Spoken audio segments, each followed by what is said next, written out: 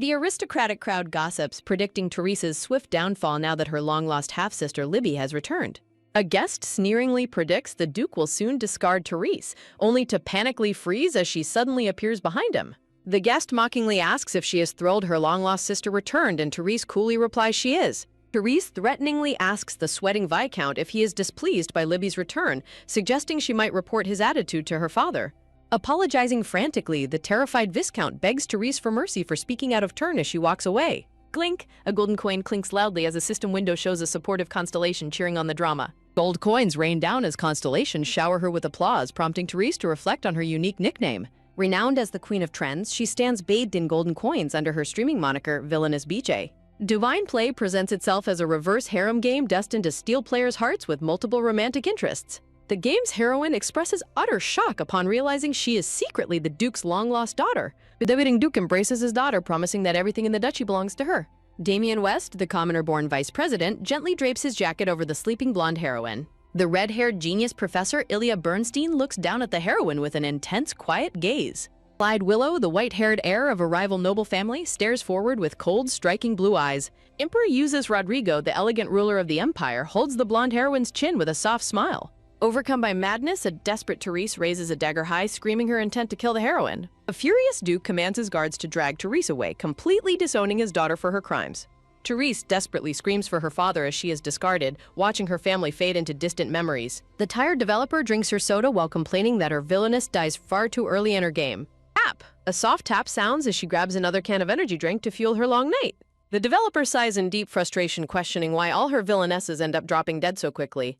Opening her settings folder, the developer wonders if she designed her characters to be too one-dimensional. Therese Squire's official character profile reveals a highly elitist, jealous, and authoritarian personality filled with major flaws. Reviewing the traits, the developer dryly notes that her villainess is just a walking collection of toxic red flags. She contemplates adding more scenes of the Duke's hatred, reasoning that a villainess should never share familial love.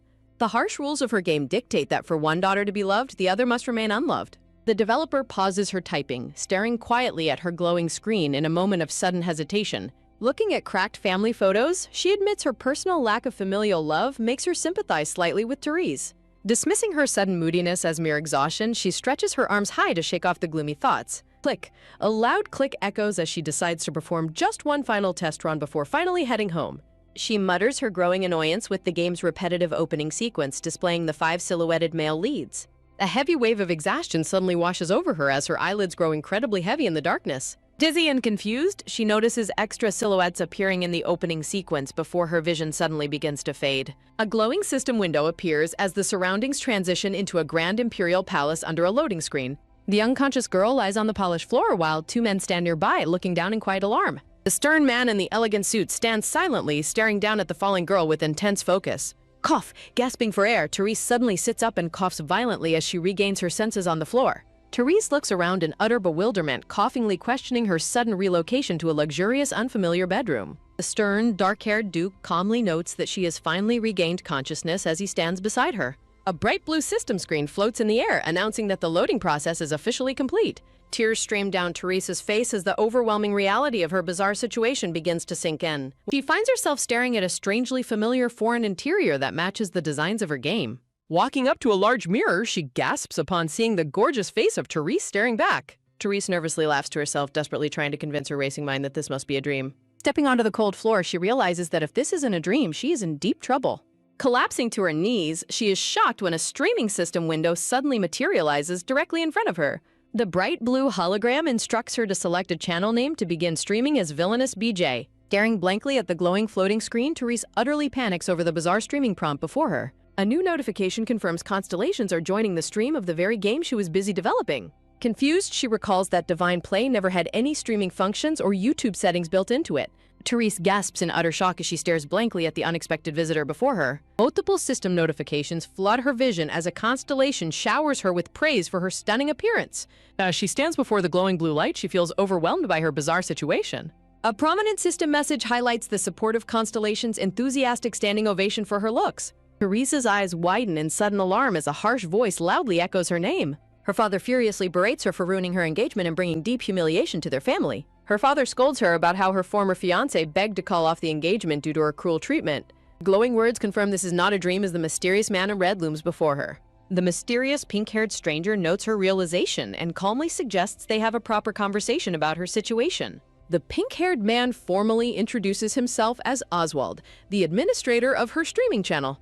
Therese is stunned to see Oswald sitting grandly on a majestic throne holding a skull-top staff. Confused and overwhelmed, Therese desperately tries to figure out the true identity of this self-proclaimed administrator.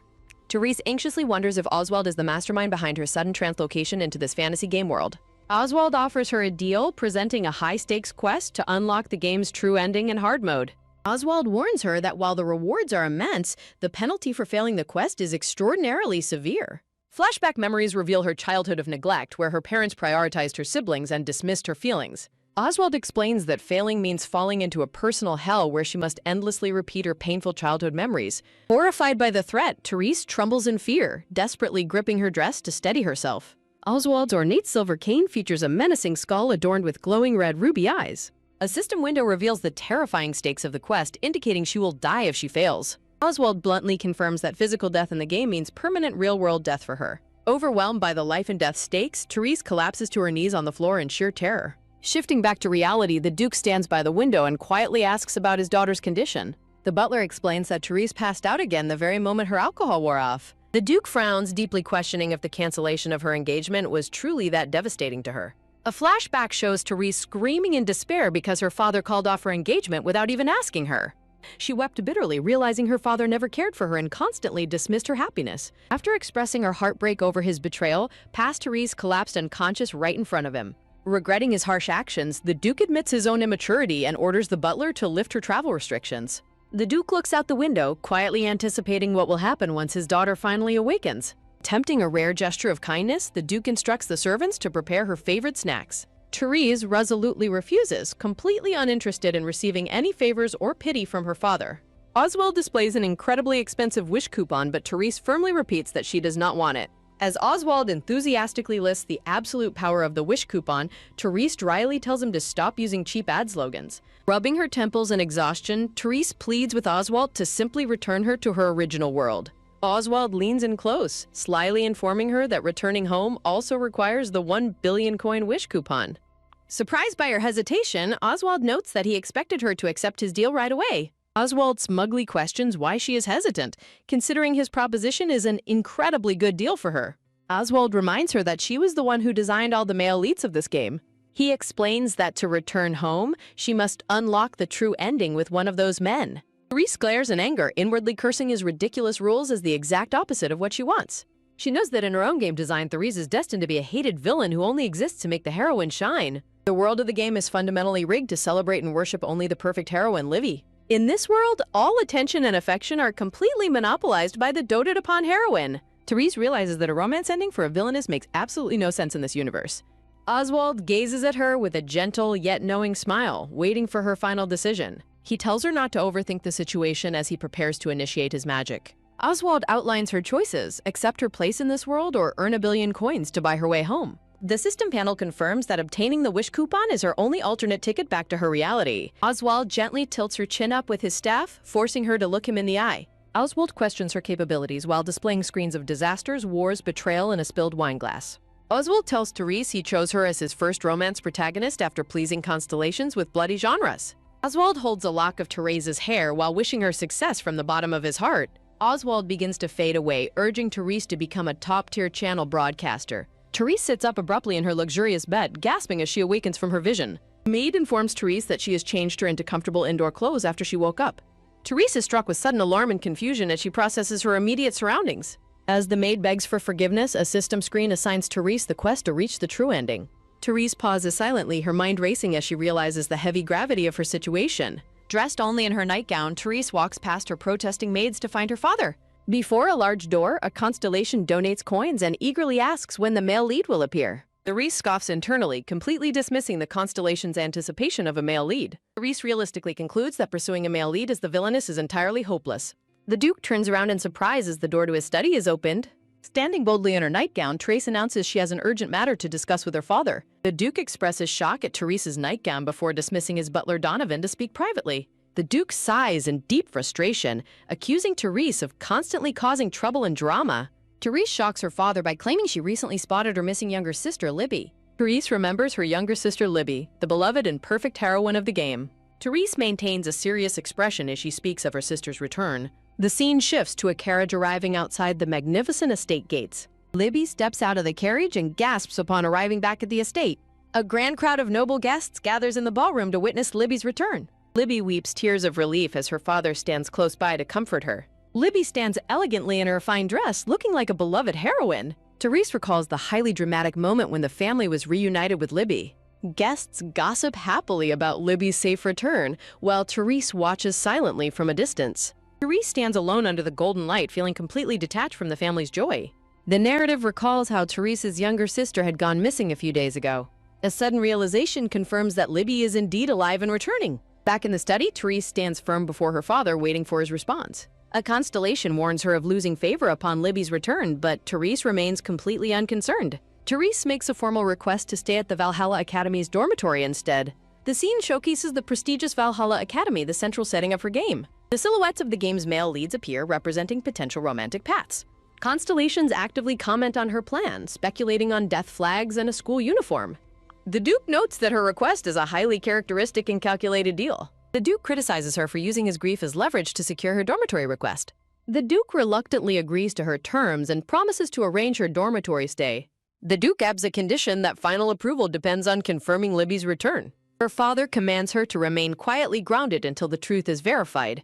The Duke decides to host a grand banquet once Libby's return is confirmed. The scene shifts to the banquet where guests admire Libby's resemblance to the Duchess. Guests continue to sentimentalize the reunion while Therese stands silently with her back turned. Observing the dramatic reunion in person, Therese dryly reflects that her game's opening scene was underwhelming. Therese internally critiques the reunion as overly melodramatic, prompting amused laughter from a constellation. A constellation donates coins, praising Therese for her sharp intolerance of disrespectful nobles. Therese is amused when a donating constellation correctly identifies her personality type as an INFJ. Therese fields rapid questions from constellations about the world, Oswald's fame, and potential male leads. Therese decides to answer their questions, but resolves secretly never to pursue any romantic interest. An elegant hand raising a champagne glass demands the attention of the gathered banquet guests. The Duke proudly announces the safe and long-awaited return of his beloved daughter Libby. The banquet guests gather in the grand ballroom, whispering among themselves during the celebration. The noble guests warmly congratulate Libby on her return and shower her with flattering compliments. Therese stands alone on the balcony, quietly observing the distant celebration from the shadows. A cold evening breeze blows past Therese as she stands detached from her family's joy. A system notification from a constellation mockingly asks if she is feeling jealous of Libby's spotlight. Therese dryly retorts to the mocking constellation while another donor sends a massive coin donation in support. Therese calmly dismisses the system's remarks, asserting that she has absolutely no reason to feel jealous. A vision of the perfect beloved heroine, Libby serves as a reminder of her doted-upon status. The sound of approaching footsteps breaks her solitude, prompting a boy to question what she is muttering. Young, dark-haired boy with striking green eyes glares fiercely at Therese with open hostility. The young boy stands his ground firmly, radiating intense anger and defiance toward her. The system identifies the hostile boy as Giuseppe Squire, the youngest son of Duchess Roseanne. Giuseppe visually bristles with animalistic fury, practically growling with rage at the sight of her. A finger is pointed aggressively at Therese, accusingly calling her out. Giuseppe fiercely accuses Therese of faking her kindness, claiming he knows she truly despises his sister Libby. Therese calmly corrects his manners, completely catching the young boy off guard and leaving him flustered. A painful memory resurfaces of a brother harshly accusing Therese of acting out to get attention. The cruel memory ends with the harsh rejection that she will never truly belong to their family. Soft chuckle escapes her lips as Therese internally notes that Giuseppe is actually quite cute compared to her past siblings. Therese teasingly compares him to her real-world brother, delivering a comical shock to his pride. Blushing furiously, Giuseppe screams that he is nothing like her and refuses to consider her his sister. A sudden clicking of heels draws their attention, while a system message laughs at her teasing. Duchess Rosen approaches them with a strict, dignified elegance, her expression showing slight disapproval. Therese greets Duchess Rosen, who promptly orders her startled son Giuseppe to return to his seat. Looking after her son, Duchess Rosen sighs and remarks on how immature he still is. Therese politely assures Duchess Rosen that there is absolutely no need for any apology. Duchess Rosen expresses slight hesitation, admitting she only spoke up because Therese appeared upset. Duchess Roseanne gently probes if Libby's sudden return has made things uncomfortable or difficult for Therese. The narrative warns of the dark reality behind the Duchess's motherly facade, hinting at bloody deeds. Enshrouded in ominous thorns, Duchess Rosen demands to know Therese's true feelings regarding Libby. With a soft chuckle, Therese simply smiles as she prepares to deliver her response. Therese eases her stepmother's worries by calmly announcing her plans to leave the ducal manor. Stunned by the unexpected declaration, Duchess Rosen bewilderedly asks her what she means.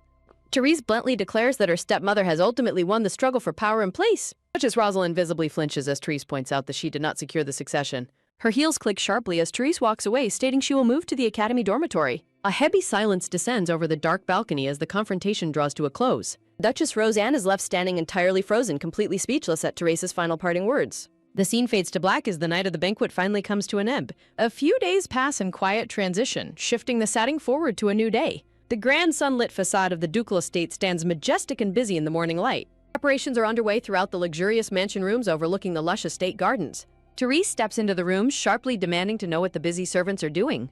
Therese scolds the startled maids, demanding if they honestly expect to finish the room today. The anxious maids scramble quickly to pick up the pace under her harsh, commanding gaze. A maid hurries into the room to announce the arrival of the newly ordered carpet.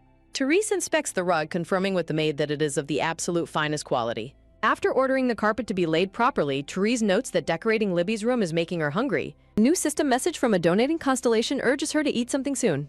Therese resolves to collect as many coins as possible while pursuing her hidden ending goal. Therese stops an orange-haired maid who flinches in terror as a sudden gasp escapes her. Struggling to remember her name, Therese asks the startled maid Penny to bring her a snack. A heavy silence falls as the maids tremble in nervous shock over her sudden request. Therese wonders why the atmosphere shifted and if they expect her to torment them again. Pointing toward her study, Therese commands the maid to deliver her food once it is ready. Therese dryly reflects on her terrifying villain reputation as she passes the trembling, fearful servants. The scene shifts to the quiet, dusty library of the Grand Ducal Estate. Standing alone among massive piles of books, Therese prepares to begin her magical research. Activating the game system, Therese summons her character status window to check her attributes. Her purple status screen reveals high mana reserves despite having only average magic rank and intelligence. Therese is pleased to confirm her prediction that her status window functions perfectly in this world. Therese notes the settings match her layout, while a system notification alerts her to the audience's curiosity.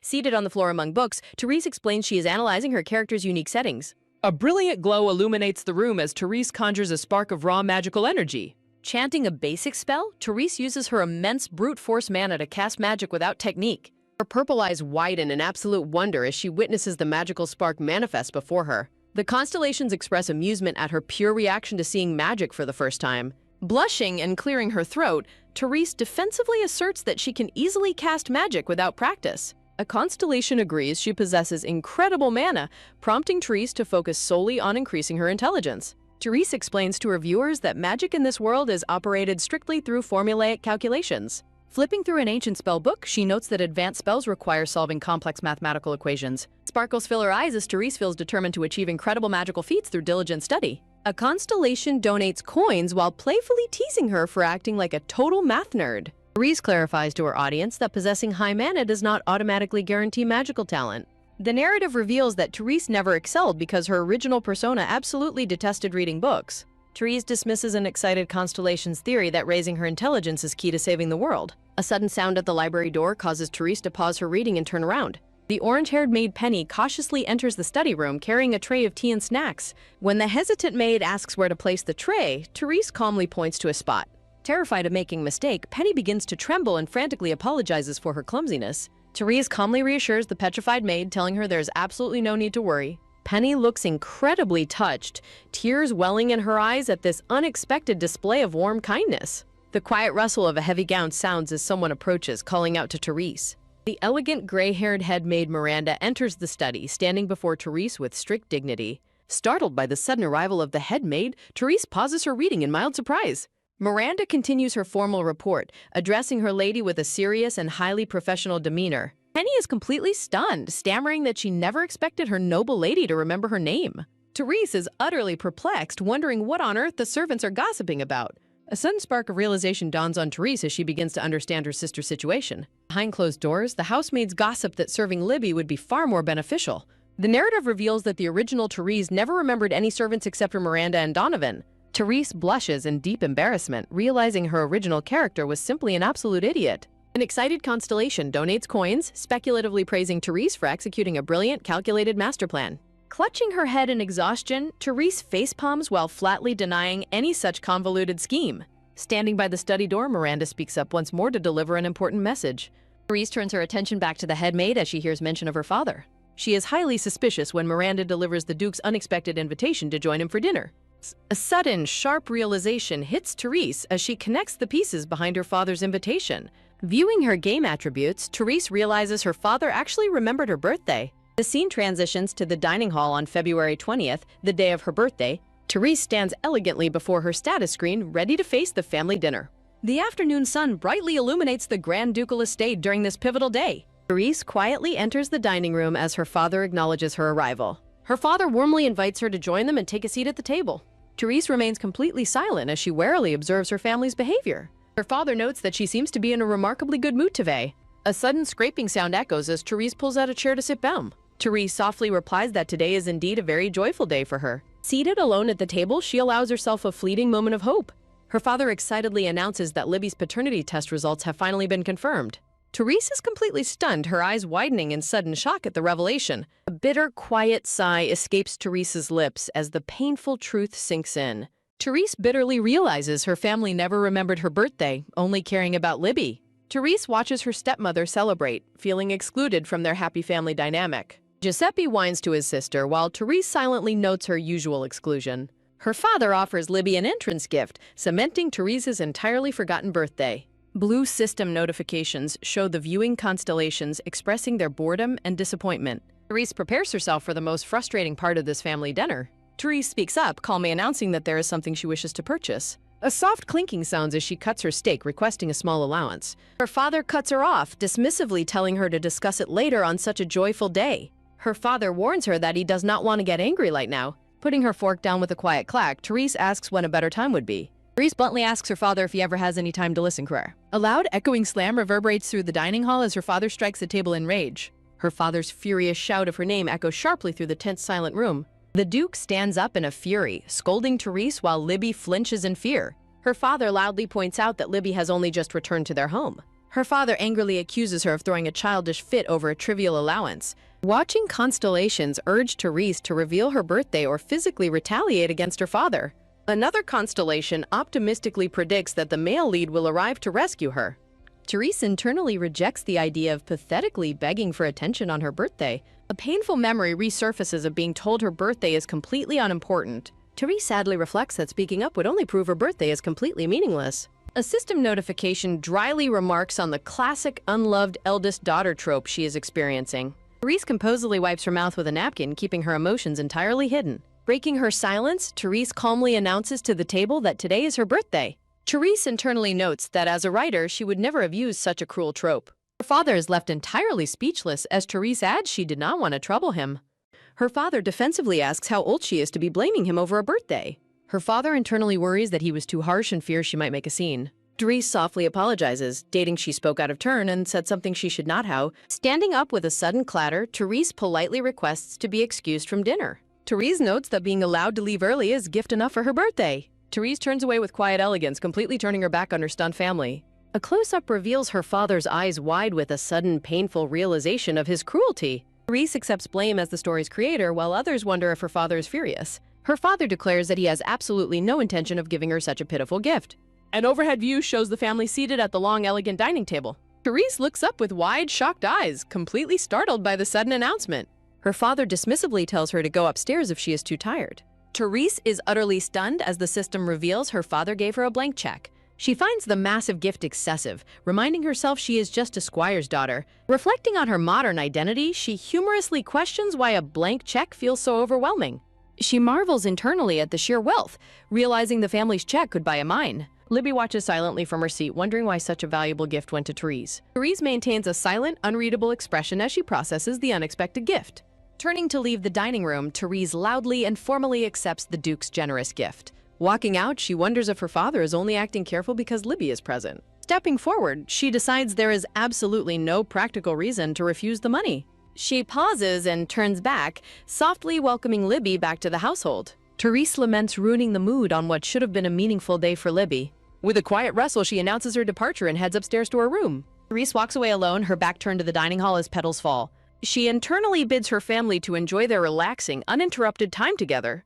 Standing alone in the hallway, she closes the heavy wooden doors of the dining room. Blue system windows cascade down, showing several constellations donating coins in appreciation. Another constellation donates coins, wishing for the channel rank to rise to bronze tier. A bright flashing light announces she has reached 10,000 coins in total donations. Waves of brilliant energy signal the arrival of several new excited constellations to her stream. Leaning against the door, Therese views notifications questioning her family's changing feelings.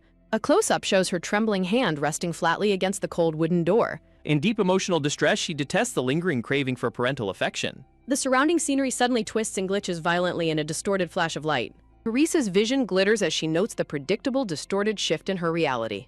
A glitched pink-haired man appears, expressing his incredibly high expectations for her. The pink-haired man catches her, warmly congratulating Miss Shinji Woo on her channel ranking up. An elegant teacup reflects her face as she learns there are 5 total channel ranks. Glowing crests outline the levels, from bronze and silver up to gold and platinum. The final, most powerful tier is revealed to be the prestigious diamond rank. In a frozen dining hall, he explains sponsorship maximums increase tenfold with each rank. Therese confirms that her promotion to silver allows a maximum sponsorship of 1,000 coins. She doubts anyone has bought a wish ticket, questioning how to gather 1 billion coins. Therese watches silently as the pink-haired man's arm dissolves into digital particles. A massive glowing white gateway swings open with a loud resounding creak. A dark starry background displays a chilling warning that she will suffer the same fate. The pink-haired man smirks slyly as he looks back over his shoulder. Large magical books float gracefully through the air in a wash of bright energy. A floating book opens as a voice curiously asks if studying magic is fun. He boasts about bringing advanced magical knowledge from a highly advanced dimension to her. With a sudden thud, a massive stack of magical spellbooks slams onto the table. Therese demands he undo the magic while he playfully laughs off his forgetfulness. With a swift whoosh, he waves his hand to dissipate the swirling magical energy. Therese admits she merely overdid her efforts a little bit during her magical practice. She reflects bitterly on her realization that magic did not work for her at all. Therese sighs, realizing there is absolutely no way to resist a powerful channel manager. The pink-haired man asks if she is finally becoming accustomed to her body's possession. She resolutely states her need for 1 billion coins, which he considers a positive development.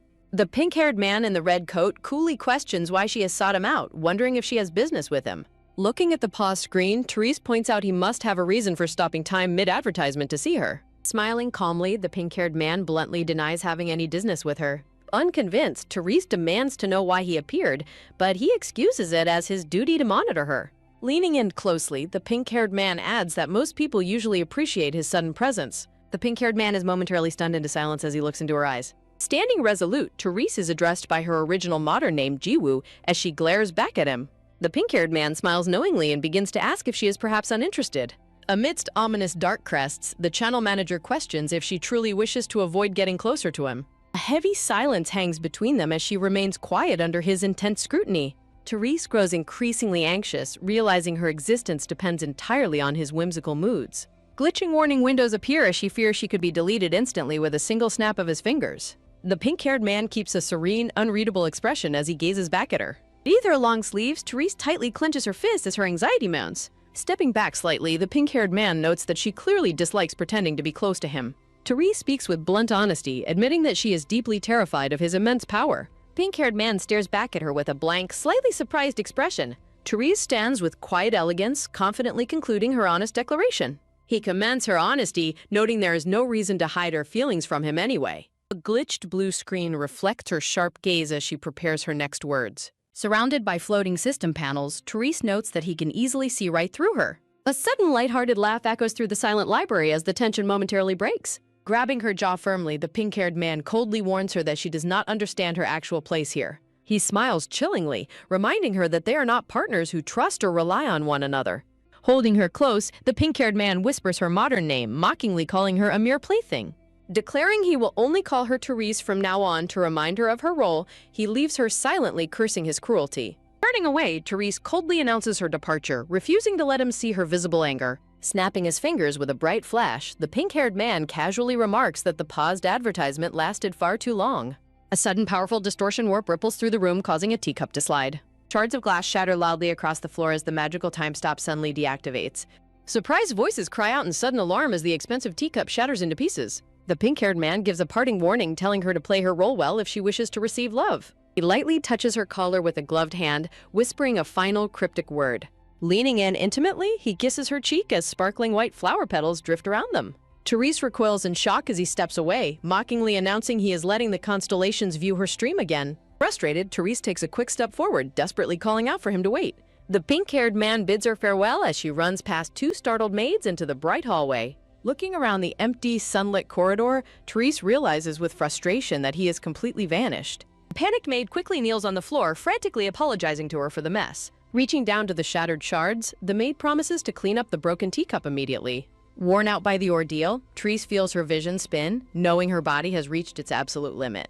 In the distance, her father enters the hallway with his aide, noticing her standing near the doorway. Her father gasps in sudden shock as he watches her stumble forward. Therese collapses onto the floor as her father desperately screams her name and rushes to her side. Sometime later, her father waits anxiously in the corridor, urgently asking the doctor about her current state. Closing his medical bag, the butler politely reassures the worried father that she has just fallen asleep. Therese rests peacefully in her bed, having received medicine to help her quickly recover. Looking around the plain room, her father questions Donovan why his daughter is being kept in such a secluded space. Donovan lowers his head respectfully, offering a quiet apology to the Duke. Donovan explains that Therese herself was the one who stubbornly insisted on staying in this specific room. Her father wonders if the vain Therese would truly choose such a humble room. He deeply questions whether he has truly been too indifferent toward his own daughter. His companion gently reassures him that he has always done his absolute best. The Duke reflects on his past conviction, admitting he always believed he was right. Looking at his sleeping daughter, he recalls the painful pang he felt meeting her eyes. He admits he once suspected her behavior was merely another attempt to provoke him. Yet, he cannot ignore how completely different and unrecognizable her behavior is now. He falls into a heavy silence, overwhelmed by regret over his past assumptions.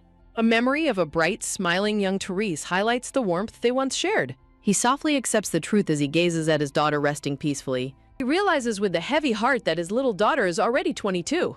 Waking up, Therese is startled to find several glowing system notification screens floating around her. The system notifications reveal massive new coin donations celebrating her perfectly timed illness. Stunned by the sudden wave of messages, she wonders what is happening. She reasons that these active donation alerts must have appeared very recently. She questions whether the constellations have just been playfully donating this entire time. Her maids enter the room, warmly asking if she is feeling any better. Reassuring them she is fine, Therese asks if they need help preparing. Hearing a sudden commotion outside, she wonders who could possibly visit at this hour. She calls out for the visitors to enter as she stands ready. Several servants begin carrying massive rolled-up carpets and heavy furnishings into her bedroom. A magical presentation displays a collection of luxurious new furniture slated for her room. She's completely baffled by the sudden, unsolicited delivery of grand new furniture. She demands to know why they are suddenly replacing perfectly good furniture. The servant explains the Duke ordered everything replaced to match her noble status. Therese internally scoffs, highly skeptical about ever having any real status here. She shrugs it off since she isn't paying, but finds his sudden attention odd. She accepts the explanation, assuming this sudden kindness will likely be a one-time occurrence. The maid invites her to the garden, mentioning the Lord has a gift. The sun shines brilliantly over a beautiful flower-filled garden featuring an elegant white gazebo. In the garden, the butler presents a magnificent green carriage as her birthday gift. Therese stares in disbelief, questioning if this luxurious carriage is truly meant for her. Realizing she received both a blank check and a carriage, she feels overwhelmed. The butler reassures her that the Duke personally ordered this specific birthday gift. He gently notes that her father does not consider the gift excessive at all. Therese looks down anxiously, still believing that the grand gesture is far too much. Her viewers flood her screen with donations, thoroughly enjoying the sudden, wealthy lifestyle upgrade. She walks gracefully through the sunny garden path, her long hair flowing behind her. A sudden, firm footstep echoes nearby as someone approaches her in the garden. Her father approaches alongside his family, gently asking how she's feeling today. Therese quietly replies that she is fine, bringing visible relief to her father. Though she doubts he remembered her birthday, her father asks if she likes the carriage. Clenching her skirt tightly, she hesitantly admits she is not entirely sure how to feel. Offering a polite, gentle smile, she formally thanks her father for the generous gift. Her father gazes at her with a soft, silent expression filled with unspoken complex emotions. He quietly accepts her response as she glances away, maintaining a respectful distance. She notices her young brother staring at the carriage with wide, excited, sparkly eyes. She amusedly reflects that boys his age are naturally obsessed with fancy vehicles. Therese warmly invites her startled little brother to come closer and examine the carriage. A sharp click sounds as she reaches out to open the door for him. The young boy gasps in awe as he steps inside the luxurious green carriage. Therese explains that simpler-looking designs often require much more advanced engineering to construct. Therese smiles to herself, proud of her modern engineering knowledge regarding the carriage's design. Therese continues to detail the technical safety benefits of the lightweight carriage to her family. Therese suddenly blushes in deep embarrassment as she realizes she has been rambling. A system notification announces a donation from a viewer amused by her scientific explanation. The young boy curiously asks how she knows so much, leaving Therese stuttering for an explanation. The little boy remains completely speechless, staring at his sister with wide, glittering eyes. Therese looks back at him, puzzled by his intense and silent gaze of admiration. Libby, her blonde stepsister, suddenly rushes toward Therese through the beautiful sunlit garden path. Therese internally reflects that she knows the carriage perfectly because her design team created it. Libby stands before Therese, nervously holding her hands together as flowers bloom around them. Libby softly compliments the beauty of the carriage, catching Therese off guard. Therese awkwardly acknowledges the compliment, unsure of how to respond to her sister. Libby offers a warm, genuine smile, showing no trace of her past hostility. Libby continues to look at Therese with a mix of anxiety and affection. Libby eagerly calls out to Therese, extending her hand to get her attention. Libby pleads for Therese to wait, stopping her before she can walk away. Libby presents a beautifully wrapped small gift box, offering it to her sister. Therese stares in absolute shock, completely stunned by this unexpected gesture from Libby. Therese suddenly realizes the significance of the date, remembering what day it is. Therese recalls the original novel's plot where she cruelly rejected Libby's birthday gift. Therese realizes that repeating her original cruel behavior would lead her straight to her doom. Therese gently asks Libby if she may open the gift, which makes Libby nod. Opening the box, Therese finds a simple hand-braided blue string bracelet resting inside. Therese admires the highly detailed handiwork, wondering if Libby crafted the beautiful bracelet herself. Therese genuinely thanks Libby, calling the bracelet pretty and making Libby's eyes sparkle with joy. Therese asks if she should try it on, prompting Libby to nod in excited approval. Therese wears the bracelet on her wrist and softly repeats her gratitude to Libby. Libby's eyes fill with sheer happiness and warmth at seeing Therese wear her gift. Libby expresses her immense relief, explaining she worried the bracelet wouldn't fit Therese's wrist. The stepmother comments that while Libby's sincerity is admirable, the gift is rather humble. Therese reacts with sudden disbelief at her stepmother's cold, critical remark about Libby's gift. The stepmother unclasps her own bracelet, explaining it was part of her personal dowry. The stepmother offers her aquamarine pendant, presenting it as a more appropriate birthday gift. The stepmother fastens the expensive jewel onto Therese's wrist right beside Libby's string bracelet. The stepmother delivers a formal birthday greeting, leaving Therese feeling deeply uncomfortable and conflicted. Therese struggles internally to find the right words to say in this tense moment. Therese reflects that this is the first time she has ever received a sincere gift. Raoul sternly demands that she show proper gratitude for her stepmother's generous gesture. A narrative caption explains that Raoul cannot tolerate Therese showing any disrespect to his wife. A tense silence falls over the family as they wait for Therese's response. Frustrated by the sudden pressure, Therese clenches her dress, her anxiety rising. Therese abruptly accepts the gift and politely requests to excuse herself from the gathering. Raoul calls out for her to wait as she begins to walk away from them. Ignoring his call, Therese walks away down the garden path, leaving her family behind. The sun shines brightly through the lush green trees as she makes her escape. Therese begins to run desperately through the mansion's vast sunlit gardens to be alone. Panting heavily, she continues to run as new system notifications begin to appear. Therese realizes Libby simply wanted to give her a sincere gift using her own hands. Therese reflects that Rosen acted wisely to protect Libby's innocent gift from being used against her. Gazing into the water, she looks at her reflection with a deeply somber expression. Crouching by the fountain, she quietly laments that she does not even know her own place. A new day arrives, shifting the scene to the grand mansion bathed in a warm sunset glow. An attendant off-screen announces that all preparations are finally complete for her. The orange-haired maid compliments Therese's beautiful appearance as she finishes her preparations in the mirror. System notifications appear as constellations donate coins, highly praising her incredible beauty. Looking in the mirror, she wonders why they are making such a fuss over her usual everyday face. The maid curiously asks why she is dressing up so extravagantly before the first day of school. Therese casually explains that she simply needs to purchase an item at the upcoming auction event. She recalls that the key to the dimensions is essential to unlock the hidden paradise ending. Glowing blue butterflies flutter inside a cage, symbolizing the ultimate discovery of paradise. Maid anxiously warns her that her ex-fiancé, Count Fabio, will likely attend the auction. Therese looks deeply unsettled as she vividly recalls her eccentric and tearful ex-fiancé. She calmly admits to her maid that she was responsible for breaking off the engagement. While the maid apologizes for bringing it up, Therese assures her she is fine and bids farewell. A narrative caption reveals the first location where the vital key to the dimensions will appear. Standing elegantly in her stunning starry gown, she prepares for the auction at the St. Rio Hotel. Therese is surprised to spot her young brother walking through the lobby at this late hour. The young boy glares at her with a highly annoyed and upset expression. Her brother demands to know why she is dressed that way, prompting her to ask if she looks strange. Therese looks down in slight disappointment, softly noting that she thought the gown suited her well. Mumbling about her dress hem, the young boy suddenly begins casting a bright magical spell from his hand. He blesses her gown, wishing for her dress hem to sparkle like starlight with every single step. Therese looks back at him in sheer surprise, completely touched by his sudden magical gesture. The young boy looks away proudly, declaring that her appearance is now slightly more acceptable. A system notification announces a coin donation from an amused constellation following the heartwarming interaction. The scene shifts to the Grand St. Rio Hotel, glowing brilliantly under the night sky. Several noblemen stroll outside the venue, chatting amongst themselves before entering the grand event. Onlookers gasp in awe at the extravagant green carriage, recognizing the seal of Duke Squire's house. The crowd eagerly whispers, wondering if the person arriving is indeed the infamous lady. Therese steps gracefully out of the carriage as the onlookers recognize her as Lady Therese Squire. A polite hotel attendant bows respectfully, welcoming Lady Therese Squire to the venue. The attendant gestures warmly, guiding her inside toward the main hall of the hotel. Nearby noblewomen begin whispering in disbelief, shocked to see her actually attending the event. They marvel at her magnificent sparkly gown, comparing her magical afterimage to that of a fairy. A haughty nobleman holding a cigar sneers, muttering that she is simply desperate for attention. The gossiping nobles mock her extravagance, whispering that it explains her broken engagement.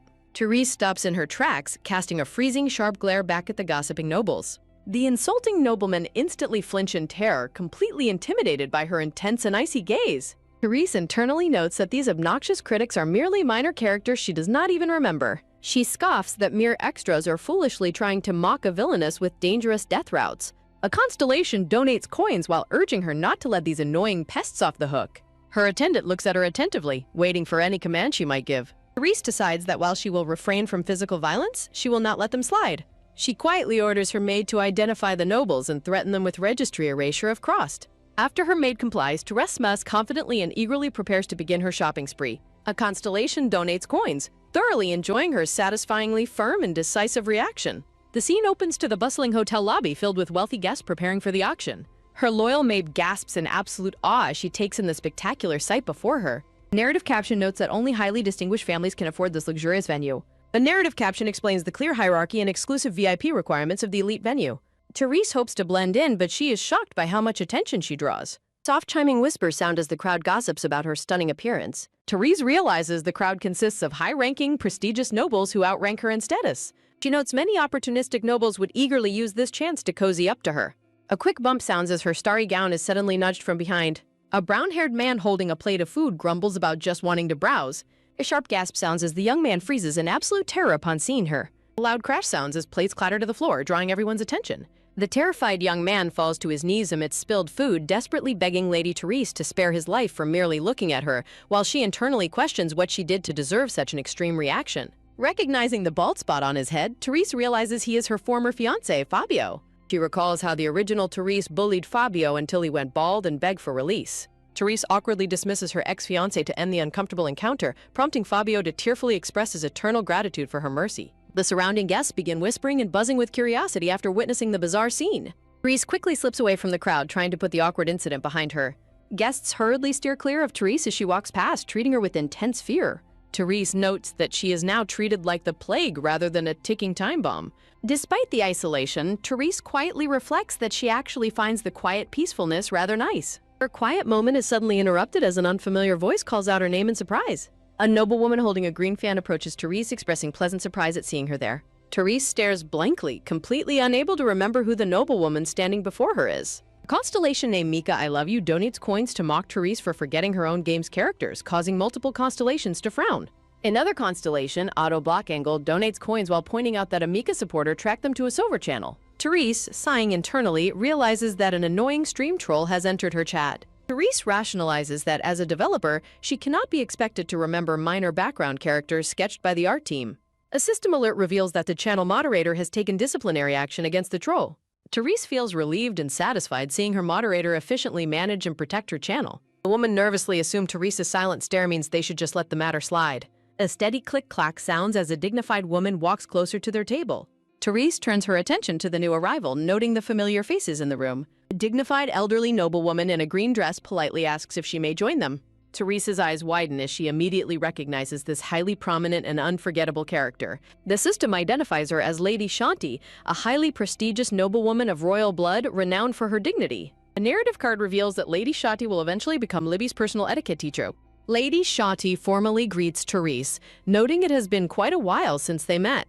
A light rustle sounds as Lady Shanti cordially expresses her pleasure at seeing Therese. Sudden system notification prompts Therese with a quest to initiate a proper formal greeting.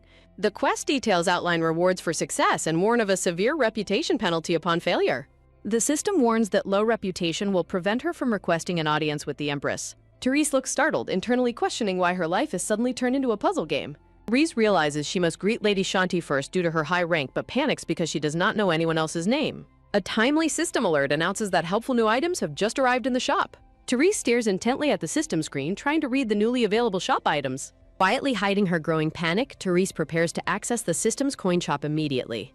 A quiet whisper sounds as the system interface opens the virtual shop window for her. A dazzling whoosh sounds as the wish ticket screen floats before her, displaying incredibly expensive items. Therese reviews the shop's affordable options, spotting character information and intermediate etiquette skills, realizing these are exactly what she needs.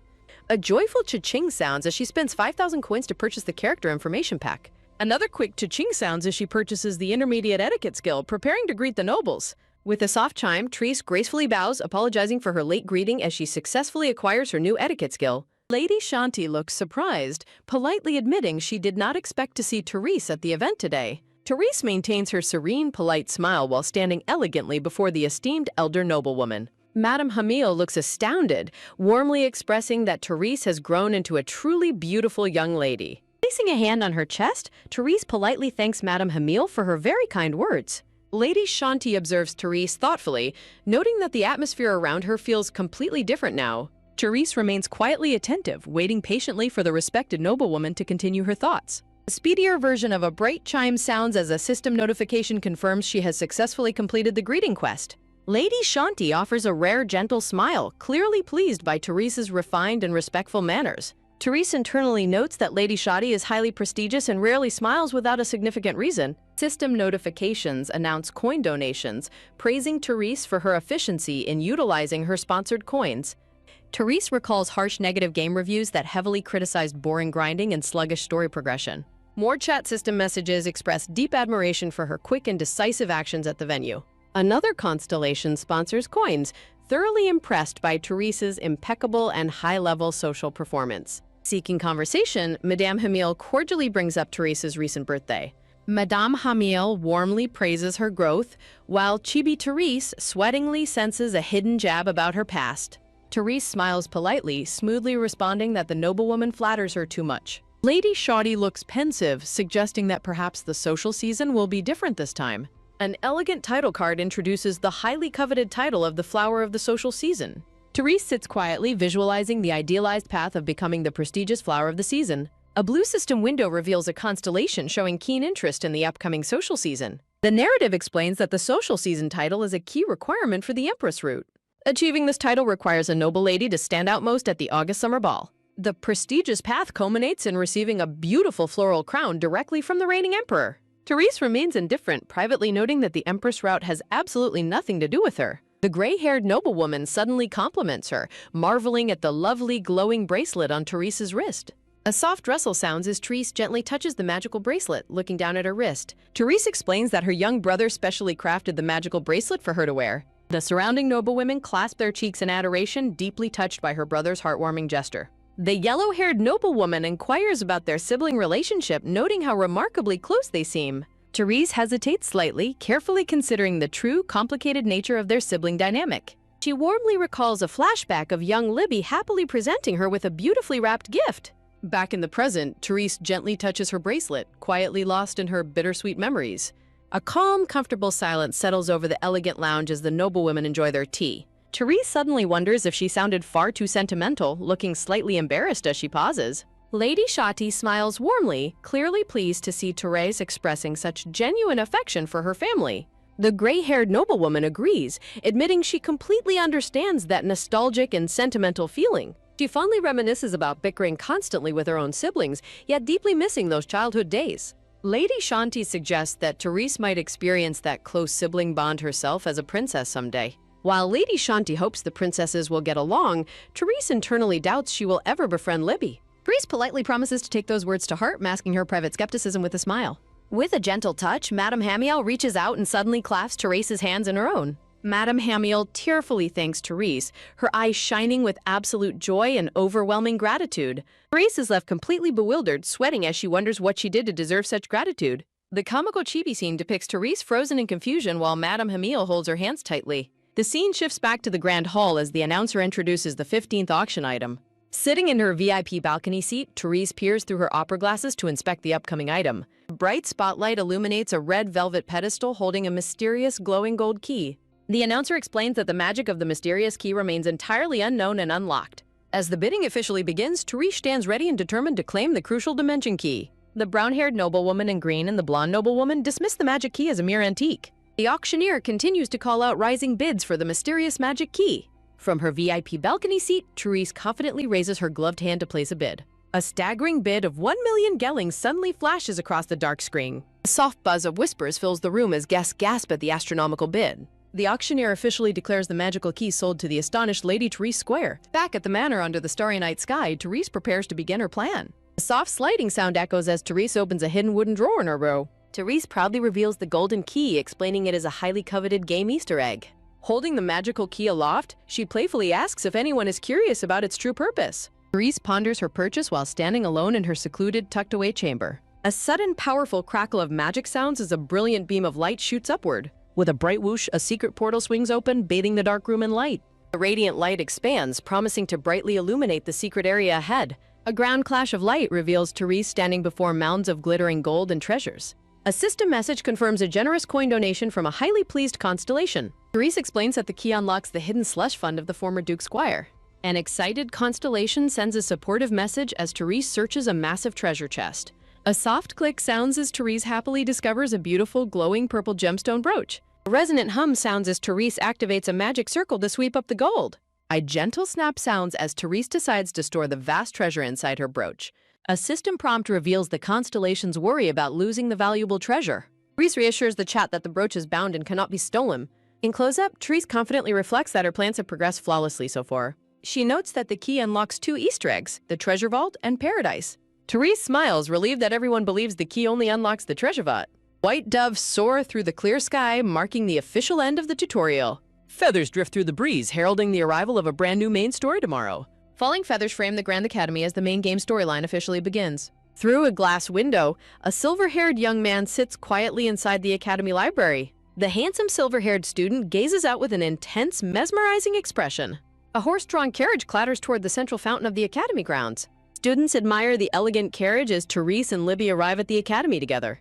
Libby warmly expresses her genuine joy at attending the Academy alongside her dear sister. Libby confesses her deep anxiety about her newly discovered magic and sudden Academy enrollment. Therese listens quietly as Libby describes the overwhelming transition of enrolling in Valhalla Academy. Therese contemplates the harsh reality of Libby's plot-mandated enrollment behind her sweet facade. Turning her head, Therese softly calls out Libby's name to get her attention. Therese gestures toward the carriage, offering to let Libby use it for future travels. Therese explains that leaving such a nice carriage completely unused would be a waste. Libby looks completely astonished, touched by her sister's unexpected and thoughtful offer. Libby nervously whispers that she feels everyone around them is staring at them. Therese reassures Libby, explaining that people are naturally drawn to such a beautiful student. A blue system window pops up as a Constellation donates coins, loving the sisterly romance. Chibi Libby blushes furiously in embarrassment while Chibi Therese looks on, completely bewildered. Therese offers to guide Libby directly to the main auditorium for the entrance ceremony. A sudden squeal of excitement erupts as students loudly cheer for someone named Damien. Excited female students swoon and cheer, calling out adoration for the handsome senior Damien. Libby inquires about Damien while Therese explains his high status on the student council. Therese devises a plan to confirm her suspicions without having to approach Damien directly. Damien, trying to escape a chasing crowd of girls, walks away quickly. Damien suddenly collides with Libby, catching her as they bump into each other. Narration explains that Damien is a student sponsored by the Squire Scholarship Foundation. Therese walks past in a hurry, her quick footsteps echoing as she moves. Damien and Therese suddenly collide with each other, caught in a flurry of white petals. Damien asks Therese with concern if she is hurt anywhere. Therese internally panics, realizing that Libby was originally the one meant to bump into Damien. System notification announces a coin donation from a Constellation pleased with the encounter. Dismissing her worries, Therese commands the system to open Damien's character information. Damien's profile appears, showing his statistics and an affection gauge with a single black heart. A game guide screen illustrates that 1 heart represents a friendly relationship. The guide explains that reaching 3 hearts indicates a mutual crush. The screen displays that 4 hearts represent deep and genuine love. 5 full red hearts unlock the coveted true ending for Damien's route. The system explains that a black heart marks the dangerous path toward a bad ending. The screen outlines the progressive stages of danger, culminating in outright murderous intent.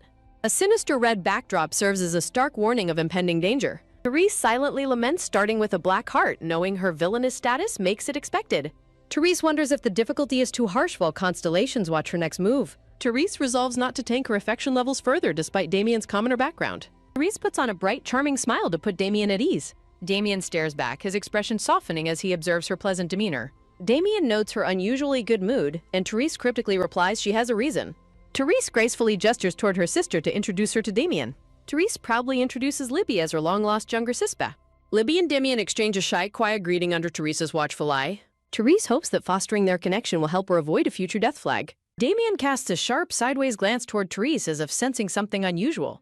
Therese asks Damien about the ceremony, privately noting his growing suspicion of her behavior. Therese compares Damien's stunned, analytical expression to a developer discovering a game bug. Therese politely requests that Damien guide Libby to the ceremony hall.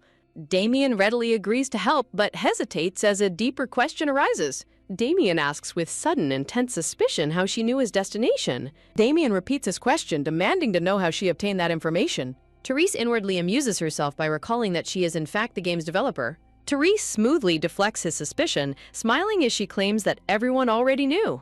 Therese's conversation is loudly interrupted by a pink-haired girl calling out her name.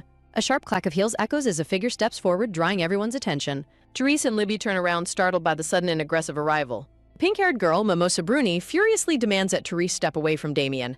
Narration notes that despite Valhalla Academy's ideal of equality, social hierarchies still exist. The narration explains that Mimosa is one of the very few who can challenge Therese. Mimosa's royal bloodline and high status in the Bruni ducal house are reviewed. Mimosa stands firm, her gaze filled with intense royal pride. Mimosa physically shoves Therese back, accusing her of having the audacity to flirt with Damien. Damien steps forward in surprise, calling out to Mimosa to stop. With a soft rustle, white-gloved hands are clasped together, diffusing the physical tension.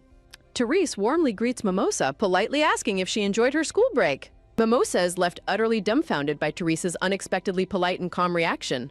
Therese continues speaking, subtly issuing a calm but firm warning regarding any potential bullying. Therese warns Mimosa that she can no longer guarantee her safety from this point forward. Mimosa reacts with sheer outrage, asking if Therese is actively threatening her. Therese calmly confirms the threat, asserting it is actually for Mimosa's own benefit. Therese reflects that Mimosa, as the female lead, constantly faces life-threatening danger. Bystanders whisper rumors that the clash ignited because Therese greeted the popular Damien. Therese pauses in surprise as she overhears the ridiculous gossip circulating among the students. Nearby girls whisper that Therese only has eyes for the vice president, Clyde. Hearing the gossip, Therese blushes with intense embarrassment as she walks through the courtyard. The Academy boasts rival fan clubs dedicated to the main male leads, Clyde and Damien. As rival presidents of these opposing clubs, Therese and Mimosa are sworn enemies. Therese inwardly cringes, regretting ever writing such an embarrassing fan club rivalry into her game. Therese remains mortified, finding her roles as developer and rival president incredibly awkward.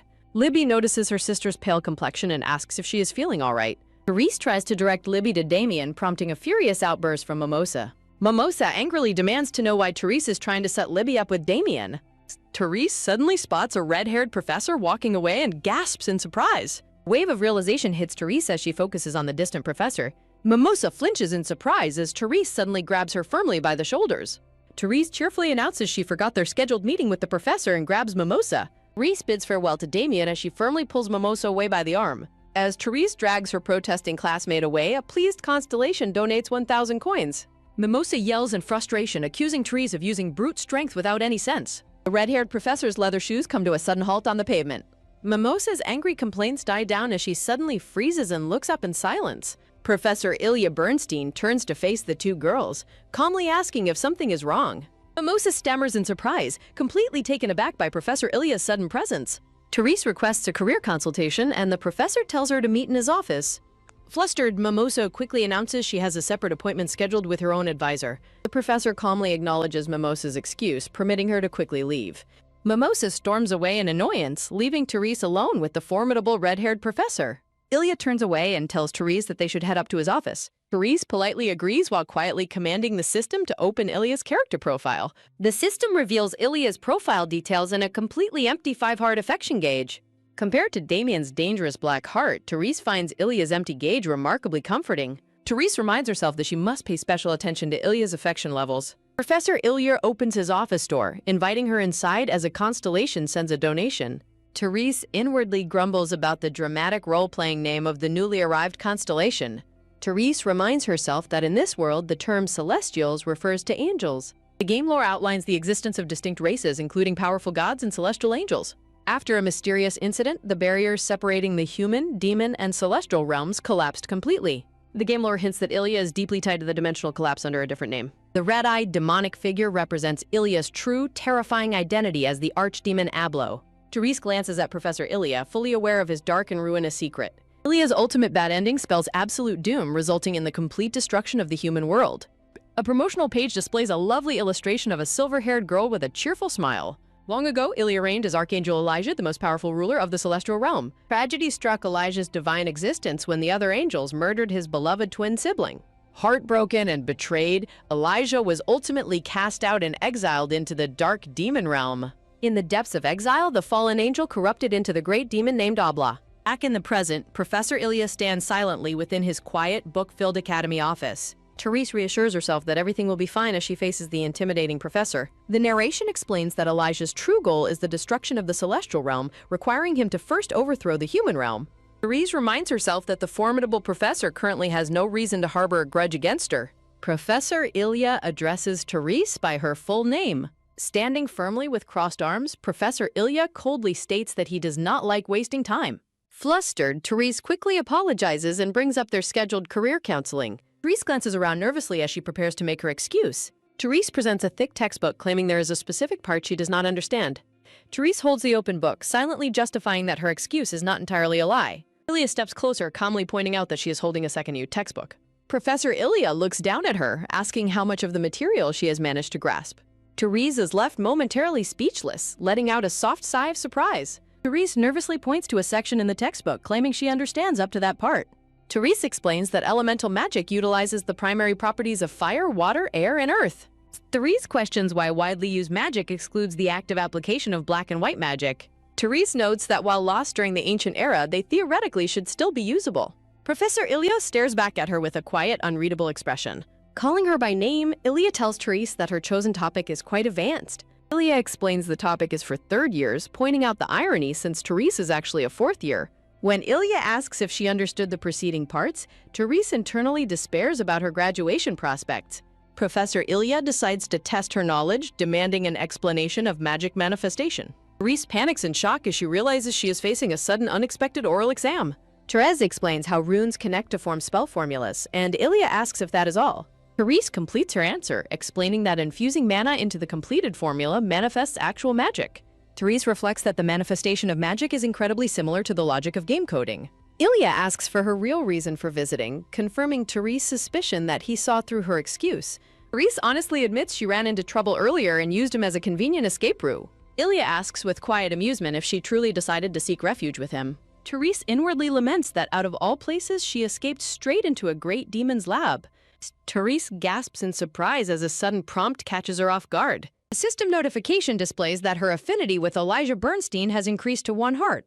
Professor Ilya stands before her, silently holding 2 massive textbooks in his hands. Ilya hands the heavy books to Therese, instructing her to read them and ask if any questions arise. Ilya claims the heavy reading is her punishment for being rude, even as his affinity gauge floats above. Therese can only utter a soft gasp of surprise as she clutches the giant stack of books. Clack-clack goes her heels as Therese dejectedly walks down the quiet academy hallway with her books. Therese wonders why his affinity increased, questioning if she accidentally coded some strange preference into him. Peach-haired student excitedly calls out to Lady Therese, interrupting her deep thoughts in the hallway. A close-up reveals a brilliant sapphire and silver butterfly ornament pinned proudly to her chest. 3 smiling academy students greet Therese warmly, clapping their hands together in excitement. Therese recognizes the silver butterfly ornament as the exclusive emblem of Clyde's Future Brides Club. The girls excitedly gossip about how much they missed her and offer to show off a new portrait card. The pink-haired girl curiously asks Therese if she arrived at school with her younger sister today. The girls praise Libby's outstanding beauty while quickly assuring Therese that she is still far superior. Therese puts on a warm, gracious smile and politely requests that they treat her sister well. Therese notes that as the male lead's fan club, these girls are destined antagonists who torment Libby. Therese resolves to protect Libby using her presidential authority, though she knows Mimosa remains a dangerous wildcard. While contemplating how to disband the fan club, Therese is interrupted when a girl asks about her books. The 2 fan club members gasp in sheer horror upon seeing the daunting stack of textbooks. Therese nervously wishes the girls would just insult her directly rather than questioning her terrifying homework load. Pink-haired classmate smirks, claiming that Therese already knew everything about Clyde's current whereabouts.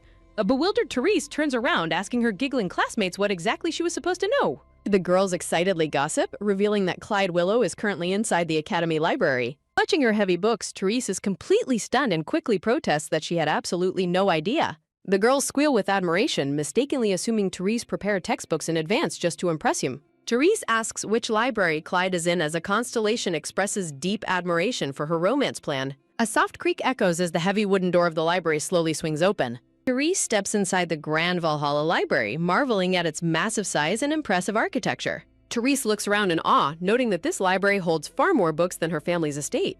A quiet, steady set of footsteps echoes across the carpeted library floor as someone approaches. Therese suddenly freezes, alerting herself to a nearby presence as she turns around to look. Clyde's sharp blue eyes narrow as the Scholar constellation donates 1,000 coins in appreciation. A brilliant blue system notification floats, dramatically declaring that Clyde possesses the face of a genius. Surrounded by a striking frame of white lilies, Clyde Willow stands tall with a quiet, calm expression. Spotting him near the library fountain, Therese internally celebrates finally locating her target. Therese opens his profile but stops in surprise upon seeing his affection level is surprisingly low. Therese panics internally, shocked to discover two ominous black hearts on Clyde's love-affection gauge. Therese recalls that the game's critical ending branch point is set for January 31st next year. A nostalgic visual novel screen displays a sealed envelope with roses representing the goal of 5 hearts. Cautiously sliding her hand along the back of a chair, Therese watches Clyde with bated breath. Clyde slowly walks down the quiet study aisle, passing right by the table where Therese sits.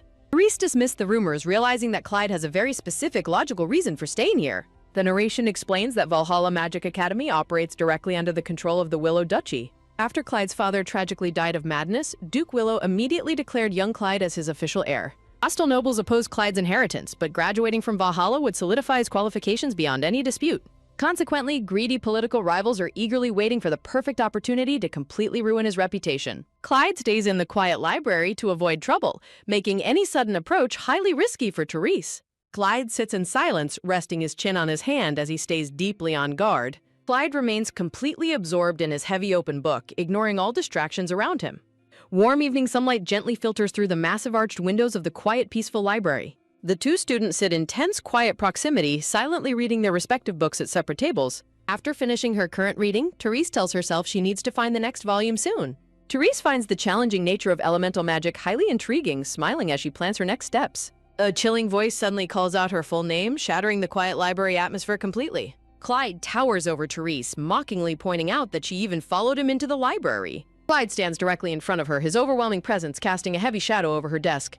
Therese quickly tries to claim she only wanted to study while secretly worrying about the main romance. Clyde slams his hand onto her book, coldly calling her explanation a ridiculous excuse. Leaning in close with an arc aura, Clyde coldly demands she shut up to spare him nonsense. Sweating nervously, Therese quickly apologizes while inwardly complaining about Clyde's incredibly harsh attitude. Clyde scoffed at her apology, telling her to drop out of the academy if she is truly sorry. Constellation donates coins while asking if dropping out or expulsion would result in a game over. A crimson system screen immediately sounds an alarm, warning that expulsion triggers absolute death. Clyde looks down at her with a chilling, silent stare, waiting to see how she will respond. Mindful of the fatal penalties, Therese firmly promises to completely stay out of his way from now on. Clyde suddenly breaks out into mocking laughter, finding her sudden dramatic declaration highly amusing. Clyde points out the irony of her promise, revealing she applied for a dormitory near his room. Therese freezes in sheer horror as Clyde looks down and calls out her full name. Surrounded by dark rose thorns, Clyde insults her by calling her foolish, reckless, selfish, and incredibly greedy. Therese feigns ignorance, claiming she does not understand his accusations, despite knowing they are entirely accurate. Clyde coldly demands to know why Therese still pursues him despite his clear rejections as a constellation donates coins. Therese silently agrees with his harsh assessment, knowing she has no defense. Dark chains and ominous purple flowers symbolize the tragic fate of death that awaits her. The narrative warns that unrequited love causes her death, forcing her to declare she has no feelings for him. Therese nervously clasps her hands together, finding the complex situation incredibly difficult to explain. The two students stand in the quiet library, the atmosphere filled with unresolved tension. Clyde recalls how Therese's constant, overbearing declarations of love used to feel entirely natural to her. Therese gasps in utter confusion, completely caught off guard by his sudden silence. Reflecting on her role as the creator of this world, she confesses her deep parental affection for the protagonist she designed. Therese dramatically claims her affection for him is an undeniable fated bond. Clyde stares back at her in complete stunned silence, deeply shaken by her intense declaration. Shattering images of her confession echo in Clyde's mind as he struggles to process her intense feelings. Clyde inwardly recalls how the original Therese always spoke of her love in such dramatic terms. Therese is completely bewildered by why Clyde is taking her words with such grave seriousness. With a sudden passionate shout, Therese firmly declares that she will no longer hold any feelings for him. Therese immediately regrets her dramatic outburst, realizing she completely got carried away in the heat of the moment. Therese suggests that they simply ignore one another's existence to avoid any future complications. Clyde clenches his jaw in frustrated silence, offering no response to her sudden proposal. With a sharp sudden turn, Clyde walks away from her without uttering a single word. A steady sound of heavy footsteps echoes through the quiet library as Clyde departs. Therese laments how incredibly awkward the atmosphere has become after his abrupt departure without any answer. A blue system screen asks why she couldn't just lie, which Therese flatly rejects. Heavy, ominous footsteps echo outside as a crimson glow begins to tint the library windows. Grabbing his head in sudden sharp pain, Clyde struggles to maintain his composure while walking. Red light and heavy chains of psychological torment close in around Clyde as he gasps for breath. His eye flashing crimson with demonic tension, Clyde demands to know how Therese could change so easily. Clyde bitterly reflects on how her past false confessions made him sick, unlike her current raw honesty. Recognizing the sweet and intoxicating change in her soul, Clyde desperately orders the whispering voices to shut up. The memory of Therese's calm, changed demeanor lingers heavily in his restless thoughts. A chilling dark aura reveals his true nature as a cursed half-demon, trapped between two worlds. Swirling crimson shadows rise around Clyde as he questions the hidden motives behind her sudden transformation. In ominous reflection, mockingly questions if he foolishly still believes himself to be entirely human. A seductive, purple-haired succubus embraces him from behind, reminding him of his demonic heritage. Swirling dark magic pools in his hand as the voice declares that humanity will never accept him. Clyde plunges his hand into a dark, rippling portal of swirling magical energy to suppress his rage. With a sudden splash, a brilliant white light manifests as he retrieves a sacred glowing tassel ornament. Clutching the holy artifact tightly to his chest, the violent crimson energy around Clyde slowly dissipates. Clyde stands alone in the dimly lit hallway, his breathing finally slowing as calm returns. Mocking laughter echoes in the moonlight, teasing him for constantly running away from his true self. Clyde coldly barks a sharp dismissal to the lingering whispers, continuing down the long corridor. The scene shifts to the academy dormitory, a quiet, detached estate nestled quietly under the night sky. Standing inside, Therese marvels at the impressive layout of her new academy living quarters. A soft, slow creak sounds as the heavy door of her bedroom gently swings open. Therese glances around the surprisingly neat room, finding the rumors of its rundown state entirely false. Therese reads a thoughtful note left by Eloise alongside a sandwich, feeling deeply touched. With a heavy thud, she drops her massive pile of textbooks onto the wooden desk. Collapsing onto the soft mattress, an exhausted Therese sighs, wishing the day would finally end peacefully. Her eyes snap wide open as she bolts upright in bed, sensing a sudden disturbance. A low, crackling sound fills the air as a chilling voice interrupts her quiet evening plans. Therese freezes in absolute shock as the dangerous Mimosa stands right behind her, smiling menacingly. Oswald questions what Therese has in her hand as she clutches her surprise sandwich. Oswald stares closely, identifying the simple paper bag as containing a sandwich. A fresh vegetable sandwich falls directly onto the floor after being grubbed. Oswald towers over Therese, advising her to eat a proper, hearty meal. Oswald gently points out that skipping meals is the source of her lethargy. Therese looks up, asking if he has activated the promotional ad videos again. Oswald smugly notes that her hard work has brought in numerous interview requests. A dazzling vortex of magical white light suddenly envelops Therese, transporting her. Therese is teleported to a massive banquet table with Oswald sitting at the head. Oswald sits patiently at the lavish dining table and invites her to sit. Therese hesitatingly asks if he actually intends for them to eat together. Oswald explains that their audience would find a boring meal segment unentertaining.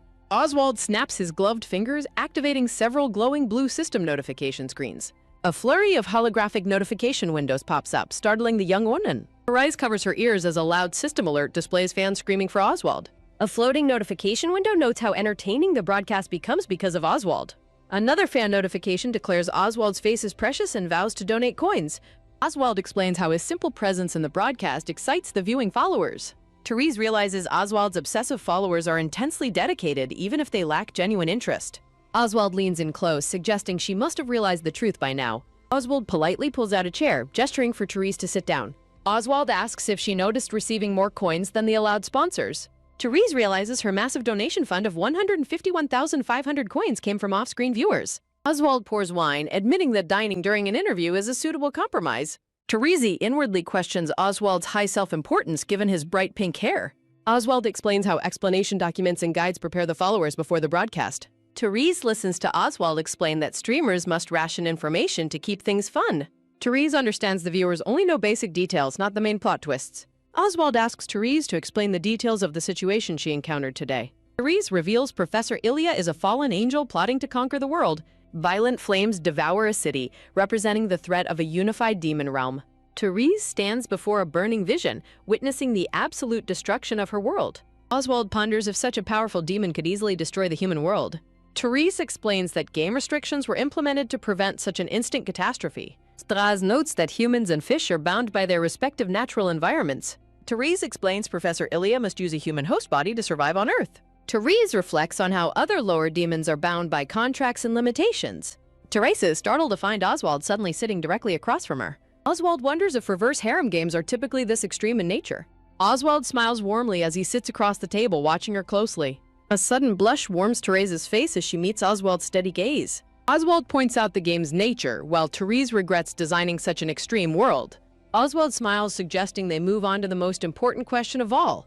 White lilies frame 3 potential love interests she met during her busy day. Oswald clasps his hands, preparing to ask her which candidate she prefers. Oswald leans forward with a charming smirk, asking which man she likes most. Oswald presses further, inquiring which of the male characters fits her ideal type. Therese bluntly responds that none of them had appeal to her at all. Oswald falls silent, looking slightly surprised and deeply intrigued by her honest answer. Therese panics, wondering if her blunt dismissal was too careless for a romance broadcast. Teresa reflects that among the unintroduced supporting characters, there is one who is exactly her ideal type. She introduces Professor Felix Lockhart, explaining that his laboratory resembles a botanical garden and highlighting his outstanding animal communication skills. She notes that the Emperor character has not made an appearance in the story yet. Oswald points out that the 3 main male characters she met today were all excellent choices. Therese openly admits that she likes all the candidates she met.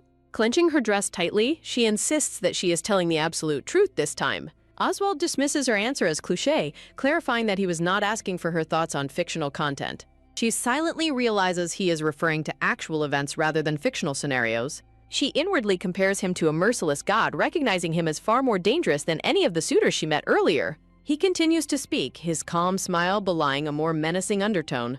She senses that he is already exerting some kind of supernatural influence over her. She laments that all her responses simply sound cliché and unconvincing to Oswald.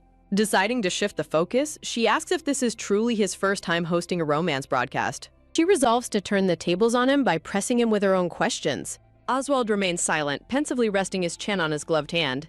She points out that she has not seen anything in his broadcast that could actually be classified as romance. He reaches out and gently handles her hair as he begins to speak. Oswald confesses that he initially expected the entire premise of the broadcast to be quite boring. He admits that the experience has turned out to be surprisingly fresh and entertaining. He clarifies that his personal distaste for the romance genre itself has not changed. A soft touch signals as his gloved hand firmly rests upon her shoulder. He leans down and whispers that the only aspect he finds entertaining is her. Oswald smiles charmingly, declaring to Lady Therese that he might actually become her biggest fan. She inwardly accuses him of merely playing along and acting affectionate for the benefit of the audience. He warns her that her audience is not human and requires a much stronger stimulus to remain engaged. A sudden system notification materializes, assigning her a quest to join the student council. The system details the quest's lucrative reward and the annoying penalty for failure. She panics because she recently promised to distance herself from Clyde. She is horrified by the prospect of having to commute to school if she fails. He reminds her that viewers love nothing more than watching a streamer struggle in an unfamiliar world. He tells her that people like her, who must beg for love, are destined to make the show a success. He confidently asserts that her desperate efforts will inevitably drive the broadcast to triumph. Angered, she inwardly seethes at him, questioning if acting like a desperate clown for coins counts as love. She sharply turns and demands to know if he has any concept of what love truly is. Oswald responds with a pleasant, closed-eye smile, asserting that he absolutely does. He defines love as the single thing she desperately desires above all else. He explains that he built this stage to ensure her unrequited past life would finally be corrected. He tells her she is now fully equipped to be loved to her heart's content. Therese remains silent, staring downward as she processes his heavy words. A soft scoff escapes her lips in response to his claims. She realizes he equates audience donations with genuine affection, regretting that she ever asked him about love. The quiet tick-tock of a clock breaks the heavy silence as Oswald stands beside her. Oswald politely announces that they must unfortunately bring their interview to an end. He leans in close to her cheek as if preparing for a formal farewell. She recoils in surprise, turning away to dodge his sudden closeness. Oswald curiously asks if a cheek kiss is an unfamiliar greeting in her culture. She glares downward in silent annoyance, offering no response to his question. He poses another ominous question, addressing her directly by her title. Suddenly, a black-gloved hand firmly grabs her jaw, forcing her to face him. Oswald sternly warns her never to dodge his greeting while she questions why she must submit to his customs. Tears well in Therese's widened eyes, a black-gloved hand tightly grips her jaw. With a soft moi, Oswald plants a firm cheek kiss on a startled Therese. Oswald smiles dismissively, offering a parting wish of good luck as he prepares to send her back. Teleported back to her quiet bedroom, Therese stares blankly at her dropped sandwich. Bending down to clean up the mess, Therese realizes too late that she could have used magic instead. Heavy chains wrap around her portrait, symbolizing the inescapable constraints of her new reality. Kneeling on the floor, she laments that her grueling first day has barely even concluded. As morning light fills the room, her thoughts recall the luxurious life at the Duke's estate. The blonde maid in a green dress complains that the mandated school uniforms are barbaric. Therese defends the simple school uniform, but her maid insists a brooch would look far better. Teresa turns back to her maid in confusion, questioning the mention of a specific brooch. The maid presents a brilliant blue butterfly brooch, noting it signifies the potential brides of Clyde. Recalling her strict domestic setting, Therese firmly orders the maid to put the symbolic brooch away. As the student council quest hovers, she considers Damien, the council's vice president, as a strategic key. She realizes she must take action to satisfy the conditions and complete the council quest. Standing amidst white flowers, Therese recognizes that she must earn the favor of both council leaders. A bright new morning greets the academy as she approaches the towering main school building. Clutching her books tightly, Therese walks across the patterned courtyard toward her destination. Sighing softly, Therese resolves to address the most urgent threat to her survival first. She nervously hopes that skimming the book won't provoke the wrath of the dangerous archdemon. With a sudden thud, Therese accidentally collides face first into a broad chest. The blue-haired student council vice president, Damien, looks down at her with calm yellow eyes. Therese quickly apologizes for her distraction, inwardly noting that she has crossed paths with him again. Damien responds with a gentle, polite smile, taking the blame for the collision himself. She reminds herself of Damien's secret identity as a deadly mage from the Assassin Guild. She laments that his charming duality as student leader and assassin is now a lethal threat. Damien maintains his polite facade, gently asking her if she sustained any injuries. Damien trails off after reassuring her, his sharp golden eye fixed intently on her face. Damien slowly reaches his hand out toward her face, closing the distance between them. Damien's gloved fingers gently brush against a strand of her dark brown hair. A sudden, tense flash of memory disrupts the peaceful atmosphere of their encounter. Oswald's menacing voice echoes in her mind, demanding if he must adjust his manners. Returning to the present, Damien softly brushes a stray leaf away from her head. Damien gazes at her with a serene, caring expression, seemingly devoid of malice. Feeling highly uncomfortable under his gaze, Therese insists he has no need to worry. Footsteps click-clack as Damien casually offers to walk her to the main school building. Damien falls into a silent, pensive mood as they walk side by side. Damien breaks the heavy silence by politely asking if she enjoys drinking coffee. With a slow creak, the wooden door opens to reveal his private office. Damien gestures toward his clean and organized workspace, inviting her inside his office. Therese compliments the tidy room, privately wondering if he intends to brew coffee himself.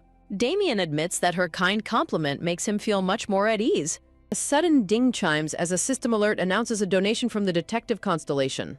The viewer points out the artificial feel of the room, noting its complete lack of personal warmth. Therese reflects on how rooms reveal secrets as a screen notes the space is built for secrecy. She deduces his gentle demeanor is merely a deceptive shield to hide his assassin identity. She internally labels his extremely polite hospitality as nothing more than obvious hypocrisy. Therese wonders if a shift in his affection level triggered this unexpected encounter. Summoning the status window, she is shocked to see his affection level at 2 hearts. Dumbfounded, Therese realizes he only possessed a single black heart of affection yesterday. She is shocked to see Damien's status window suddenly displaying 2 black hearts of affection. Damien gazes at her, starting to recall a specific event with a mild smile. He politely asks if it is her first time visiting this private office. Therese nervously responds that she does not keep track of her visits there. He silently contemplates whether her past self had simply barged into his office uninvited. A gentle pouring sound fills the room as he questions her response while filling a cup. Damien places the cup down, asking if she attended the assembly to congratulate her sister. She realizes Damien knows her character too well to believe she would celebrate her sister. She senses he is testing her true feelings regarding her successful sister, Libby. She carefully replies that ignoring her sister's top score would not change the reality of it. Soft scraping sound breaks her train of thought as she prepares her next words. Damien notes with a calm expression that her sister appeared somewhat disappointed. She asks him if there could be anything more important than congratulating an honor student. She points out her disastrous grades and expulsion risk, prompting a nervous laugh from Damien. Damien advises her to worry as a senior, but stops as magic suddenly crackles over her cup. A pleasant clinking sound echoes as she uses magic to drop ice cubes into her coffee. A loud slurp breaks the quiet as she enjoys her iced coffee under his bewildered stare. Damien asks with utter bewilderment if she truly prefers to drink her coffee cold. She smilingly defends her preference, claiming that coffee tastes much better cold. The two sit in a comfortable silence, enjoying their drinks across the decorated table. She inwardly notes that Damien is normally highly proficient in the language of high society. Looking closely at his serene expression, she wonders if he just insulted her politely. A sudden chiming sound rings out as a constellation donates 1,000 coins. Soft clink sounds as a notification notes Damien was mocking her breach of etiquette. A quiet slurp sounds while the system praises Damien's impressive high society speech as a commoner. Damien continues to comment on her drinking style, pointing out it is not even trendy. He watches in shock as she casually conjures even more ice into her cup. Another quiet slurp echoes through his private office as she ignores his bewildered expression. She reassures herself that 2 black hearts will not trigger her death route just yet. Drinking quickly with a soft slurp, she resolves to make her escape as fast as possible. She fears that the pink-haired mimosa might suddenly interrupt her quiet meeting with Damien. She realizes that being seen sharing coffee with Damien will make her survival much harder. A sudden, sharp creaking sound echoes as she stands up to make her departure. She thanks him for the coffee and stands up, prompting him to ask if she is already leaving.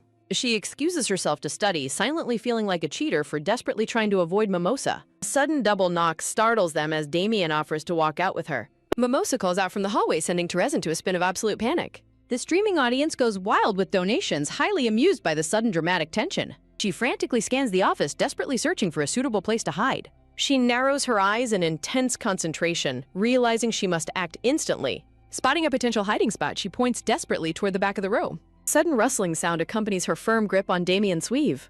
Damien looks at her with wide eyes, completely baffled by her sudden physical grab. She urgently whispers that there is no time to explain as she drags him to hide. Mimosa cheerfully announces from the hallway that she is opening the door. The door clicks open as Mimosa steps in, searching the empty room in confusion. Her heart beats wildly in the dark closet as Mimosa wonders where Damien is gone. Pressing close together, she belatedly realizes that only she actually needed to hide. A sudden chill runs down her spine as Mimosa notices the 2 coffee cups left behind. She dreads the dangerous consequences of being caught while Damien looks down at her quietly. Soft whisper calls out Therese's name, breaking through the heavy silence.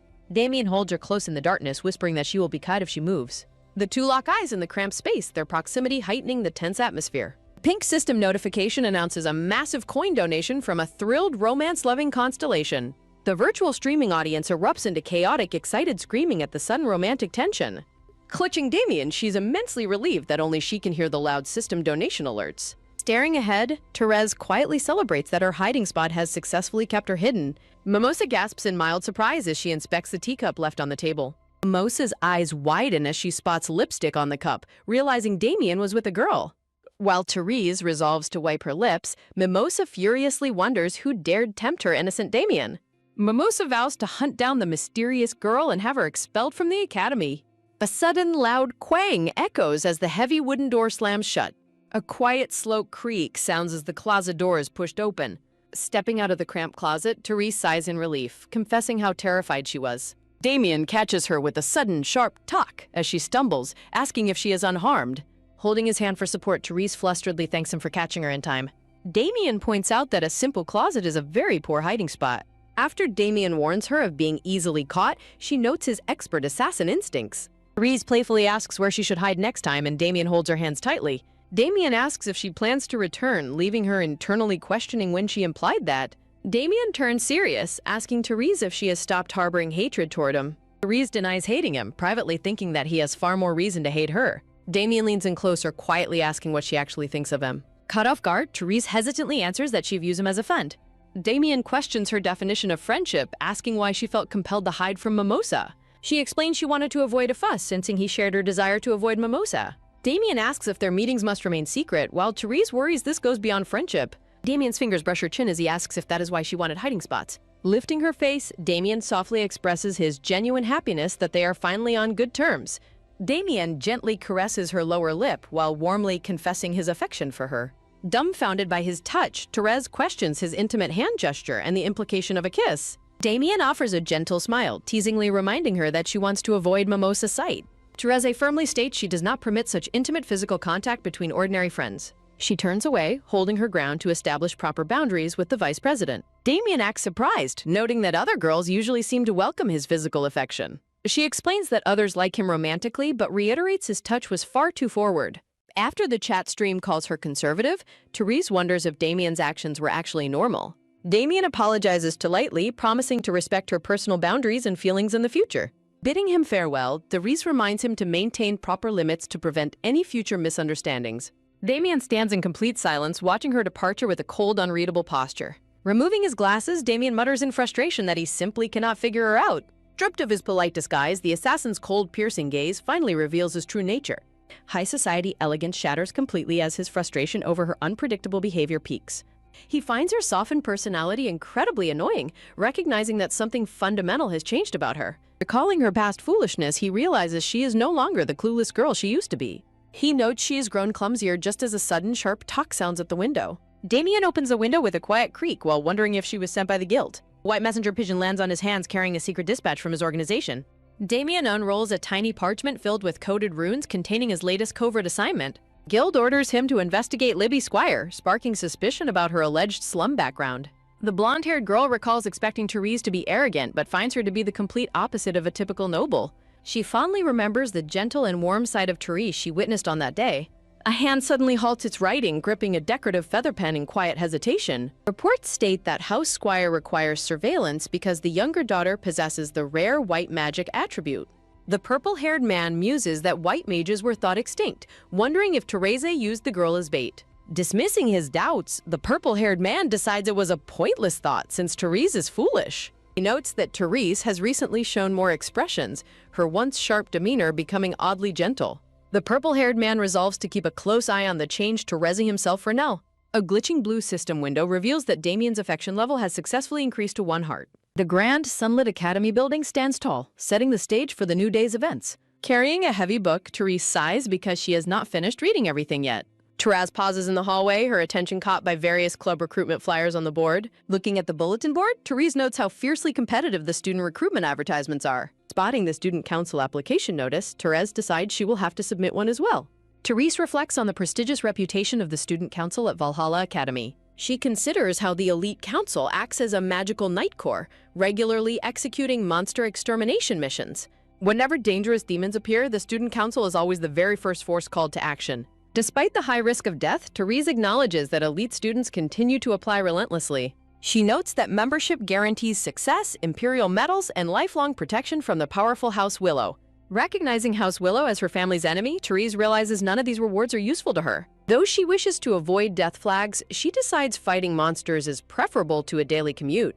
Therese is startled when a voice suddenly calls out her full name from behind. The red-haired professor asks Therese if she is considering applying to the student council. Turning around in shock, Therese nervously stammers out a greeting to her professor. Regretting running into him before finishing her reading assignment, she sheepishly greets the professor. The red-haired professor advises her to read that particular volume only after finishing the first 2. Confining her panic, Therese wonders if he truly expected her to complete all 3 textbooks before class. The red-haired professor asks with surprise if she has already finished the first 2 volumes. Theresa explains that the final volume is highly difficult, earning a coin donation from a watching constellation. She proudly presents a paper bag, declaring that she brought a sandwich to get through it. In a simplified chibi style, Therese offers her sandwich bag to the towering red-haired professor. She apologetically admits that she does not believe she will finish the reading before class begins. The red-haired professor clarifies that he never demanded she finish the readings prior to class. Theresa blinks in confusion, completely caught off guard by his sudden reassurance. Looking at her closely, the red-haired professor gently asks if she has gotten any sleep. Therese admits she slept only a little, wondering if her exhaustion is really that obvious. The red-haired professor falls silent, his green eye narrowing slightly in deep, quiet thought.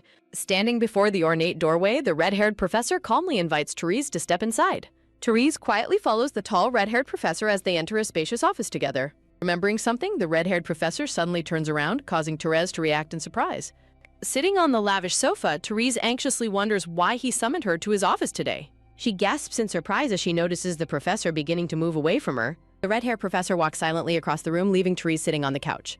Unable to contain her confusion any longer, Therese asks why he called her there. But the red-haired professor instructs her to wait there, promising to return before class starts. Left completely alone, Therese panics while a constellation jokes about this being an imprisonment route. Therese firmly tells herself that Professor Ilya would never fall for her unless he lost his mind. Finding the situation bizarre, Therese sits holding her sandwich as constellations monitor her thoughts. She realizes that she shouldn't even be allowed in Ilya's office without a higher affection level.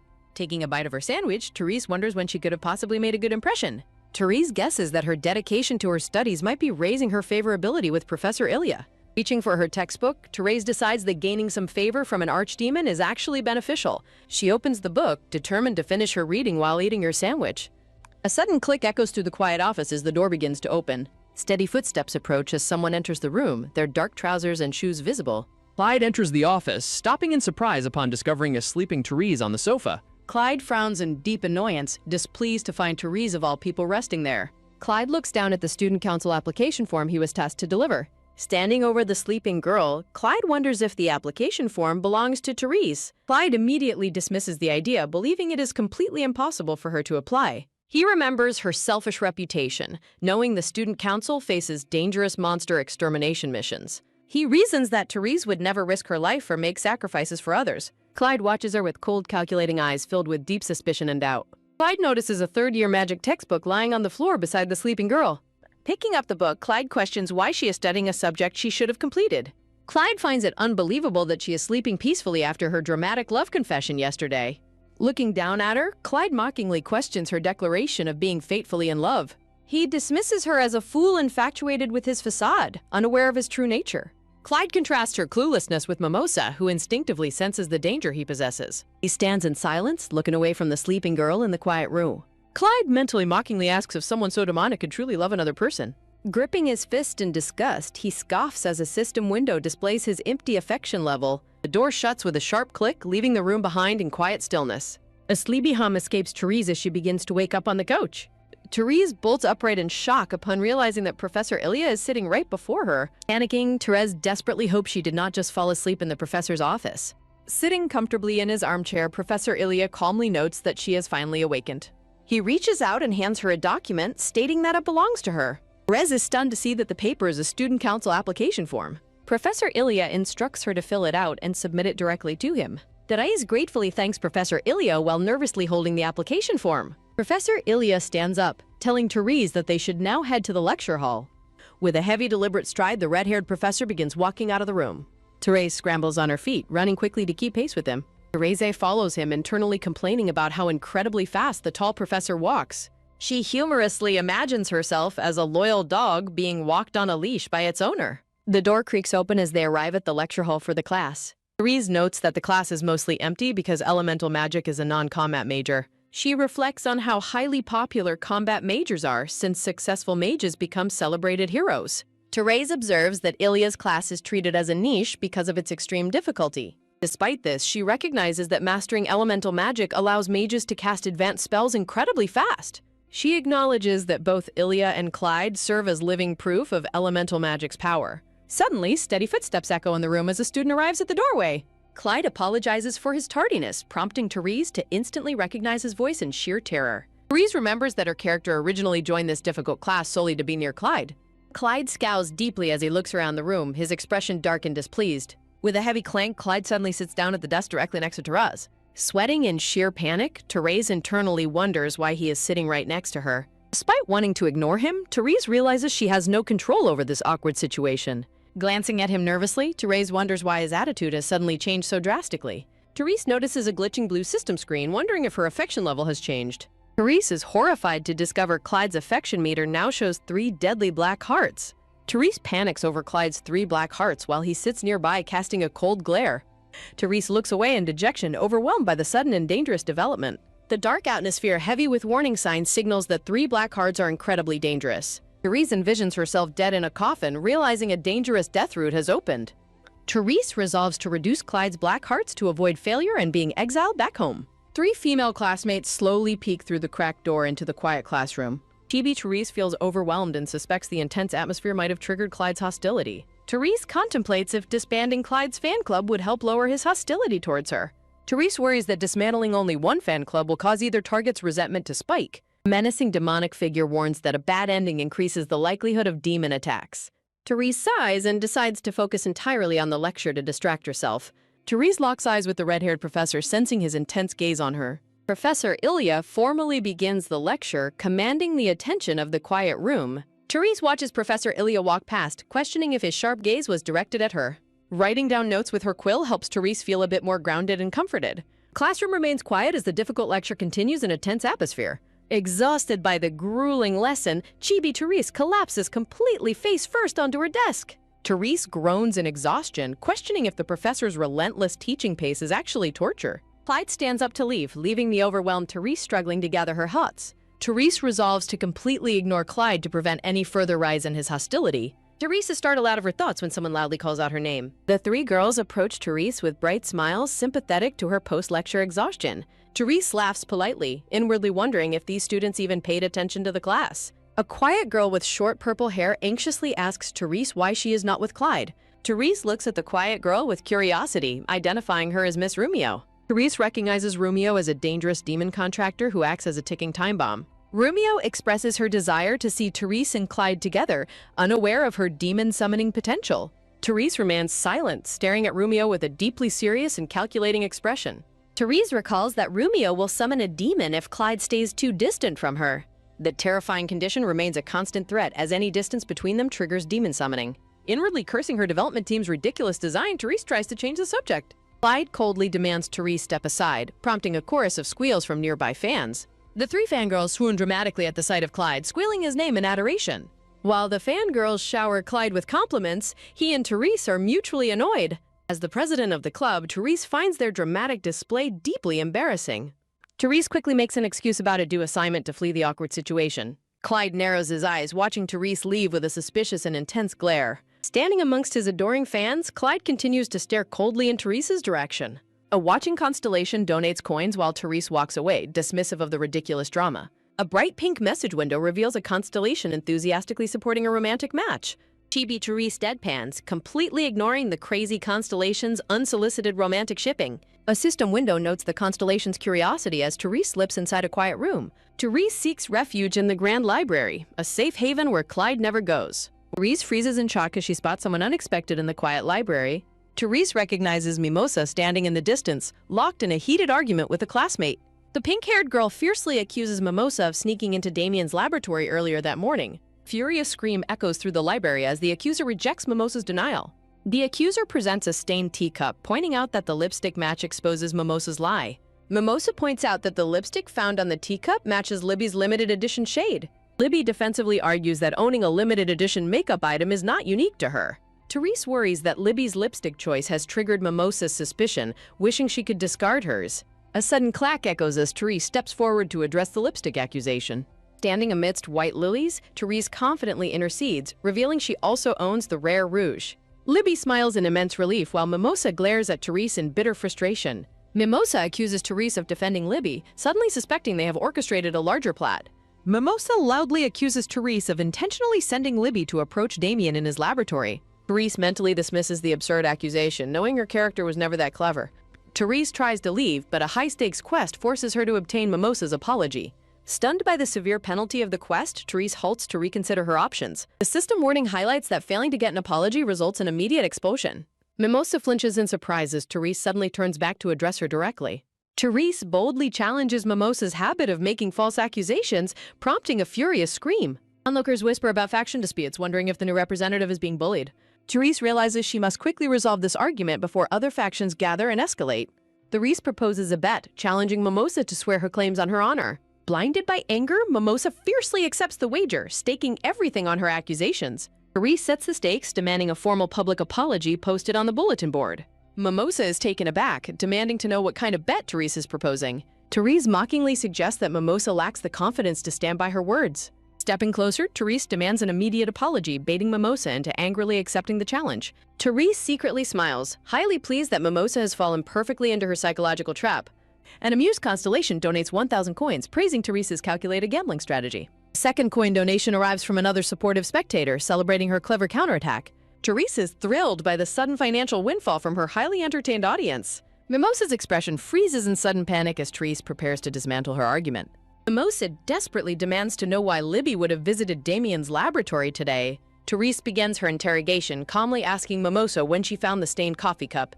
Mimosa replies that she discovered the cup around 9:30 this morning. Therese asks Libby to state her arrival time, which was around 10 o'clock. Therese notes that 10 o'clock is indeed Libby's designated arrival time for school. The watching constellations cheer and applaud in excitement as the truth is revealed. Onlookers point out the timing discrepancy, noting carriage records can easily verify Libby's alibi. Therese mockingly suggests they go check the carriage records together to settle the matter. Realizing she has lost the bet, Mimosa trembles in horror at her complete defeat. Mimosa formally apologizes to Libby, promising to post her written apology on the board. The system confirms the quest is complete, rewarding her with a shift in faction influence. Chibi-Therese deadpans, finding the newly revealed faction rewards to be rather pathetic. Mimosa pivots her questioning, asking Therese why she was in the lab with Damien. Therese calmly explains that Damien was honored as the vice president of the student council. A flashback shows Therese meeting Damien, explaining her role on the Scholarship Foundation's board. Therese challenges Mimosa's motives, calling out her constant attempts to drag Damien down. Therese prepares to trigger a crucial in-game event by officially appointing Damien West. Therese stands poised and elegant, ready for the upcoming scripted event to unfold. A system screen notes that this event normally triggers with Damien's red hearts. The flashback reveals that Therese's interference prevented Damien from becoming his family's official guard. Mimosa bitterly thinks that no noble has the right to interfere with guard appointments. Hand in hand, Therese and Libby happily depart from the library, leaving the drama behind. The scene transitions to the quiet night over the Grand Academy dormitory building. Holding a lit candle, Therese looks startled as she wonders who could be visiting her at this late hour. Looking out, Therese notes that visiting the girls' dormitory at night strictly violates the Academy's rules. Surrounded by glowing flowers, a smiling Damien stands before her in his school uniform. Damien playfully claims he snuck in without getting caught, while Therese dryly notes his assassin instincts made that easy. Damien asks her to confirm if the rumors about choosing him as her guard are true. Therese confirms the rumor and suggests formalizing their contract right away. A gold-framed narrative box explains the high-status implications of a commoner serving a noble family. Accompanied by a portrait of Damien with a rapier, the text details how this position grants him semi-noble status. Under the windy night sky, Damien gazes intensely down at Therese. Smiling, Damien formally accepts her offer, prompting a constellation to donate coins and tease them. Surprised but pleased, Therese tells him she will immediately notify her family of his appointment. With a soft thud, Damien drops down on one knee to perform a formal greeting. A soft kissing sound echoes as Damien presses his lips to the back of her hand. Blushing and flustered, Therese protests that such gestures are inappropriate before his official appointment. Looking up with a sweet, innocent gaze, Damien asks if he did something wrong. Damien tilts his head, innocently questioning if this isn't the correct way to pledge loyalty. Flustered, Therese internally questions how a professional assassin can manage such a pure and innocent smile. With a smooth movement, Damien stands back up to bid her farewell. Damien softly wishes Therese a good night as he prepares to leave.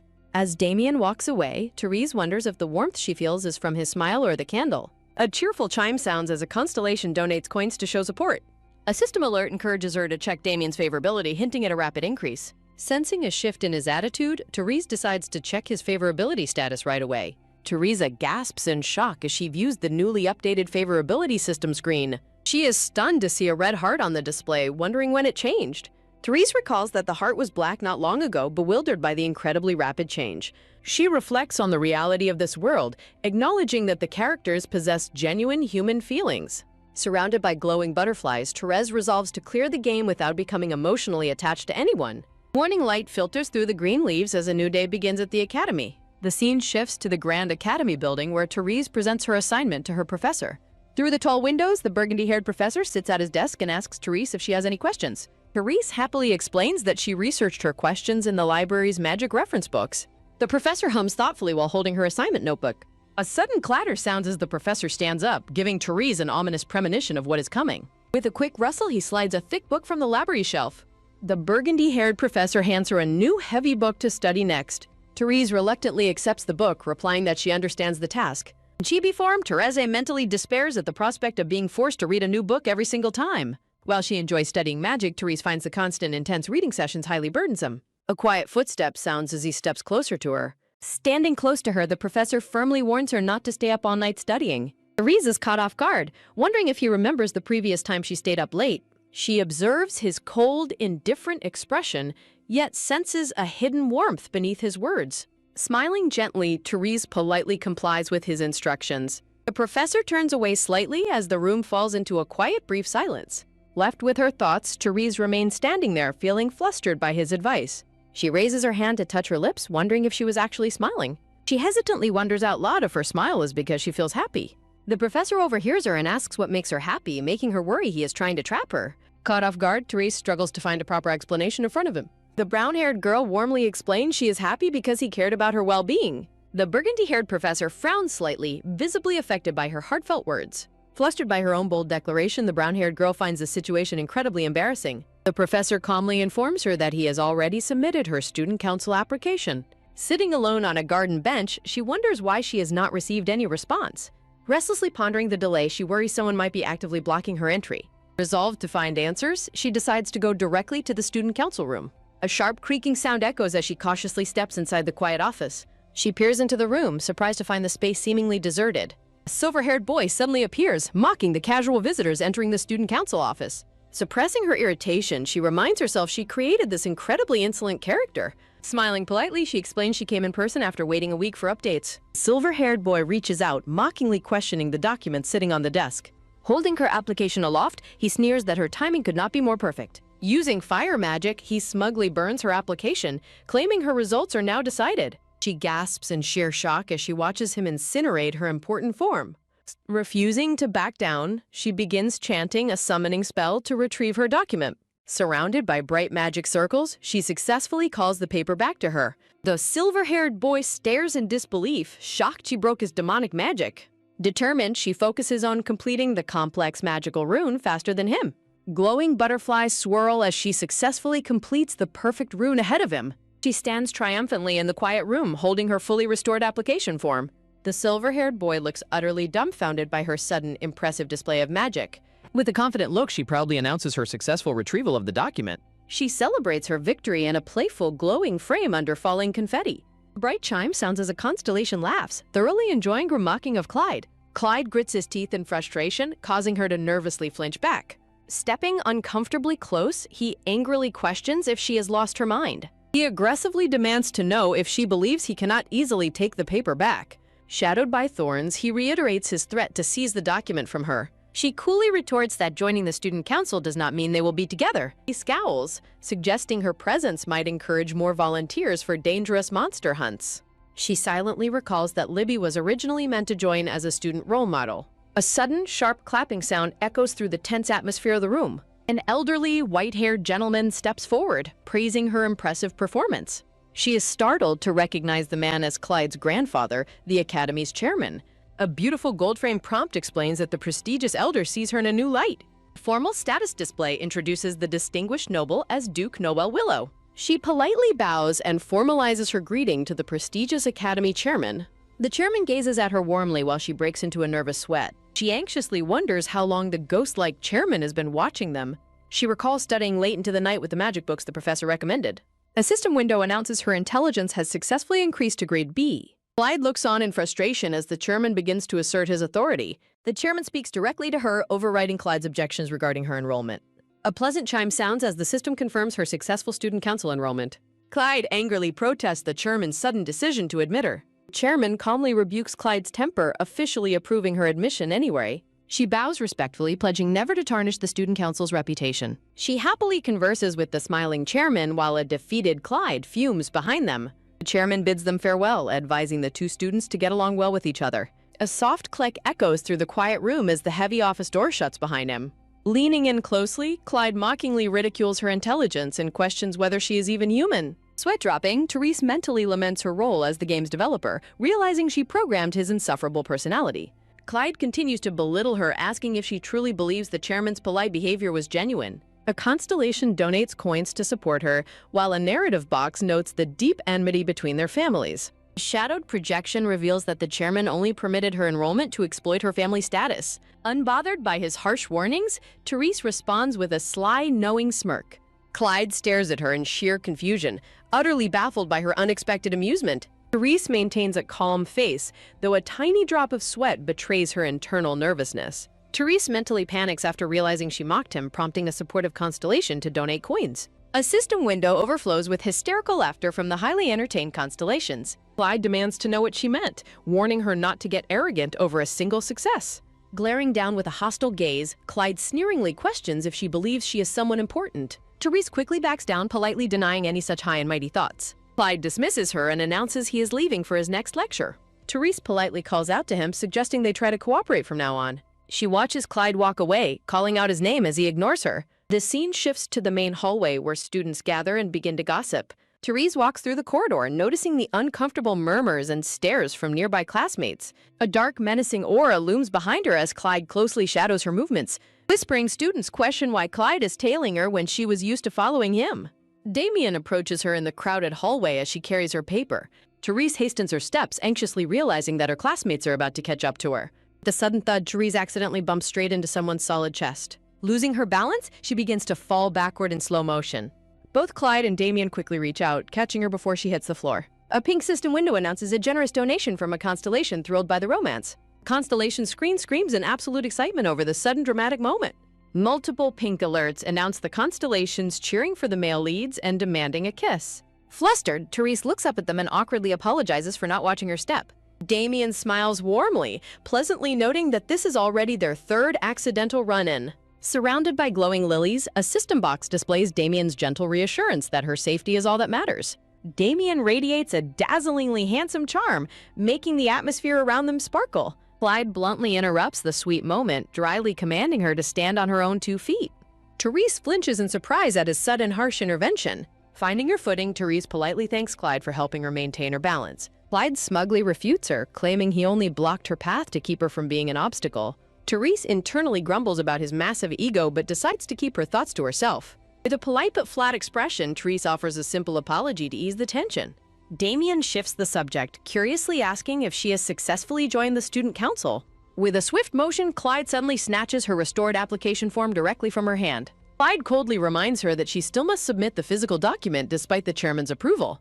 Damien stands close to her, watching Clyde walk away with her paperwork. Therese dryly agrees, noting that joining a life-threatening club is hardly a cause for celebration. With a polite wave, Therese bids Damien farewell and heads off to her upcoming class. Damien watches her leave, quietly murmuring about her sudden enrollment in the student council. Damien cracks a dark, enigmatic smile as he watches her walk away through the doorway. With a dull thud, Therese pauses as she wonders if she heard him make an ominous remark. Looking back with deep concern, she anxiously tries to decipher the true meaning behind his words. An announcement echoing through the bright classroom window marks the start of Transformation Magic class. Therese is instructed to receive her practice materials as she sits lost in deep thought. Therese warily recalls Damien's ominous comment, questioning his hidden motives as she watches him. The red-haired professor instructs the class to transform their flowers into butterflies for extra points. She places her hand near the delicate blue forget-me-not flower resting on her desk. Sudden pop sounds as a classmate's spell backfires, while Therese holds her flower steadily. An alarmed student frantically calls out to the professor after a magic attempt goes awry. Therese contemplates Damien's true feelings, sensing he was annoyed rather than pleased by her joining. The professor warns that unfocused magic yields no results as a student's plant runs wild. The red-haired professor watches the students with a quiet, observant expression on his face. Glowing blue butterflies gracefully flutter all around Therese, filling the bright classroom with magic. Gazing at the blue butterfly resting on her finger, she quietly admits the task is difficult. The red-haired professor approaches her desk, observing her perfectly conjured butterfly with quiet interest. She claims she succeeded in one try, though internally she is baffled by her effortless success. The red-haired professor stares at her in silent disbelief, clearly stunned by her hidden magical talent. She realizes magic requires materializing vivid images, without which even abundant power is completely useless. Her classmates whisper in disbelief, recalling that she used to be the worst at transformation magic. A hand gently reaches out toward the glowing blue butterfly hovering in the air. The red-haired professor carefully holds her magical butterfly, examining her perfect creation with a solemn gaze. She recalls another instructor praising her well-made potion while comparing it to the failures of others. A graceful dance instructor praises her flawless performance, calling her the flower of the ballroom. She flatters the professor while an entertained constellation donates coins to support her clever modesty. Therese looks back on her actions, wondering how she managed to perform so flawlessly without trying. She walks down the hallway, reflecting on her sudden and uncharacteristic ability to flatter others. A dark, ominous shadow of Damien looms behind her as she walks through the quiet corridor. A heavy wooden door creaks open slowly, revealing a quiet room inside. She seeks refuge in the first-floor library, finding comfort in its private and quiet reading rooms. Therese stands alone in the dimly lit library, preparing to study the heavy book before her. With a soft sigh, Therese sinks into her chair to rest from her exhausting day. Though her classes went well, she feels strangely suffocated and overwhelmed by a sudden heaviness. Damien suddenly appears, warning her that hiding in this library makes her easy to find. Rubbing her tired eyes, Therese weakly acknowledges his sudden and unexpected presence in the library. She panics, realizing her memory that Damien avoids the first-floor library might actually be incorrect. Surrounded by spider lilies, she dreads that another developer altered the settings without her knowledge. She grimly realizes that her own interference might have completely derailed the game's original storyline. Struggling to stand, she is filled with dread that no place is safe for her anymore. She desperately questions how she managed to increase the favorability of the 3 male leads. She despairs over her foolishness, realizing she must act quickly before losing everyone's affection. Gasping for breath, her weak body collapses as she desperately wishes to escape this suffocating place. Mysterious hand, clad in a black glove, gently reaches down toward her trembling form. A quiet, commanding voice instructs her to calm down and take things slowly. A stunning pink-haired man in a red suit catches her, gently covering her eyes from behind.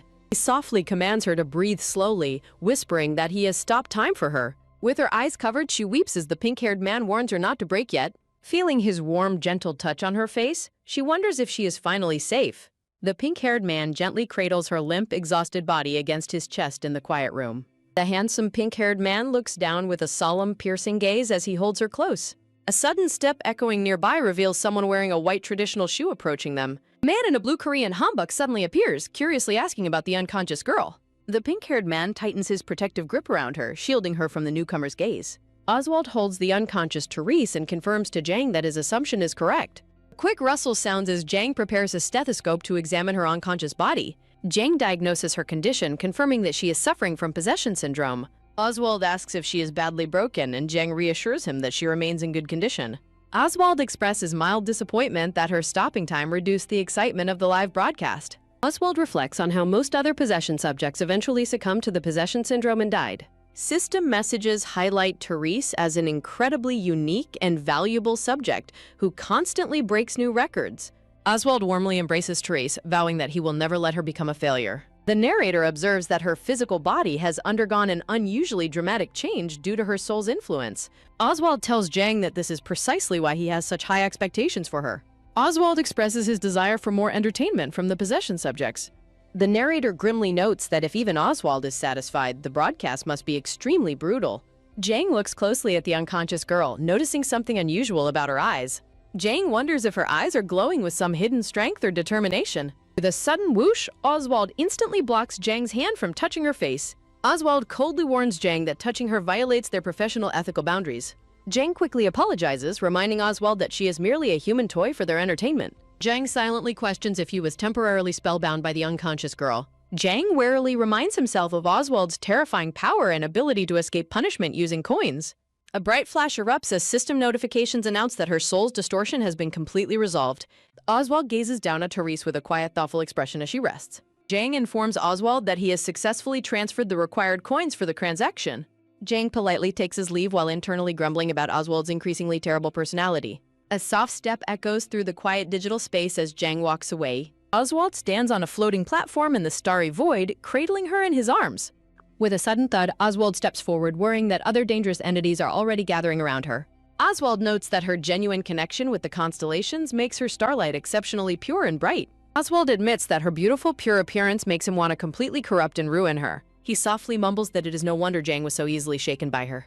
Oswald gently brushes his gloved hand against her cheek, humming to himself in contemplation. Her hair slips smoothly through his fingers as he looks down at her. A soft pat sounds as Oswald holds her close amid blooming white lilies. Oswald stares intently with a silent, heavy expression as time remains completely frozen. A quick static buzz sounds as Oswald looks at his golden pocket watch, noting it is time to leave. Oswald decides to stay for one more minute, promising to see her awake next time.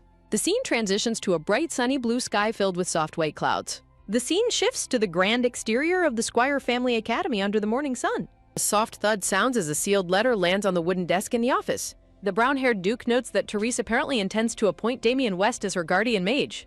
The silver-haired butler confirms the appointment, praising her selection as an excellent choice. Mother explains that Damien is a prominent and highly respected mage within the Squire Foundation. The Duke worries that Damien's commoner background might complicate his relationship with Therese. The silver-haired butler reports that Therese has unexpectedly joined the student council. The Duke reacts with shock and anger, demanding to know if Clyde influenced her decision. A narrative window explains that the Student Council operates under the authority of the Willow faction. The narrative details that the Student Council is a group dedicated to hunting dangerous monsters and demons. The butler worries that her joining might make the Willow faction appear superior to the Square family. The Duke lets out a heavy sigh, doubting she thought that far ahead, and asks for the rest of the report. The butler states that there is another request regarding a message from her personal maid. The butler explains that Teresa's school uniform is currently in need of immediate mending. Narration notes that Therese is so focused on her magic books lately that she ignores her favorite snacks. Rumors circulate that she has lost a significant amount of weight due to her intense studying. The brown-haired Duke murmurs her name, his expression filled with quiet worry and contemplation. A sudden polite knock sounds at the door, breaking the silence of his spacious private study. Libby, the cheerful blonde girl, opens the door to announce her safe return home to her father.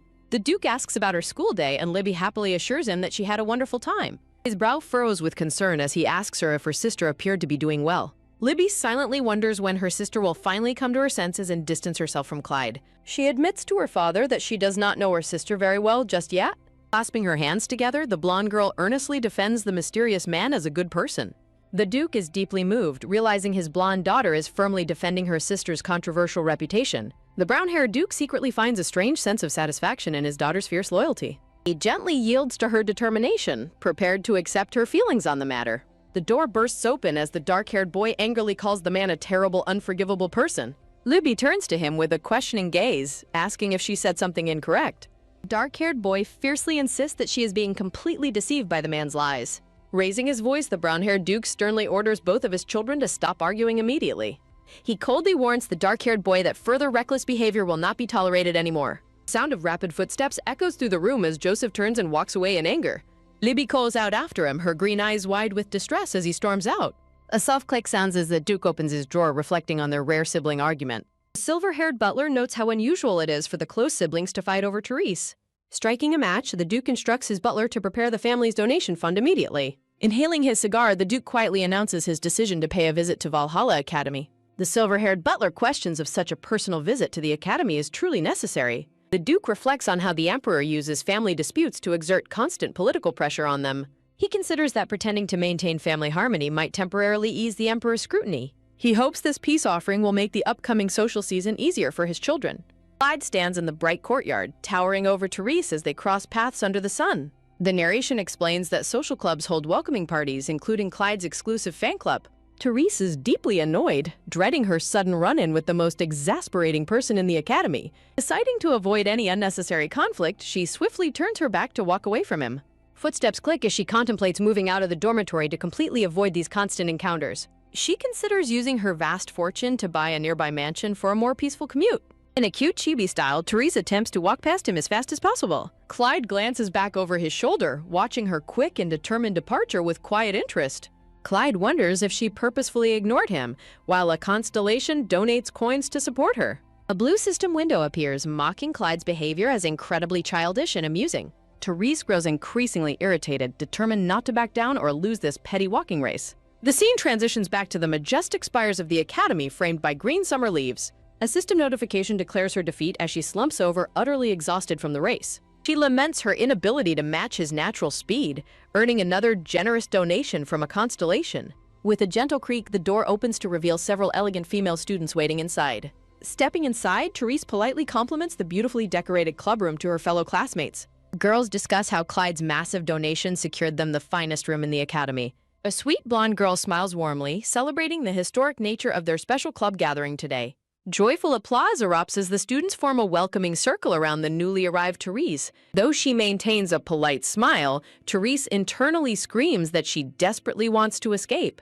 She notices that Romeo is absent once again, reminding her of his constant health struggles. Relieved by his absence, she prepares to confidently announce the club's exciting upcoming activities. The gray-haired girl firmly reminds her blonde classmate of their obligation to set an example. Teresa suggests they preserve their reputation on campus by strictly avoiding any inappropriate actions. Teresa stands surrounded by white lilies, her expression suddenly filled with mild surprise. The club members gasp in sheer disbelief upon realizing they must stop following Clyde around. While one student laments the sudden restriction, Teresa firmly maintains that it is a necessary rule. The group of 5 girls continues their earnest conversation together in the spacious hallway. A blue system window pops up to announce a generous coin donation from a saint. Teresa finishes her speech while the surrounding noble ladies prepare to voice their own thoughts. The TB blonde girl excitedly asks Teresa if she knows what special item she brought. A hand proudly lifts a sparkling bottle of premium liquor with an elegant gold label. The girls brag about the rare vintage champagne and valuable family liquor they brought along. Looking at the valuable drinks, Chibi Teresa sweat drops and labels them a gathering of dutiful daughters. As her classmate pours a glass of red wine, Teresa protests that she cannot drink. The blonde girl dismisses her protests as a joke, but Teresa insists she is serious. Teresa silently wonders to herself why the sweet aroma of the poured wine smells so enticing. A delicate hand holds a wine glass as the rich red liquor swirls elegantly inside. A soft gulp sounds as Teresa gives in to the sweet aroma and drinks the wine. Teresa gazes at her empty glass, her face turning a soft pink from the alcohol. Her classmates cheer and encourage her to keep drinking as the lively party continues. Teresa slumps completely drunk on the sofa as a servant arrives to pick her up. The brown-haired Duke holds Libby close, gently noting how much his children worry him. After a soft hiccup, the butler asks the flushed, newly awakened Teresa if she needs an escort.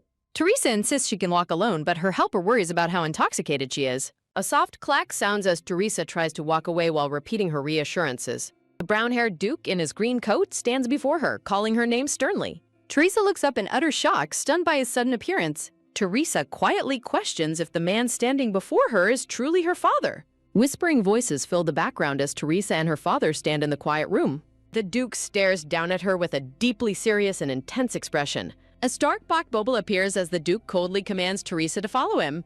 A steady stomp sounds as Duke Raoul walks through the moonlit courtyard with Teresa behind. Teresa silently questions why Duke Raoul has suddenly shown up at Valhalla Academy. She remembers that Duke Raoul would never normally enter hostile territory due to the novel setting. Teresa wonders if his unexpected arrival is merely a strange setting error in the system. Despite her confusion, Teresa lets out a soft, sweet smile under the starry sky. Duke Raoul glances back over his shoulder to observe his quiet, smiling daughter. Duke Raoul asks what she is laughing about, causing Teresa to look up in surprise. Teresa softly asks the Duke if he is truly acting as her father right now. She remembers how Duke Raoul lovingly raised her as his own daughter despite her being adopted. A gentle squeeze is shared as Duke Raoul reaches down and firmly takes her hand. Teresa timidly asks if she can hold his hand as they walk back together. Teresa feels a surge of happiness, noting she had always wanted this simple moment. Duke Raoul remains completely silent, staring ahead with a solemn, unreadable expression. A swift slide sounds as Duke Raoul suddenly pulls his hand away from hers. Teresa looks down with a saddened expression, assuming holding hands was too difficult for him. Duke Raoul remarks that walking slowly will make their journey to the dormitory take too long. Duke Raoul crouches down and instructs his shocked daughter to hop onto his back. Teresa's face lights up with absolute joy and flushed embarrassment at his unexpected offer. Clinging tightly to his back, Teresa happily reveals that a piggyback ride was her secret wish. Under the star-filled sky, Raoul carries Teresa. She asks if she is too heavy. Resting her head on Raoul's shoulder, Teresa drifts off to sleep as he carries her. Duke Raoul carries his sleeping daughter on his back, silently reflecting that she is just like her father. Glancing back at her, Raoul dismisses her comparison, claiming he was nothing like her when he was young. Noticing his voice sounds softer, Teresa leans in and asks her father if he already knew something. Reflecting on her past, Teresa remembers always envying other children whose parents came to pick them up. She warmly recalls her joy when her father unexpectedly came to the academy to pick her up. Clinging to his back, she admits that today she finally feels a little less pitiful. A steady stomp echoes through the courtyard as Raoul walks silently under the glowing gas lamps. A cascade of system notifications alerts that a massive coin donation has upgraded her channel rank to gold. Teresa wakes up in her grand bed, holding her forehead, immediately regretting drinking so much soju. The constant influx of 10,000 coin donations only adds to her overwhelming morning dizziness. Staring at the system window in disbelief, she wonders why viewers are suddenly donating 10,000 coins. She raises her hand as a system window confirms her channel has broken another record, reaching gold rank. Teresa gasped in shock, realizing her channel's growth is rapidly spiraling out of control. Her stream settings reveal she has reached gold rank, 99th place, and over 1 million coins. Viewers continue to leave funny comments and donations, calling her stream brighter than their own futures. Another user donates while praising her stream's rapid rise, comparing it to an incredible blue-chip stock. Pondering her success, she wonders just how impressive entering the top 100 ranks truly is. The system explains that entering the top 100 immediately upon reaching gold rank is an extraordinarily rare achievement. In a chibi style, Teresa sweat drops, feeling slightly annoyed that she is inadvertently proving her administrator's worth. The door opens as the cheerful maid enters, warmly asking if her lady is finally awake yet. Presenting a warm bowl of soup, the maid encourages her to eat to help soothe her stomach. Sipping her warm tea, Teresa tries to recall how she got back after her 10th bottle of alcohol. She looks up in surprise as the maid reveals that the head of the family carried her back. Teresa clarifies if her father carried her, which the maid confirms, though she admits she has no details. Maid extends her hand, presenting a folded white letter that the Duke left behind for her. Teresa opens the letter, reading her father's high praise of a wizard of outstanding talent. The note instructs to omit the appointment ceremony due to the wizard's low status to avoid gossip. It outlines extensive plans to build new campus facilities and fund scholarships using profits from the commercial district. She continues reading, learning that the entire operation will be managed by the newly formed Scholarship Foundation. Teresa's sweat drops, stunned that her father finalized such major financial decisions right after seeing her completely drunk. She remembers her father's dislike of undignified behavior along with his observation that she has lost weight. The letter concludes with a gentle warning to eat well, take care, and drink only in moderation. Clutching the letter, Teresa smiles softly to herself, finding that her father's nagging is actually quite comforting. She feels her chest swell with warmth, describing the sensation as if her heart is filling with soft foam. Walking into the bright academy hall, Teresa is greeted by a cheerful morning welcome from her classmates. Her classmates gather around to say how fun the orientation was and ask if she got home safely. Teresa blushes furiously as her friend teasingly asks if the Duke carried her from the main building. When Teresa timidly asks if the rumor is true, her friend enthusiastically confirms how sweet her father looked. Teresa realizes in horror that the main building connects to the gate, meaning nearly everyone saw them. The girls giggle, pointing out that Lady Teresa's face is turning an extremely bright shade of gray. Blushing deeply and sweating, Teresa tries to hide her face as her friends ask if she is embarrassed. System notification chimes with a generous donation from a constellation gushing over how cute she is. Unable to handle the intense embarrassment any longer, Teresa covers her face and prepares to flee. Teresa runs away in a cute chibi style while her laughing friends tease her for fleeing out of embarrassment. The quiet hallway stands empty as sunlight pours through the large arched windows of the academy. Suddenly, a pink-haired girl with beast ears charges down the hallway, screaming Teresa's name at the top of her lungs. Teresa holds her forehead in distress as her furious friend accuses her of stabbing her in the back. The beast girl continues to shout, demanding that she quit the student council immediately. Teresa sighs, silently wishing she had escaped to the library to avoid her overly dramatic friend. Teresa looks ahead with a wide, purple-eyed gaze of sudden realization. The pink-haired girl calls out in frustration as Teresa begins to walk away. Mimosa angrily demands that Teresa quit the student council immediately. A soft clack echoes as Teresa is suddenly stopped by a man's brown leather boots. Professor Ilya stands silently, his dark red hair tied back as he stares down calmly. The Rodrigo family's innate sensitivity to malice explains Mimosa's instinctive fear of the elegant archdemon, Professor Ilya. With a bright smile, Teresa greets Professor Ilya and says she finished his recommended book. Teresa admits she feels bad using him again, but asks if she can borrow another book. Professor Ilya agrees, leaving a shivering Mimosa behind in absolute terror. Walking away, Teresa cheerfully bids farewell to Mimosa, who remains frozen in fear. Heavy footsteps echo through the empty sunlit academy corridor as they walk. Teresa hesitantly calls out to Professor Ilya as she struggles to keep up. Teresa admits she is heavily hungover and pleads to walk a bit slower. Professor Ilya warns that monsters will eat her alive if she only studies theories. A soft creak sounds as the heavy wooden door to his office swings open. Professor Ilya invites her inside while extending his hand to guide her. In a stylized frame, Teresa takes his hand, resulting in a sudden, startled reaction from both. Professor Ilya gazes down at their joined hands with a slightly surprised expression. With a blush, Professor Ilya clarifies that he was actually asking her for the book. Flustered, Teresa drops the green book onto the floor with a loud gasp. An amused constellation donates 10,000 coins, laughing at Teresa's embarrassing mistake. Professor Ilya quickly changes the subject, asking if she had any questions. Teresa nervously confirms that she has questions regarding the book she read. Teresa asks about spells that can cure magical creatures affected by corrupting demonic energy. Professor Ilya suggests that a book by Professor Felix can help with her inquiry. Teresa despairs internally because Professor Felix teaches magical creatures and animals naturally hate her. Teresa lies that she merely wants to prepare for monster encounters as a council member. Suddenly, the office door bursts open with a loud slam, interrupting their quiet conversation. A messy-haired young man in a white lab coat bursts in, calling out to Professor Ilya. The gray-haired professor, Felix Lockhart, stops and notes that Ilya already has a guest. Teresa politely greets Professor Felix, recognizing him from her previous knowledge. A viewer donates 1,000 coins, teasing Teresa about her ideal type of man. Felix wonders if his excuse was too sloppy, analyzing his own attractive appearance. Quick steps, Felix walks directly toward Teresa to inspect her closely. Felix leans in incredibly close, stating that her ideal type has black hair and silver gray eyes. Teresa pokes her cheek, completely bewildered by the eccentric professor's bizarre behavior. A stern voice commands Felix to stop as Professor Ilya steps in. Professor Ilya stands defensively in front of Teresa, firmly stating that she is his student.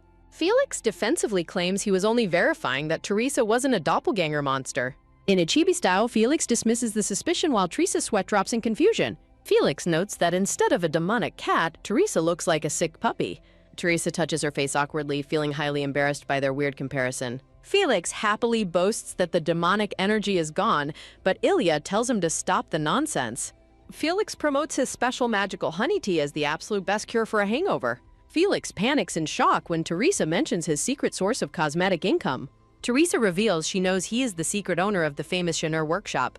Teresa attributes her secret knowledge to the unmatched power of being a game developer. Felix desperately begs her to keep it a secret to avoid receiving more death threats. Chibi Professor Oya watches his co-worker's embarrassing and pathetic display with utter disappointment. Teresa reassures him and gladly requests a cup of his special honey tea instead. Teresa stands beside Professor Ilya and announces to Felix that Ilya will act as their witness. Teresa turns to Professor Ilya with a smile, seeking his confirmation as he looks back calmly. An ecstatic Felix enthusiastically gestures for them to go to his lab, promising her plenty of honey tea. As Felix leads them away, he eagerly suggests that Teresa sign up for his magical creatures class. Teresa looks thoughtful, noting that the great influence of Academy nobles would make changing majors incredibly easy. While Felix leads them to his nearby lab, Teresa quietly wonders why Professor Ilya is tagging along. A soft creak echoes as Felix opens the door to his sunlit plant-filled laboratory. Swirling with golden magical energy, a dark beast steps forward from the shadows of the lab. Teresa gasps in shock as a majestic white wolf and a dark panther emerge, radiating vibrant golden mana. Teresa sweats nervously, panicking internally because she is notorious for having the absolute worst compatibility with magical animals. The massive black panther suddenly leaps directly at Teresa, causing her to freeze in terror as she prepares to die. Flinching in fear, Teresa shields her face with her arm, bracing herself for the beast's attack. A bright, shimmering flash of light floods the room, shifting the tense atmosphere of the confrontation. The giant white wolf affectionately licks a highly bewildered Teresa while the other creatures nuzzle her. Teresa sits on the floor surrounded by loving beasts and cute rabbits, completely dumbfounded by what is happening. Felix sheepishly apologizes for letting his creatures loose, but stops when he notices how calm they are around her. Felix looks incredibly surprised, noting that these highly intelligent magical creatures usually never charge at people like this. An embarrassed Teresa pleads with Felix to help get the overly affectionate white wolf off her. Two adorable white rabbits hop excitedly around Teresa's dress, completely enamored by her soothing presence. Felix stands in front of a sparkling backdrop, dramatically declaring that Teresa is a genius with magical creatures.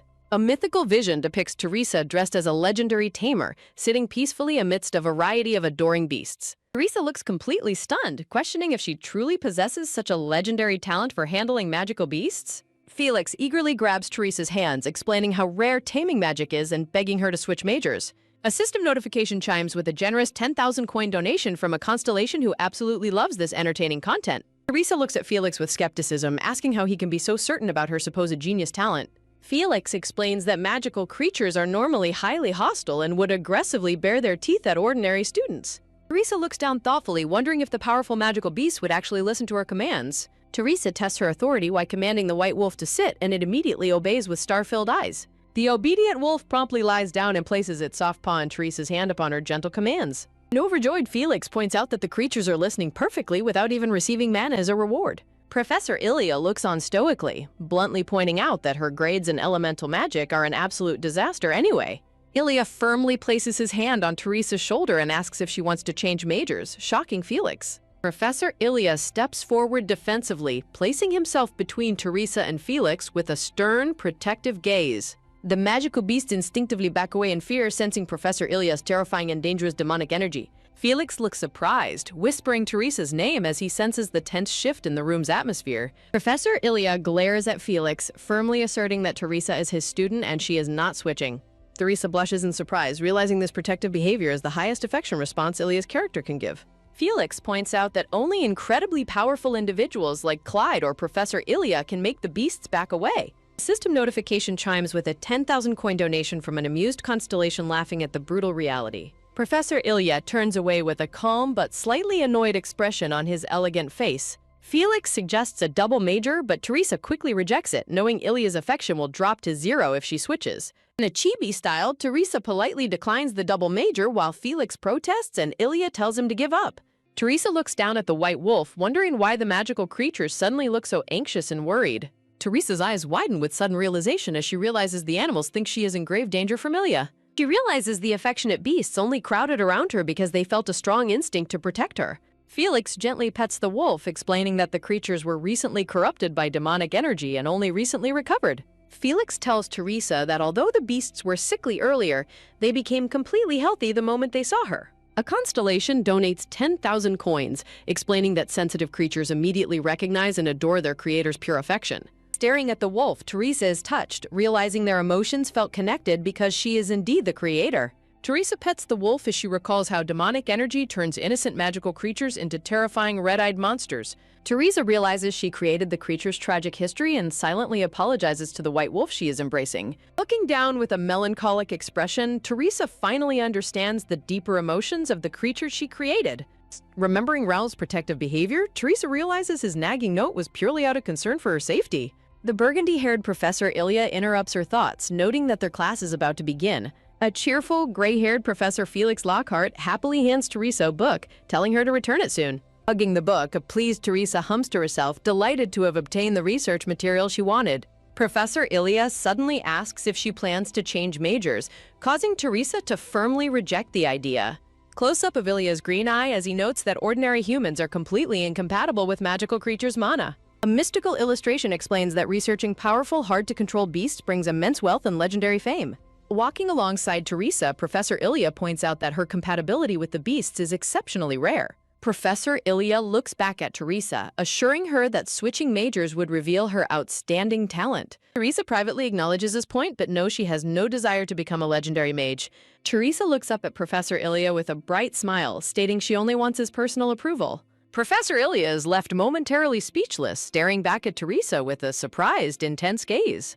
After a brief pause, Professor Ilya quietly acknowledges her response as they continue walking under the sunlight. As they walk down the spacious hallway, Teresa suddenly realizes she is keeping up with his stride easily. Teresa looks over at him in surprise, wondering if he is deliberately slowing his pace to match hers. Observing Professor Ilya's back, Teresa notices a flickering system screen and wonders if his affection level has risen. Teresa's eyes widen in absolute shock as she gazes at the sudden system notification in front of her. System notifications announce that watching constellations are closely monitoring and starting to support Professor Ilya's romantic route.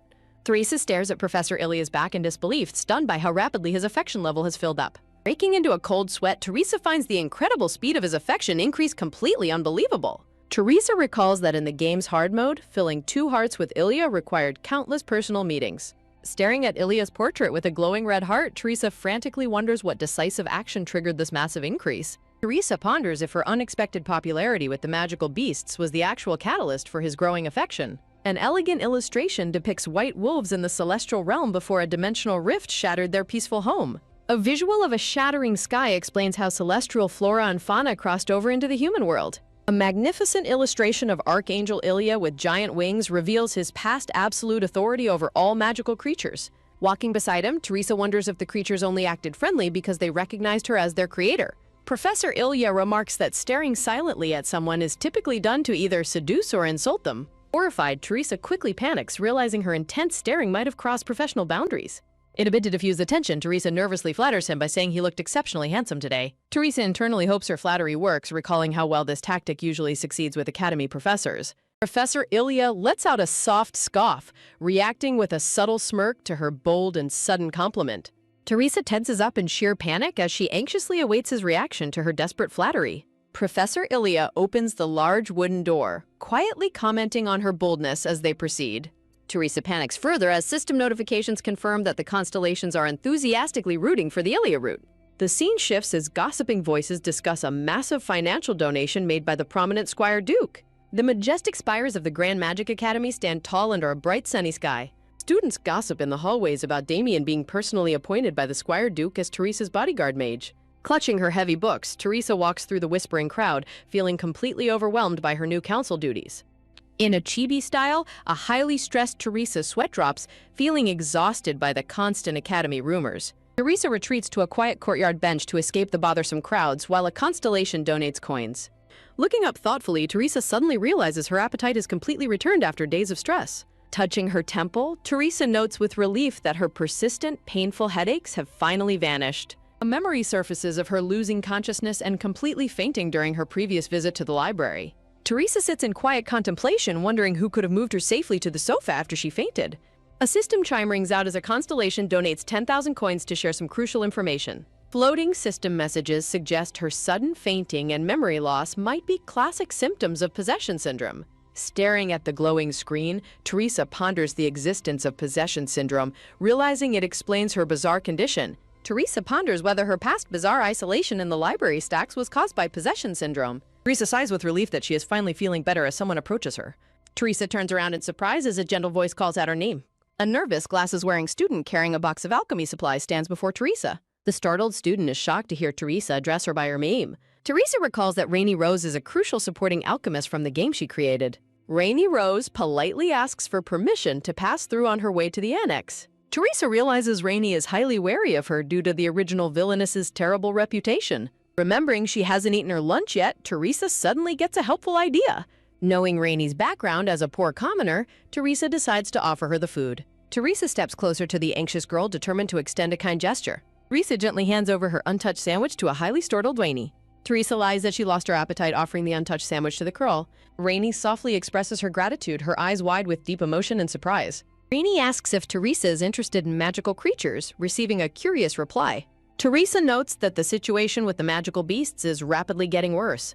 Rainy is caught off guard by Teresa's surprisingly knowledgeable and serious response. Rainy's face lights up as she thinks of her research on magical creatures. Teresa recalls that despite her shy demeanor, Rainy has an incredibly warm heart.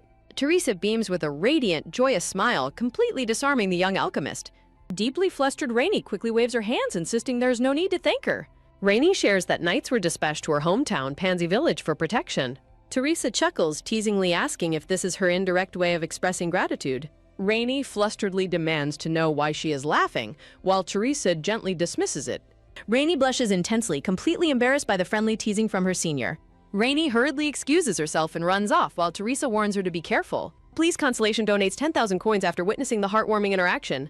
Teresa's expression turns solemn as she redirects her attention to her broadcast rankings. A system screen reveals that her stream ranking has dropped out of the top 100.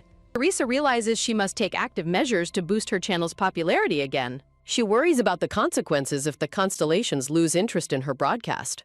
The scene shifts to the grand facade of the Magic Academy under a clear sky. Teresa nervously opens the massive wooden doors to attend her first official student council meeting. Inside, Damien and Clyde sit stoically, waiting for the critical meeting to commence. The sun shines brightly over the Academy's majestic towers, setting a tense atmosphere. Teresa swallows hard, feeling a bead of sweat drip down her face from anxiety. Teresa panics when she realizes she is forced to sit between Clyde and Damien. Damien instructs Teresa to sit beside him, heightening her sense of awkwardness. Sitting between them, Teresa desperately hopes to avoid any romantic or dramatic misunderstandings. Clyde formally initiates the student council meeting, maintaining a stern and businesslike demeanor. Student council member presents reports of magical creatures being corrupted by a dark miasma. A visual depicts corrupted monsters attacking, fueling growing fears among the civilian population. A council member mentions Teresa's previous act of dispatching knights to Pansy Village as an example. Constellation donates coins, criticizing the Academy's elitist focus on protecting only certain villages. Clyde listens quietly, processing the complex strategic and political arguments being presented. Clyde pragmatically states that the Empire cannot afford to fund and protect every single region. Blonde student notes that Damien is silently but intensely warning them to stop talking nonsense. The blonde student smugly suggests that Lady Teresa should provide the necessary funding instead. Other members pressure Teresa to sponsor the protection zones under Clyde's name. Amused Constellation donates coins, laughing at the students walking straight into a trap. Teresa pensively considers how she would have enjoyed being paired with Clyde if she were the real Villainess. A hand violently slams against the table as someone angrily barks about not provoking a sleeping lion. Gold coins rain down around an elegant butterfly crest while Clyde steps away, muttering about the high sum. Clyde sternly demands silence from the room, questioning Dorno and the other student if their demands were ever truly fair. Completely cornered by Clyde's sharp questioning, a sweating Dorno stammers nervously in response. Teresa looks on in confusion, quietly wondering why Clyde is unexpectedly taking her side in the debate. A sudden system warning alerts Teresa that she risks expulsion if she fails to humiliate Dorno. Sweating profusely, Dorno internally acknowledges how risky his aggressive political play was. Teresa hides a delicate giggle behind her hand, amused by how the situation is unfolding. Narrated details explain that the Student Council is a highly volatile paramilitary force made of powerful noble scions. The council maintains political survival by framing its actions as direct service to the Emperor. Dorno tenses up as he remembers that all Student Council proceedings are documented for the crown. Teresa narrows her eyes as she prepares to press her advantage in the meeting. Teresa points out that expanding protection zones could easily be misconstrued by political factions. Teresa asks Clyde if her actions could look like her family trying to seize territory. Teresa explains that involving the imperial family changes everything when disputing land ruled by the crown. Panicking, Dorno realizes that challenging the Emperor's authority could easily get them branded as traitors. Terrified, Dorno bows deeply and begs Teresa to forgive his reckless words and disregard his foolishness. A glowing blue system notification confirms that she successfully humiliated Dorno, rewarding her with 500,000 coins. Teresa smiles with quiet satisfaction, pleased that they can finally proceed with their meeting without distractions. The student council members wonder in chibi style if Teresa's clever political maneuver was completely out of character. A heavy wooden door suddenly flies wide open with a loud dramatic burst. An alarmed student council member rushes through the open doors, calling out urgently to Clyde. The panicked student reports that monsters have attacked Tuberosa village, leaving over 10 people wounded. The boy delivers the chairman's orders for the student council to immediately investigate the monster attack.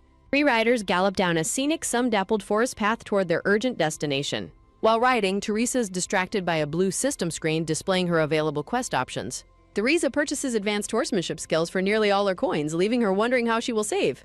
Clyde demands to know why she hesitated, while Teresa weakly excuses herself by claiming she was checking shop restocks. Clyde calls her an impatient brat while Teresa silently panics, realizing she has never even ridden a bicycle. Clyde scoffs at her unbelievable incompetence after Teresa sheepishly apologizes and claims she suddenly forgot how to ride. Damien watches Teresa from behind with a quiet, observant gaze as they ride side by side. Damien warmly tells Teresa to let him know next time so he can teach her how to ride. Teresa looks back at Damien in surprise, softly speaking his name in response to his kindness. Damien silently wishes he could have prevented Clyde from bringing Teresa along to the dangerous village. Clyde cuts off their conversation, curtly ordering them to stop chatting and focus on the road.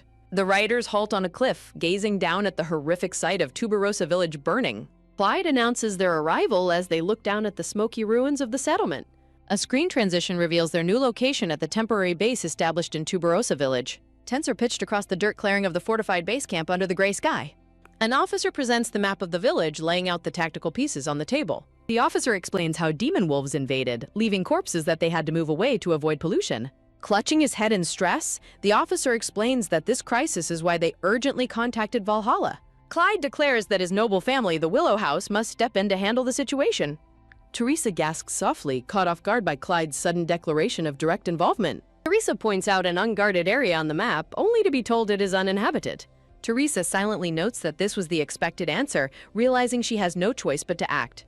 Teresa recalls that the beast will target this specific area because the game's script dictates it. She remembers that failing to defend this zone will ruin the villagers' lives for a long time. Teresa warns them that a wolf pack invading this unguarded spot would cause massive irreversible damage. Teresa takes matters into her own hands after the guard apologizes for their severe lack of defensive manpower. Teresa decisively declares her intention to scout the dangerous, unguarded area entirely by herself. Damien reacts with immediate, silent concern upon hearing her reckless scouting proposal.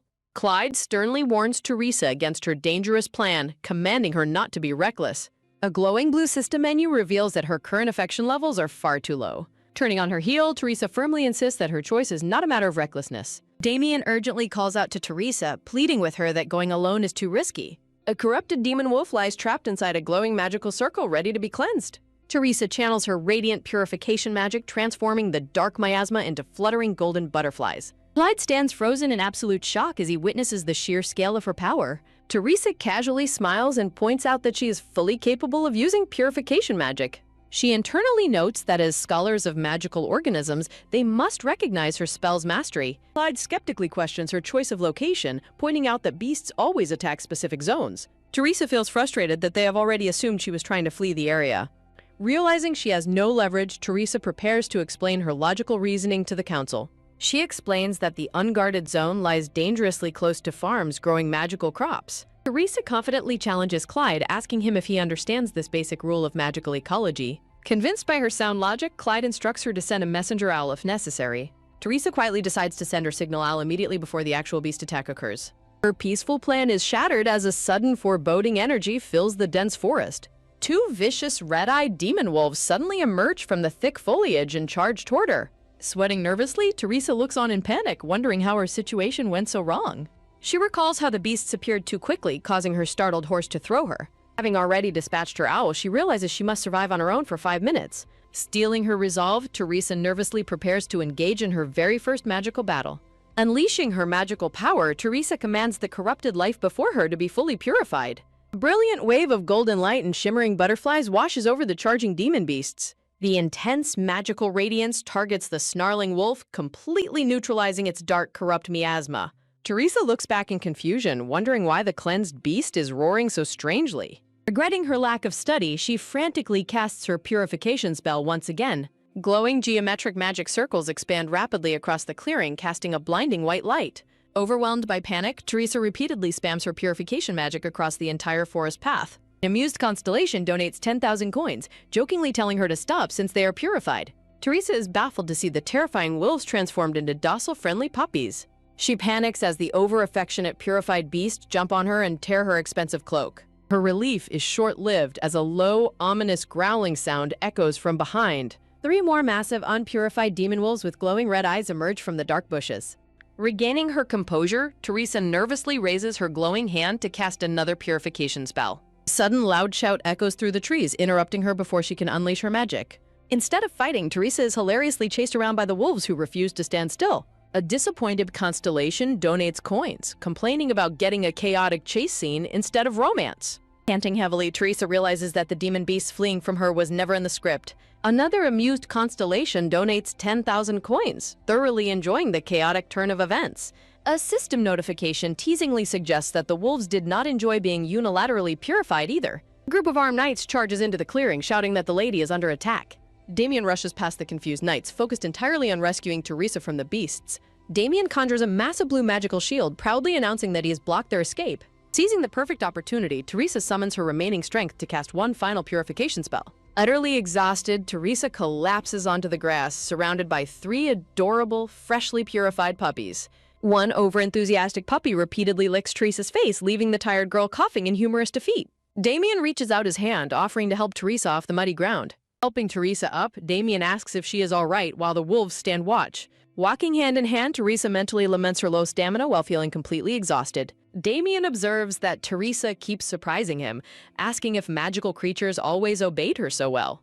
Damien presses further, questioning if magical beasts normally followed her commands so flawlessly. Teresa worries she overstepped, knowing Damien is fully aware she never had such abilities. The brown-haired knight loudly proclaims that Teresa's success is an entirely unprecedented phenomenon. The knight explains the high failure rate of live purification, marveling at Teresa's effortless success. Teresa silently doubts his praise, dryly noting her only past taming experience was with humans. Clyde suddenly approaches the group, demanding to know what is happening in the forest. The white wolves growl defensively, proving to be highly wary of Clyde's sudden arrival. Teresa notes that the beasts instinctively sense Clyde's cursed half-demon heritage on this land. Looking at Clyde's brooding expression, Teresa struggles to uphold their agreement to ignore him. Teresa sighs, finding it impossible to ignore someone with such an incredibly gloomy face. Taking a decisive step forward, Teresa prepares to speak with her brooding companion. Approaching Clyde, Teresa directly asks him if he needs something from her. Clyde flinches in surprise, momentarily stunned by Teresa's sudden and direct address. Clyde avoids her gaze, telling her to follow him to write a field report. Teresa readily agrees, asking for a brief moment to bid farewell to the wolves. Kneeling down, Teresa gently instructs the white wolves to return to their natural home.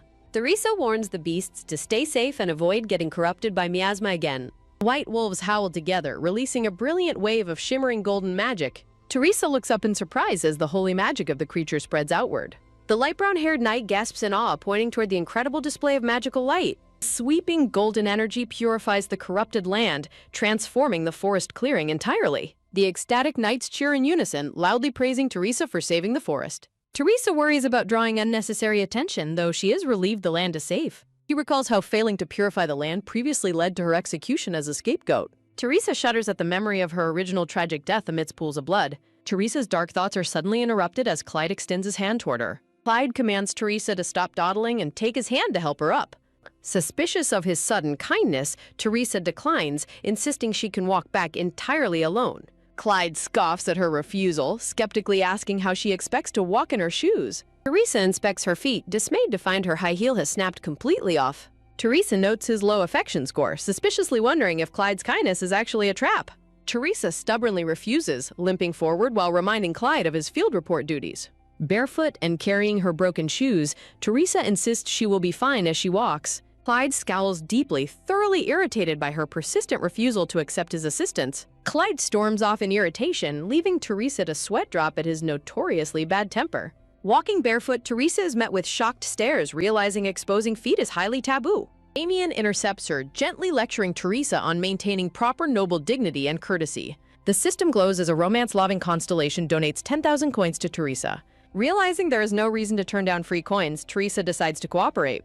Damien sighs playfully, asking if he has to instruct her on every basic detail. Damien sweeps Teresa up into a princess carry, noting she should have cooperated sooner. While Damien questions her behavior, Teresa smugly commands him to hurry up and carry her. An amused constellation donates 10,000 coins, praising Teresa's broadcasting genius. The system message enthusiastically declares that this is what a true villainess is about. Slightly embarrassed, Damien complies with her demand and carries her forward. Teresa rests in his arms, pleasantly surprised by Damien's unexpectedly sturdy and muscular build. Teresa marvels at Damien's impressively toned physique, wondering how much training he underwent. A system notification announces a generous coin donation from a constellation eager to check affection levels. Damien requests Teresa stop staring, while she notes his rapid increase in affection progress. Held in a princess carry, Teresa feels secure as Damien carries her down the path. Teresa secretly hopes this progress might finally lead her to a successful romance ending. She realizes a happy romantic ending is only possible if she avoids all bad endings. A screen reveals Clyde's black hearts have increased to 3, indicating growing dark affection. She worries about encountering the Emperor, which would dramatically increase her risk of execution. Teresa reasons that avoiding the Imperial Palace will keep her safe from the Emperor. He confidently concludes that she will not encounter the ruthless ruler anytime soon. A narrative screen transitions the scene directly to the Grand Sun Palace in the capital. The magnificent, white-walled Sun Palace stands tall under a clear, bright blue sky. Inside the Grand Throne Room, a request is made for Gordon Willow to enter. Resting his chin on his gloved hand, the Emperor coldly grants Gordon permission to enter. The silver-haired Gordon Willow walks slowly up the red carpet toward the majestic throne. Gordon Willow kneels respectfully before the great ruler, offering his formal, submissive greetings. Emperor Eugis Rodrigo commands Gordon to rise, noting he has heard rumors about Teresa. The blonde emperor inquires about the squire lady's remarkable activity at her student council meeting. A vision shows Teresa's unprecedented feat of restoring land corrupted by dark miasma. Emperor Eugis speaks of the squire family, attributing their unexpected revival to their eldest daughter. Gordon gulps nervously, realizing the political danger if Teresa can truly command magical creatures. The Emperor wonders why Valhalla did not notice her incredible taming abilities much earlier.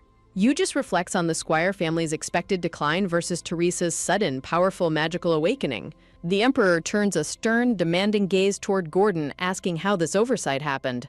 Gordon explains that her aptitude test originally showed the worst compatibility with magical creatures. A sudden footstep signals the tense atmosphere as Gordon tries to explain her sudden change. The Emperor steps down from his throne, warning Gordon that he never tolerates deceit. A heavy gulp escapes Gordon as sweat drips down his face under the Emperor's pressure. Gordon bows deeply, begging the Emperor to forgive his incompetence regarding the girl's assessment. Emperor Eugis smiles with chilling warmth, claiming to cherish Gordon despite his failure. Standing before the tall windows, Gordon humbles himself while the Emperor maintains his dominance. A dark history reveals how Eugis was manipulated by greedy nobles during his childhood. Upon coming of age, the ruthless Emperor executed all his deceivers by burning them alive. The Emperor speaks, his expression cold as he plans his next calculated move. Eugis gestures with a gloved hand, calling for a servant to step forward. A royal attendant approaches, presenting a sealed golden letter on a serving tray. Eugis prepares to send a personal invitation to the Sun Palace for the talented girl. The blonde Emperor smiles, determined to personally evaluate the student's unique magical abilities. Gordon is deeply shocked that the Emperor wishes to meet a minor unwed noblewoman. Gordon realizes the Emperor wants to verify if Teresa is a fool or a threat. Gordon stands in silence, deeply unsettled by the dangerous implications of the Emperor's curiosity. The Emperor's ultimate goal is to monitor Teresa and eliminate her if she poses danger. The scene shifts to the elegant exterior of the Magic Academy on a bright morning. Teresa's peaceful morning is interrupted by a crowd whispering about a sudden prestigious arrival. Milo, head of the Magic Association, greets Lady Teresa with a warm, polite smile. Teresa sweat drops nervously, offering a formal and cautious greeting to the high-ranking visitor. Milo mentions he heard of her extraordinary ability to purify pollution using magical beasts. Milo requests Teresa cooperate with their research for humanity's sake to replicate her powers. An outraged constellation donates coins, furiously warning Teresa not to become their lab rat. Teresa recognizes this invitation as a dangerous trap event that will trigger an immediate game over. Teresa refutes Milo's claims by pointing out he talks as if her magic is uniquely powerful. She flatly reminds him that her official aptitude test showed her magic had no special attributes. She questions his noble intentions, highlighting that she already risked herself by joining the student council as a B rank. Teresa mockingly asks if she is expected to go even further and become a mere lab rat for the Magic Association. While the association representatives are outraged by her disrespect, the surrounding students whisper in agreement with Teresa's logic. An outraged brown-haired student demands Teresa take responsibility for her words, accusing her of lacking patriotism. A powerful voice commands the accusers to shut up as Duke Raoul makes a dramatic entrance. Teresa is utterly stunned to see her father suddenly appearing at the academy. Duke Raoul places a reassuring, firm hand on his daughter's shoulder to protect her. The Duke delivers a chilling ultimatum, threatening to permanently ruin whoever refuses to kneel and confess. The system announces that the constellations are absolutely thrilled by Duke Raoul's sudden, powerful appearance. A constellation enthusiastically donates 10,000 coins while fangirling over Teresa's protective father. Raoul instructs Teresa to step back, leaving her overwhelmed by his incredibly intense and intimidating aura. Observing his fierce protectiveness, Teresa realizes she definitely inherited her father's dramatic temperament. She silently admits that having her father shield her from everyone's stares feels comforting, despite being overprotective. Teresa reflects that she thought she had already become completely immune to the whispers and stares of others. Raoul fiercely accuses the association of trying to exploit his daughter for their own selfish desires. The students who previously questioned Teresa stammer in absolute terror, unable to form a defense. Milo calmly warns Duke Raoul that he is overstepping his bounds, even as a protective parent. Milo feigns offense, claiming they only sought cooperation for the public good and dislike having their intentions scorned. Teresa inwardly scoffs at Milo's excuse, completely dismissing his hypocritical claim of working for the public good. She remembers that Milo is a dangerous mad scientist, entirely unguided by reason or common sense. Deciding he has heard enough, Duke Raoul coldly declares there is nothing left to discuss between them. Viewing their actions as an unforgivable insult to the Squire family, the Duke officially declares a territorial war. Teresa's eyes widen in sheer disbelief as she processes the terrifying reality of an actual territorial war. Milo stands completely stunned, unable to believe the Duke would go to such extreme lengths. The weight of a declaration of territorial war hangs heavily in the tense academy corridor. Teresa glances around anxiously as the atmosphere in the room grows increasingly tense and unpredictable. The white-haired academy chairman steps in, sternly warning Duke Raoul to watch his dangerous language. Seeing the academy chairman intervene makes Teresa realize this confrontation has escalated far beyond her worst fears.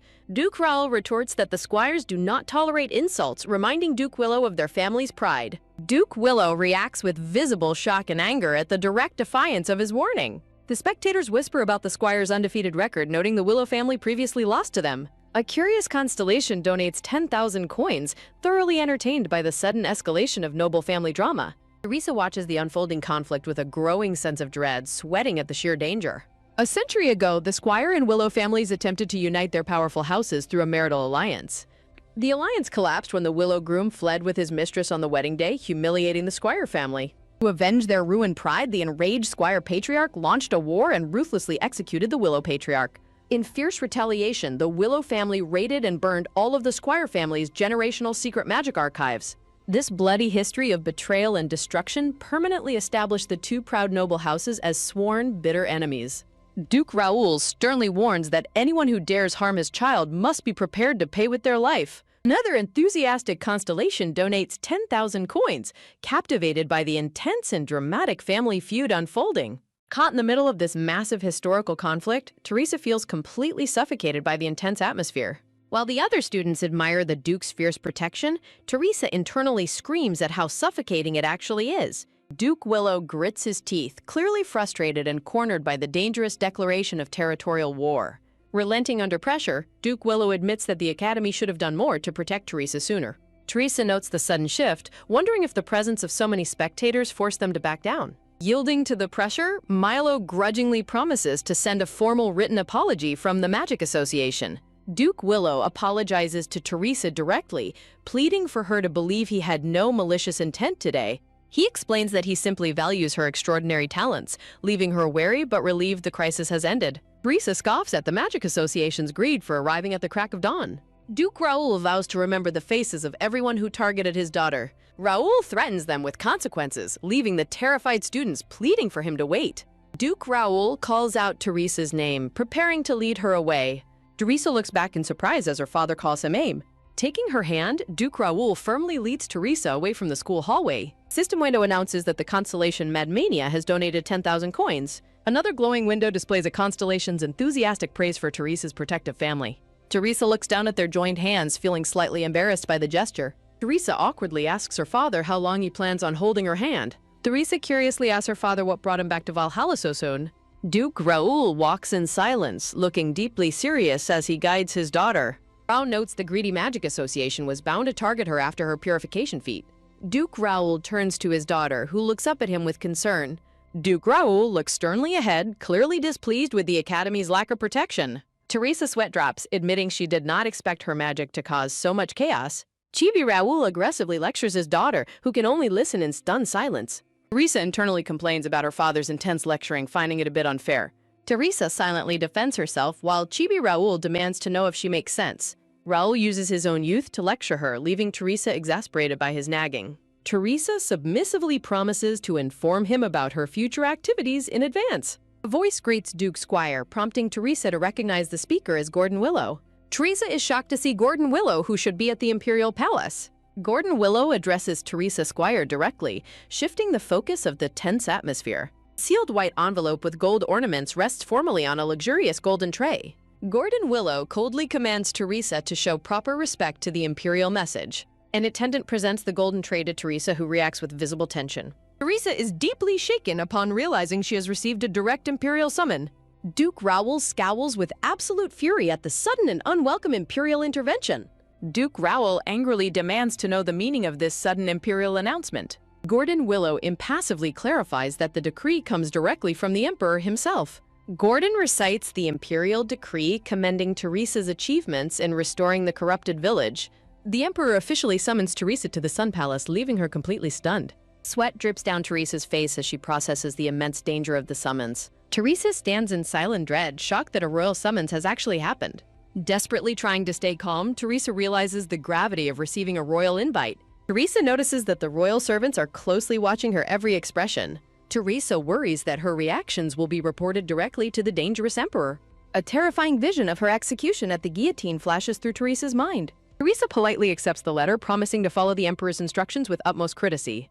A system notification announces a donation from a patron excited for the emperor meeting. Teresa reacts with dry disbelief, questioning the constellation's eagerness for her danger. Teresa laments that she hasn't unlocked the advanced etiquette skill required for this route. She worries her intermediate etiquette will lead to her execution for insulting the emperor. Duke Raoul coldly asks Gordon Willow if his business is finally finished.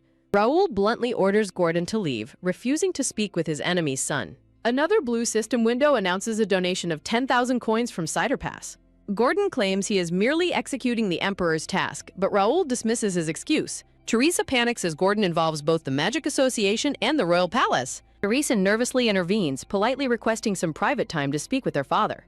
Duke Willow reluctantly accepts the situation, gritting his teeth in silent frustration. Duke Willow nervously attempts to diffuse the tension by inviting everyone to the drawing room for tea. A low hum resonates as Duke Raoul activates a powerful swirling purple magical defense barrier. Teresa marvels at the dense layers of chain security magic, wondering if Raoul is paranoid about being overheard. Teresa nervously panics, realizing her father is speaking with dangerous disrespect regarding the emperor despite the barrier. Raoul demands to know the contents of the summons, prompting a nervous Teresa to open the letter. The letter formally acknowledges Teresa's impressive achievements in slaying the monsters and restoring the village. The emperor summons Teresa to the Sun Palace, which she nervously recognizes as a deadly, veiled threat. Teresa fretfully anticipates the inevitable royal chaos and her father's irritation over the emperor's summons. Raoul sternly advises Teresa to dress flawlessly, warning her that the emperor values strict etiquette above all. Raoul tells Teresa to return home for a proper dress, leaving her wondering how he knew her wardrobe's limitations. Teresa feels a sudden warmth, wondering if her father has actually been quietly paying close attention to her. Dismissing her sentimentality, Teresa decides to travel home with Libby on Friday to prepare for the palace. Duke Raoul stands in contemplative silence, absorbing his daughter's decision with a serious expression. Softening his stern demeanor, Duke Raoul gently assures Teresa that he will be waiting for her return. Teresa stands completely frozen, deeply surprised by her father's uncharacteristically gentle and warm farewell. The Grand Academy building stands majestic and peaceful under a clear, bright sky. In the courtyard, two persistent suitors eagerly invite the blonde-haired Libby to spend the weekend with them. The boy persistently demands an answer to his confession, while a flustered Libby insists she already rejected him. A sudden, sharp click-clack of leather boots on the stone walkway signals someone's approaching presence. Teresa dryly observes the scene, silently mocking the endless romantic side stories that constantly follow the popular heroine. Libby joyfully calls out to her sister, while her suitors freeze in terror at Teresa's formidable presence. Libby happily runs toward Teresa like an excited puppy greeting its favorite person. Teresa feels a surge of annoyance at the thought of random side characters bothering her carefully crafted heroine. Casting an icy, terrifying glare, Teresa demands to know if the boys have business with her sister? The petrified suitors frantically stammer an apology and immediately prepare to flee for their lives. Teresa dryly concludes that maintaining a fearsome and notorious reputation certainly has its daily conveniences. Teresa asks Libby about her suitors, prompting Libby to innocently explain how often other male classmates approach her. Teresa asks if she harbors feelings for any suitors, causing a flustered Libby to stammer a denial. Teresa's eyes narrow calculatingly as she prepares to thoroughly assess Libby's romantic prospects. Teresa considers that Libby might not love the male lead, while Libby admits she hasn't met anyone special. As their carriage rolls along, Teresa inquires about Libby's ideal type, sparking her curiosity. Libby places a finger to her chin, deeply pondering what her dream partner would be like. Libby envisions a sweet and caring protector, entirely unaware that she is imagining Teresa herself. Teresa sweat drops, dryly realizing finding such a sweet partner is impossible since the male leads are all trash. Teresa flatly claims no such perfect person exists, fully aware of the male lead's actual dark personalities. Teresa silently reflects on how the male leads are actually dark, cruel, and deceptive. Libby offers a soft, mysterious giggle, her cheeks flushing pink with secret affection. Looking at Teresa with absolute adoration, Libby warmly confesses she wants someone exactly like her sister. Teresa internally screams in panic, realizing with horror that Libby's romantic standards are dangerously warped. Teresa fretfully remembers that she has only ever shown Libby her aggressive fighting and family arguments. Looking out the carriage window, Teresa's attention is suddenly caught by a commotion on the street. Teresa spots Joseph standing on the street, immediately recognizing him as he confronts a group of students. Mocking students loudly taunt Joseph, claiming Teresa despises her family and pointing out his lack of purification skills. Joseph furiously tells them to shut up, drawing the attention of whispering onlookers who recognize the Squire family. The bully maliciously warns Joseph that Teresa's rise as heir means he will inevitably be kicked out of the family. Consumed by rage, Joseph gathers glowing magical energy in his hands, fiercely shouting for them to be silent. Intervening instantly, Teresa appears with glowing butterflies and orders everyone to cancel their magic. Joseph finds himself completely bound and silenced by Teresa's glowing magical butterflies, left groaning in surprise. The terrified bullies are similarly bound in glowing chains, as Teresa coldly permits them to speak again. Teresa reflects that her newly developed magic command system is working efficiently with short commands. Bound in glowing chains, Joseph furiously demands his release, but Teresa refuses, warning he will only fight again. Teresa smiles warmly, leaving the two bound, blushing male students completely starstruck in her presence. The two bound boys stare in dazed, starry-eyed silence, completely mesmerized by the beautiful sisters. Libby suddenly arrives on the scene, anxiously asking her sister what is going on. The boys internally admire Libby's angelic beauty, imagining a literal halo hovering over her head. A blue system screen describes the stunned reactions of boys witnessing pure beauty. Teresa sweat drops, dryly noting that the system notification sounds exactly like a sensational online video title. Placing a hand on Joseph's shoulder, Teresa politely asks the boys if they are his friends. Teresa beams brightly behind her brother, who grumbles in embarrassed frustration under her touch. Releasing her magic, Teresa warns the boys to behave themselves as she grants them movement. The glowing magical chains dissolve, freeing the surprised pink-haired boy from his tight binding. Joseph stands in quiet contemplation as the purple magical chains break apart around him. Grabbing Joseph's hand, Teresa casually tells him it is time for them to leave. Joseph furiously demands to know her plot, but a smiling Teresa claims she is merely holding his hand. Joseph angrily commands her to stop lying and demands to know the true scheme behind her actions. Teresa explains that her actions will ensure the onlookers watch their mouths from now on. Joseph furiously shouts that he will never support her as heir, but Teresa calmly agrees with him. A sharp slap sounds as Joseph abruptly yanks his hand free from Teresa's grip.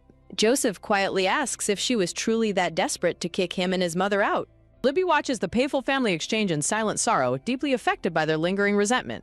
Teresa deeply ponders what the absolute best thing to say to her brother would be. A dark memory reveals the past Teresa, screaming that she would never acknowledge Joseph and his mother. Teresa somberly reflects that even though she is not personally responsible for those past cruel actions, she accepts that bearing the burden of past sins is necessary to live as Teresa. Teresa sincerely apologizes, admitting it was incredibly difficult for her to accept him and his mother. Teresa vows that from this moment onward, she will make sure absolutely no one. Libby stares in wide-eyed hope, deeply touched by Teresa's sudden change of heart. Teresa smiles gently at Joseph, holding his hand warmly amidst a beautiful bloom of white lilies. Joseph blushes furiously, unable to hide his embarrassed confusion at his sister's sudden kindness. Walking away together, Teresa tells them that the bullies are still watching them from behind. A dramatic constellation sponsors 10,000 coins, complaining about the unexpectedly heartwarming family reconciliation scene. Another supportive constellation sponsors 10,000 coins, acknowledging Teresa's struggles and expressing deep empathy. The scene shifts to the next day at the magnificent and sprawling Squire family mansion. Multiple luxurious, sparkling dresses are lined up on mannequins inside the mansion's dressing room. Teresa stands in the center of the lavish dressing room, surrounded by her busy maids. The elegant blonde Duchess enters, announcing she has summoned the boutique staff directly to the mansion. Duchess Eloise smiles warmly at Teresa, accompanied by her loyal brown-haired assistant. Eloise joyfully celebrates getting Teresa out of her uniform, while Teresa insists she has enough dresses. A materialistic constellation sponsors 10,000 coins to support the luxurious dress shopping spree. The system screen emphatically begs Teresa to simply accept the beautiful gifts being offered. Teresa decides to treat this dress-up session as a classic fun video game. The maid presents a thick fur coat, which Teresa complains is far too heavy. Eloise worries whether any of the selected boutique dresses will meet Teresa's high standards. Teresa stands in a gorgeous white dress while an intimidated constellation sponsors 10,000 coins. Teresa realizes her biggest issue isn't the clothes, but the missing advanced etiquette skill in the shop. Eloise and her assistant gasp in pure admiration, praising Teresa's stunning and beautiful appearance. Resolving herself, Teresa accepts that she has no choice but to proceed with her plans. A grand, majestic palace stands under a bright sky as a carriage prepares for departure. Stepping into the carriage, Teresa resolves to utilize every piece of knowledge she possesses. Teresa, in her elegant white dress, looks out from the carriage window, resolved to face the Emperor herself. Inside the grand, majestic palace, an announcement echoes, declaring the arrival of Lady Teresa Squire. Standing before the massive, ornate double doors, the butler requests permission for Teresa to enter. With a sharp click, the doors swing open and a deep voice welcomes Teresa, stating she has been expected. Emperor Eugis Rodrigo, a handsome young man with golden hair, stands waiting in a lavish, dark imperial uniform. Teresa performs a respectful curtsy, formally greeting the Emperor as the master of the world. A quiet smirk plays on the Emperor's lips as he observes her polite greeting. Teresa rises from her bow, mentally noting that the initial greeting has thankfully gone off without a hitch. Her relief is instantly shattered, her eyes widening in absolute shock at a sudden realization. A blue system screen displays Eugis Rodrigo's profile, revealing 4 terrifying black hearts of favorability. Staring at his back, Teresa panics internally upon seeing that Eugis harbors 4 black hearts right from the start. The system screen details that while 1 to 3 hearts warn of danger, 4 black hearts signal literal killing intent. Teresa grimly concludes that this is a dangerous stage where a single mistake will trigger an instant bad ending. Eugis turns back to her with a chilling smile, delivering a silent ultimatum as he invites her to sit. Seated at the tea table, Eugis comments on her changed impression, while Teresa offers a polite, safe response. Teresa grows visibly tense as Eugis points out how fervently her eyes used to gaze upon him. Teresa inwardly curses her predecessor's behavior, realizing Eugis's affection drops whenever she seems to aim for the throne. She fretfully remembers that his bad ending doesn't just mean her death, but the total annihilation of her family.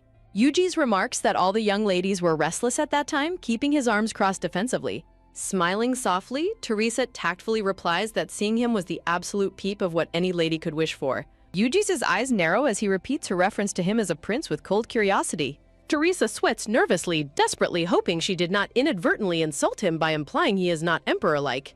She quickly flatters him, while Eugis asks if she was drawn to him solely because of his looks. Teresa sweat drops as Eugis notes her talkativeness, leaving her wondering if he strictly adheres to rigid traditional values. Teresa quickly apologizes, but Eugis, slicing a piece of cake, assures her there is no need for apologies. Teresa accepts the plate with polite gratitude, though a bead of sweat betrays her intense anxiety. Taking a quiet moment, Teresa reflects that his behavior is actually much more normal than she had expected. As she hopes for a peaceful outcome, Eugis drops his fork with a sharp clank, complaining that the cake tastes dreadful. Teresa is left completely speechless, staring at him in frozen silence over the lavish spread of untouched desserts. Eugis coldly asks his staff if this pathetic display is truly the best they can do for an honored guest. A heavy, terrifying silence fills the room as Eugis glares down, his dark aura radiating pure menace. Terrified, the butler, bowing low, pleads for forgiveness, promising to bring a fresh set of refreshments immediately. Facing his overwhelming pressure, Teresa clutches her chest, feeling physically ill from the sheer tension in the room.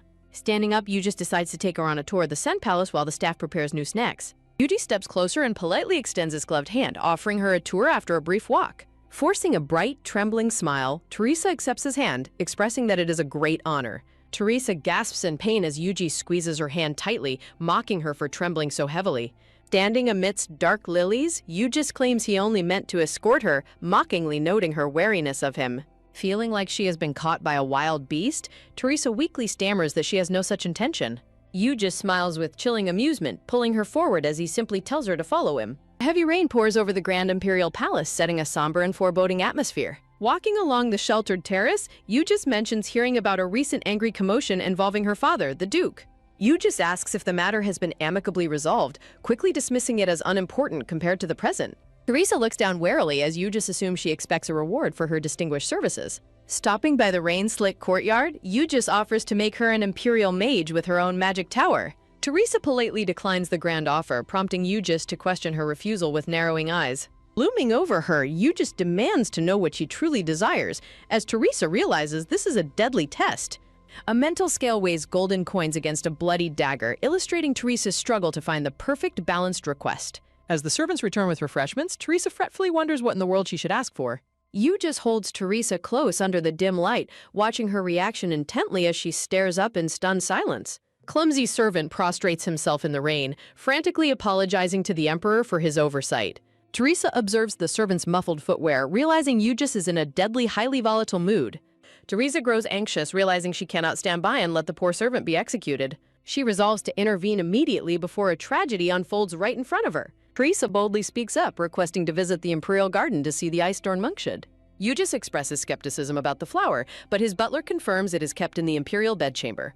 Teresa reveals her knowledge of the poisonous plant, which numbs the Emperor's oversensitive royal senses. Yu just turns back with a cold glare, questioning if she is trying to soothe his anger. Teresa politely explains she merely noticed his headache and wanted to offer a healthy, natural alternative. Yu just asks if her reward is concern for him, prompting her to request his favor instead.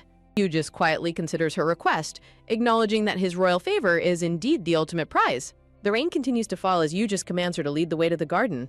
Arriving at the rain-slicked courtyard, they find the stunning blue ice thorn monkshoot in full bloom. Teresa begins to express her relief, but her words are cut short by a sudden movement. A sudden harsh grip sounds as Yu just ruthlessly grabs the trembling servant by his hair. The servant cries out in agony as Yu just violently throws him to the ground in front of Teresa. Teresa watches in horror as Yu just coldly offers to grant her a dark opportunity. Yu just commands the terrified servant to pluck the deadly flower with his bare hands. Knowing the flower is instantly lethal to normal humans, Teresa desperately begs to pluck it herself. Yu just abruptly grabs Teresa's chin, mockingly questioning her sudden display of compassion for a servant. Yu just looms over Teresa, his chilling smile betraying his utter amusement at her desperate plea. Yu just proposes a deadly wager, offering to spare the servant if she answers his upcoming question satisfactorily. Yu just pauses with a sinister smirk, leaving the terrible alternative hanging in the air. He dictates that if her answer fails to please him, Teresa must execute the servant herself. Surrounded by symbolic chains of fate, Yu just coldly demands to know if she accepts the wager. The tense silence of the rainy terrace highlights the absolute gravity of his horrific terms. Knowing that backing down will only seal her doom, Teresa reluctantly accepts the dangerous bet. Yu just warns her that historically, anyone who attempted to deceive him was burned at the stake. Yu just observes the trembling servant, musing that his punishments have perhaps grown too soft lately. But Yu just poses his question, demanding Teresa decide a fitting punishment to warn others against deceit. Teresa stands frozen under his intense gaze, struggling to find a safe and clever response. Teresa panics internally, realizing this critical prompt never existed in her knowledge of the scenario. Reviewing his profile, she spots a single peculiar interest she can exploit to save herself. Resolving to take a massive gamble, Teresa begins channeling her luminous water magic. She decides to appeal to the Emperor's deeply hidden fondness for captivating stories. Before delivering her final answer, Teresa requests permission to share a legendary tale. Teresa begins weaving a magical fluid illustration of King Sisyphus to capture the Emperor's attention. Her story details King Sisyphus' struggle with a mischievous godson who repeatedly stole his cattle. To catch the thief without angering the gods, Sisyphus secretly branded the hooves of his cattle. Having successfully reclaimed his cattle, Sisyphus foolishly grew arrogant, believing he could outsmart the gods themselves. Sisyphus went so far as to trick the god of the underworld to escape back home. Yu just interrupts, asking if she is suggesting he should simply let the guilty servant walk free. Teresa quickly clarifies that she is absolutely not suggesting the sinner should go unpunished. She explains that the gods eventually captured Sisyphus' soul and devised an eternal, fitting punishment. Sisyphus was condemned to roll a heavy boulder up a mountain, only for it to fall forever. Teresa draws a parallel, comparing the Emperor's divine status to the gods in the legend. She proposes that the servant should receive a similar grueling punishment of endless labor instead of death. To her immense relief, Yu just bursts into a hearty laugh, thoroughly delighted by her clever answer.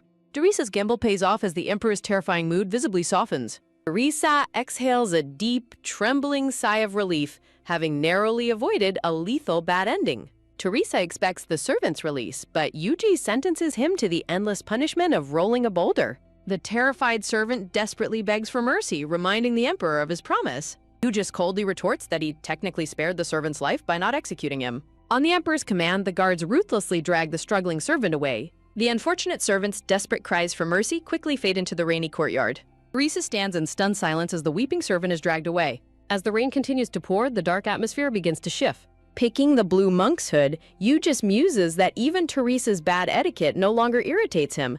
Yu just surprises Teresa by offering her the deadly blue flower as his first ever gift to a woman. Teresa accepts the flower with quiet gratitude, relieved that his terrifying mood has finally improved. The Emperor's favorability screen appears, showing a noticeable decrease in his dangerous hostility. Yu just gently holds Teresa, suggesting they return indoors to have some warm food. Despite his gentle gesture, Teresa inwardly curses him for being a terrifyingly erratic tyrant.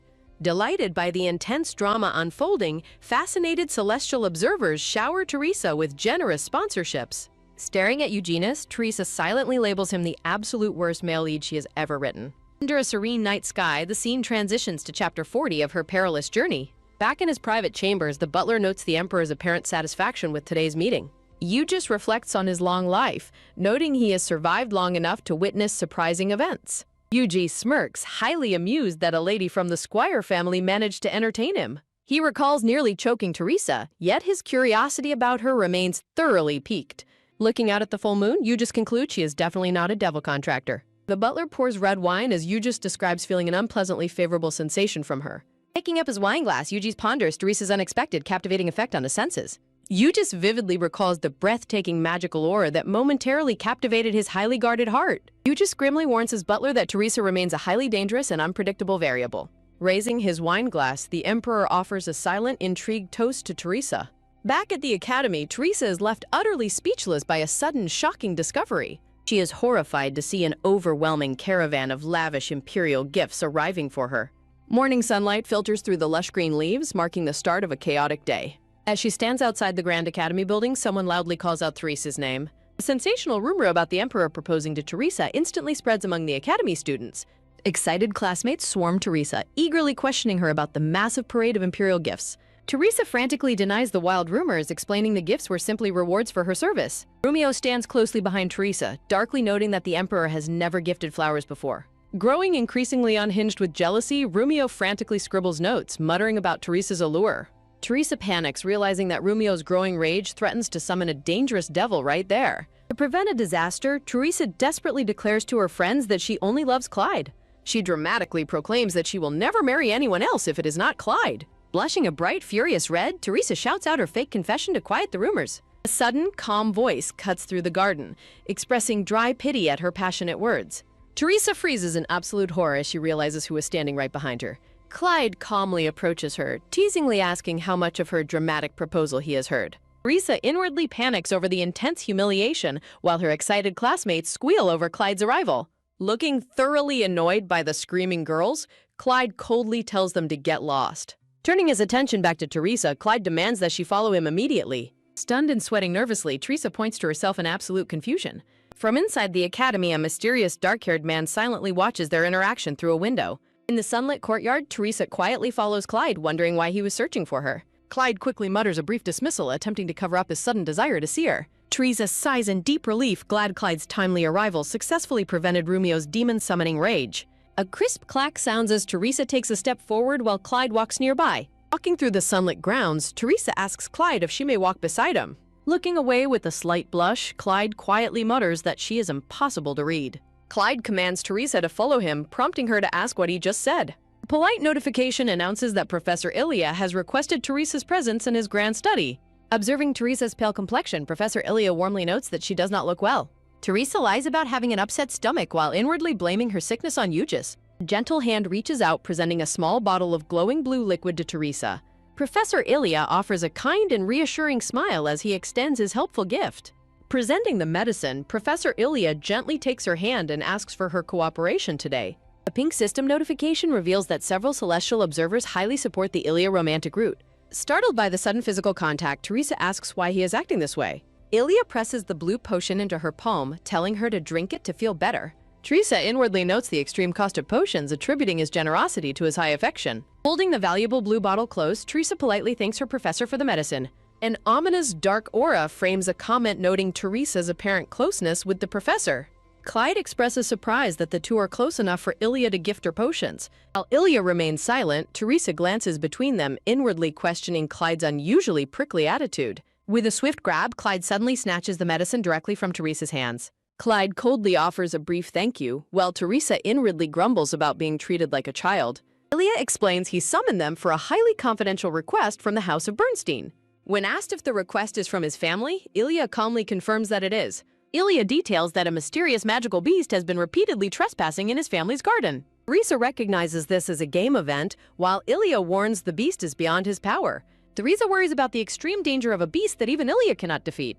Listening intently, Clyde asks if the invading creature is a spiritual beast known as a ghost. Ilya agrees that slaying the creature is necessary, though it poses an immense challenge. System information explains that celestial ghost beasts corrupted by miasma become far more dangerous than demons. Ilya explains that revealing the truth to the public would only cause unnecessary widespread panic. A quest screen appears, warning Teresa that refusing the request will lower Clyde's crucial affection. Teresa realizes she cannot risk losing affection points, which would increase Clyde's dangerous black hearts.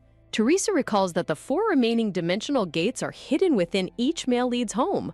The magical gates only appear during even-numbered months, and only one can be opened. Teresa decides to accept the mission, eager to search the Bernstein Duchy for the portal. Teresa warmly agrees to the request, stating she wants to help the professor's family. A gentle hand reaches down to affectionately pat Teresa's head as she accepts the task. Teresa is completely startled as the tall professor unexpectedly pats her head with great gentleness. While Teresa wonders how a great demon can be so gentle, Clyde glares in silent annoyance. Clyde's expression darkens further as he watches the intimate interaction between Teresa and Ilya.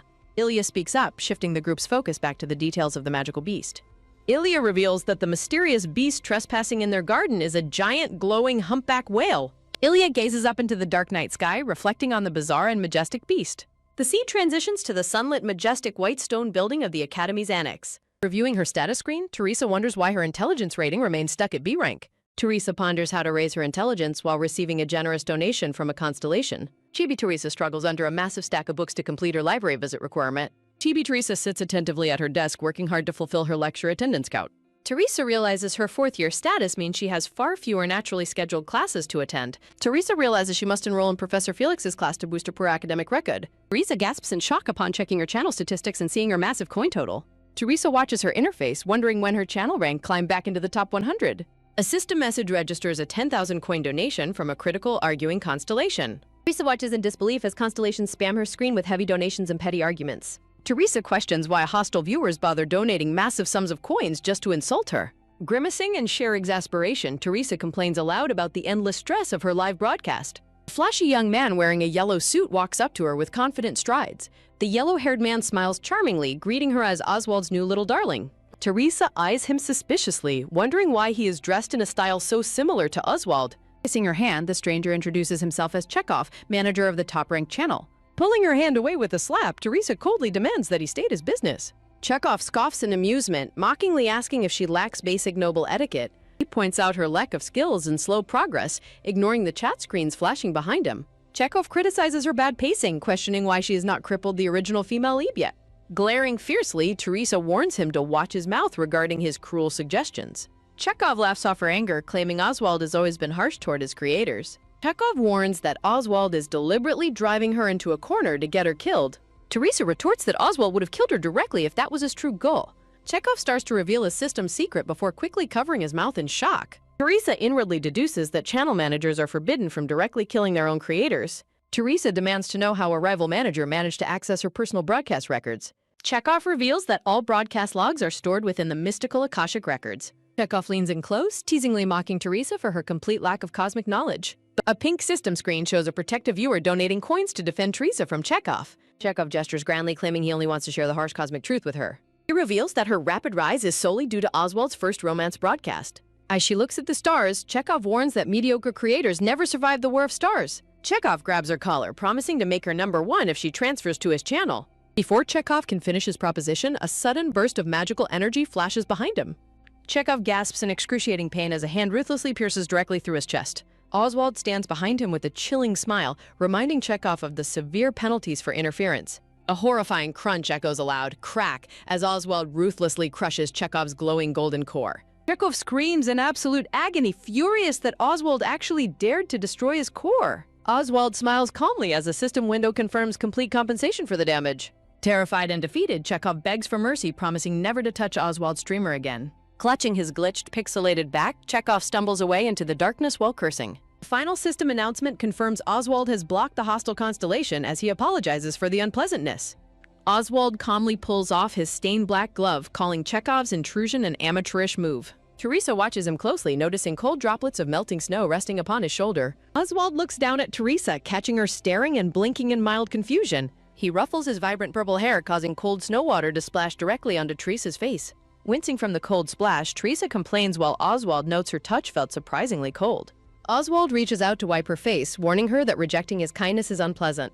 Leaning in close to her ear, Oswald whispers a soft, threatening warning that leaves her speechless. Outside the annex, they walk together as Teresa mentions Chekhov's remarks about her lack of skills. Oswald gestures to the floating screens, explaining how record-breaking events draw massive crowds of constellations. Staring at him, Teresa finally understands the true mechanics behind her rapid channel growth. Looking up at her manager, Teresa silently marvels at his absolute competence and power. Pointing to his purple-pink hair, Teresa curiously asks what his original hair color was. Oswald smiles softly and touches his hair, amused by her unexpected question. Teresa is shocked when he reveals his true blonde hair, recalling she designed the arrogant emperor similarly. Teresa reflects on the striking similarity in their ferocious and elegant auras, noting they both possess the dignity of a natural-born ruler. Oswald leans in close to Teresa, teasingly noting her tendency to get overly engrossed in her research when her curiosity is piqued. Oswald comments on her guard being properly up today, leaving Teresa thoroughly confused by what he means.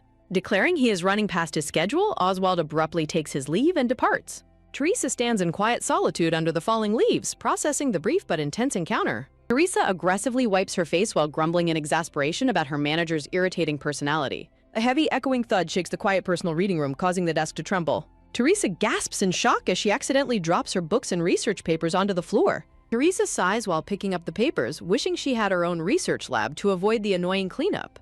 A system window displays constellations donating coins while arguing over whether Teresa is simply a magic enthusiast. Startled by a sudden loud noise, Teresa wonders who would slam the reading room door open so aggressively. Another generous coin donation notification registers as a constellation reacts wildly to the sudden disruption.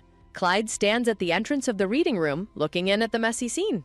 Teresa stutters in surprise, nervously questioning Clyde's sudden and unannounced arrival. Clyde awkwardly apologizes for his loud entrance, looking slightly embarrassed. Chibi Teresa frantically tries to shut the door on Clyde, promising to stay completely quiet. Clyde criticizes the messy study space, while Teresa silently suspects he is looking for an excuse to expel her. Desperate to drive him away, Teresa resolves to say something ridiculous and dramatically questions his behavior. Teresa dramatically cries out that they cannot continue doing this, pleading with Clyde to let her go. Clyde stares back in absolute speechless bewilderment at her sudden and confusing outburst. Sudden footsteps halt outside the doorway as student voices murmur in confusion. Rivia and her friends gasp in shock upon discovering Teresa inside the room with Clyde. The students immediately begin whispering dramatic gossip, assuming the two are having a tragic breakup. Teresa panics and tries to clear up the misunderstanding, but the startled girls quickly run away.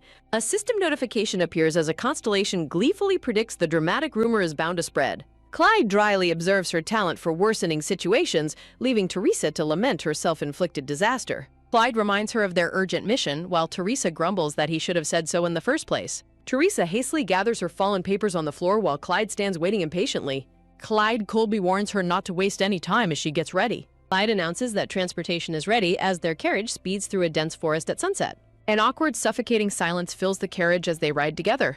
A system screen notes the oppressive silence, with a viewer begging them to start talking. Teresa crosses her fingers in a firm refusal to break the silence. The interface displays her determination to hold her breath rather than speak. Teresa resolves to stay silent until they arrive, fearing any attempts to chat will end badly. A sudden loud bump shakes the carriage alongside a bizarre, echoing screech, catching Teresa off guard. Clyde urgently commands the driver to halt the vehicle immediately. Stepping out of the carriage, Teresa notes a chilling, ghastly wail echoing nearby. Teresa stumbles off the carriage and twists her ankle, while a constellation mockingly critiques her poor physical coordination. Teresa's eyes widen in sheer horror as she gazes up at the sky. A colossal glowing blue humpback whale floats majestically yet ominously in the evening sky. A sudden surge of magical tension hangs in the air as they confront the beast. As Clyde prepares his magic, Teresa warns him that living beings cannot physically touch ghost-type mana beasts. Clyde calmly acknowledges her warning with full confidence. Teresa gasps in shock as a sudden burst of power shifts the surroundings. Teresa loses her balance and falls backward, but Clyde swiftly catches her in a protective hold. Clyde demands to know what she is doing, his composure momentarily breaking. A second colossal whale radiating a warm golden light suddenly emerges in the sky. Leaning against him, Teresa softly explains that the golden whale is the calf's mother. Teresa explains the mother is trying to stop her corrupted calf, leaving Clyde to wonder how she knows so much. Narration explains that humpback whales possess exceptionally strong maternal instincts, setting the stakes. Holding Teresa on the ground, Clyde observes that the mother whale has successfully prevented her calf from invading the town. Looking up with determination, Teresa resolves to purify the corrupted beast no matter what it takes. Teresa groans in pain as she struggles to walk beside Clyde. Teresa scolds herself in frustration for spraining her ankle from a simple jump out of the carriage. Clyde sighs as he admits his own purification magic is useless against ghost-type mana beasts. Swiftly lifting her into his arms, Clyde confesses that she is the only one he can rely on. When Clyde demands she focus and prepare, Teresa quickly snaps out of her daze. Teresa realizes that using Clyde's relic could purify the beast, but risking his awakening as the king of incubi would doom the continent. Determined to avoid Clyde's tragic bad ending, Teresa prepares her own purification magic while Clyde looks on with curiosity. Teresa announces her spell is prepared as a brilliant, multicolored magical light begins to gather in her hands. Golden butterflies burst forth as Teresa desperately commands the corrupted mana beast to be purified. Ethereal blue light washes over the sky as Teresa notices the corrupting black mist is successfully thinning out. Clyde asks about her remaining mana while Teresa checks her status window and replies she has about half left. Teresa grows concerned, knowing her current mana limits make completing this purification incredibly difficult. Watch in alarm as the colossal mana beast begins moving toward the aura of nearby magical plants. Clyde declares they must outrun the beast to stop it, leaving Teresa completely stunned. Teresa panics, realizing that even on horseback they cannot possibly match the colossal beast's speed. Spotting a glowing magic circle on the lawn, Teresa recognizes Professor Ilya casting a spell. Professor Ilya stands inside the magic circle, radiating a powerful and elegant aura. A sudden flash of teleportation magic envelops Clyde and Teresa, startling them. They are instantly teleported directly into the grand and luxurious lobby of the Bernstein Manor. Teresa gasps in horror as Professor Ilya suddenly begins violently coughing up blood. While servants panic, Ilya calmly orders everyone to evacuate before the deadly ghost mana beast arrives. Clyde hands Teresa a small glass vial containing a glowing blue potion. Teresa wonders if this is the special magic potion the professor originally gifted to Clyde. Clyde promises to take full command of the situation while she drinks the potion. Thanking him, Teresa downs the potion, causing a surge of blue magical energy to course through her legs. Speeding through the estate, Teresa feels relieved she can run fast enough to reach her destination in time. Narration explains that activating the dimensional gate inside the retired gardener's greenhouse will reveal a hidden secret. A metallic click echoes as Teresa unlocks the heavy chains blocking the greenhouse door with a golden key. System notification registers, confirming the lock has been successfully opened. An unexpected hidden Easter egg belonging to the Bernstein family appears before Teresa. The system reveals the hidden treasure is none other than the legendary mana enhancement potion. Grinning with triumph, Teresa greedily drinks down the rare potion to boost her magic. Eager to see the result of the potion, Teresa immediately summons her status window. Staring at her maxed out S-rank mana, Teresa marvels at the sheer, overwhelming power coursing through her. Constellations in the chat react with wild excitement, cheering as her mana pool is fully charged. Deep, majestic cry echoes through the night sky as the massive, corrupted whale floats overhead. Channeling her newly acquired S-rank mana, Teresa unleashes a massive wave of purification magic.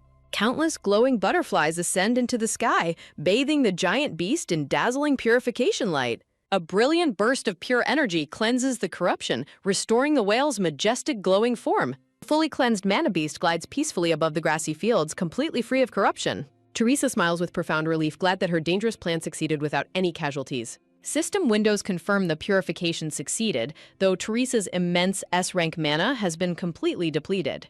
Overwhelmed by sudden exhaustion, Teresa's vision blurs and she begins to fall backward. Falling onto the soft grass, Teresa passes out as the system window confirms her quest completion reward. Clyde frantically slaps her cheeks to wake her, while Teresa inwardly grumbles at whoever is hitting her face. Clyde angrily lectures her on the dangers of mana depletion, while a dazed Teresa begs him to lower his voice. Clyde grinds his teeth in sheer annoyance, highly frustrated by her reckless behavior.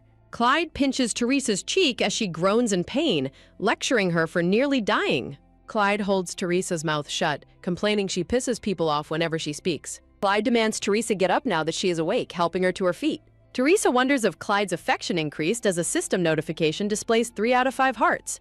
Clyde notes Teresa definitely did not have enough mana to pull off such a feat. Clyde questions how she purified the entire area, leading Teresa to lie about her potion. Clyde questions her forgetfulness, but Teresa quickly retorts that he also forgot his own potion. Teresa guesses in surprise as the small purified baby whale floats gently right in front of her. Teresa happily advises the baby whale to listen to its mother, but the creature suddenly requests a contract. Teresa looks down in confusion, questioning what the glowing baby whale wants from her. Following the baby whale's prompt, Teresa hesitantly holds out her hand as a glowing magic circle ignites. Teresa wonders if a contract was just formed as an amazed voice nearby shouts to look over. Astounded servants watch the whales fly overhead as the dead plants around Teresa miraculously bloom back to life. The majestic whales bid Teresa a warm farewell before dissolving into the sunset sky. Teresa smiles warmly and bids farewell to the giant beasts, wishing them a safe journey. The onlookers whisper in absolute shock, wondering if Teresa just successfully tamed a ghost-type mana beast. An onlooker proudly remarks that their young master truly has an incredibly talented and wonderful disciple. A sudden choke sounds as a red-haired man violently holds a pleading man off the ground. The red-haired man calls him trash, reminding him he warned not to over-cultivate the ghost-attracting plants. Trembling in absolute terror, the man bows on the floor, pleading for forgiveness from Lord Ablo. Lord Ablo coldly states that contracting with someone so unqualified was nothing more than mere entertainment. Lord Ablo recalls playing the role of the dead second son, extending his wife's life and erasing mistakes. The terrified man begs on his knees, desperately promising that this mistake will never happen again. Lord Ablo thinks to himself how tiresome it is, having heard those exact words endlessly as an archangel. Lord Ablo thinks humans are a pathetic species, never expecting the man to succeed anyway. Lord Ablo admits to feeling unusually angry today, unlike his normal self, as he watches Clyde and Teresa. The bowing man cries out in profound gratitude as Lord Ablo quietly spares his life. Lord Ablo finds his dull entertainment suddenly interesting as Clyde and Teresa board their carriage below. The carriage speeds away into the dark forest under a starry night sky. An awkward and heavy silence once again fills the carriage as they ride together. Teresa moves to sit next to Clyde due to motion sickness, prompting him to call her unpredictable. Clyde silently observes her hot and cold behavior, noting how she avoids him, then suddenly approaches. Clyde continues to ponder her confusing mixed signals, recalling her contradictory declarations of love. Clyde freezes in surprise as the exhausted Teresa suddenly falls asleep on his shoulder. Clyde stares down at Teresa, silently noting how carefree she looks while sleeping. Clyde softly smiles, teasingly whispering that she seems more foolish the more he looks. Clyde reflects on how Teresa's expressions have changed, yet she remains fundamentally the same. Clyde realizes he feels unusually relaxed around her, wondering if he's becoming ordinary. Clyde questions his own peaceful thoughts, doubting if he could ever truly be ordinary. Clyde's dark alter ego mockingly warns him to stop playing human and expecting friendship. A dark, suffocating aura begins to emanate from Clyde as Teresa sleeps peacefully beside him. Clyde struggles with his inner demons, recalling how her purification magic nearly made him lose control. His inner voice tempts him to yield to the nightmare's pheromones and fall asleep together forever.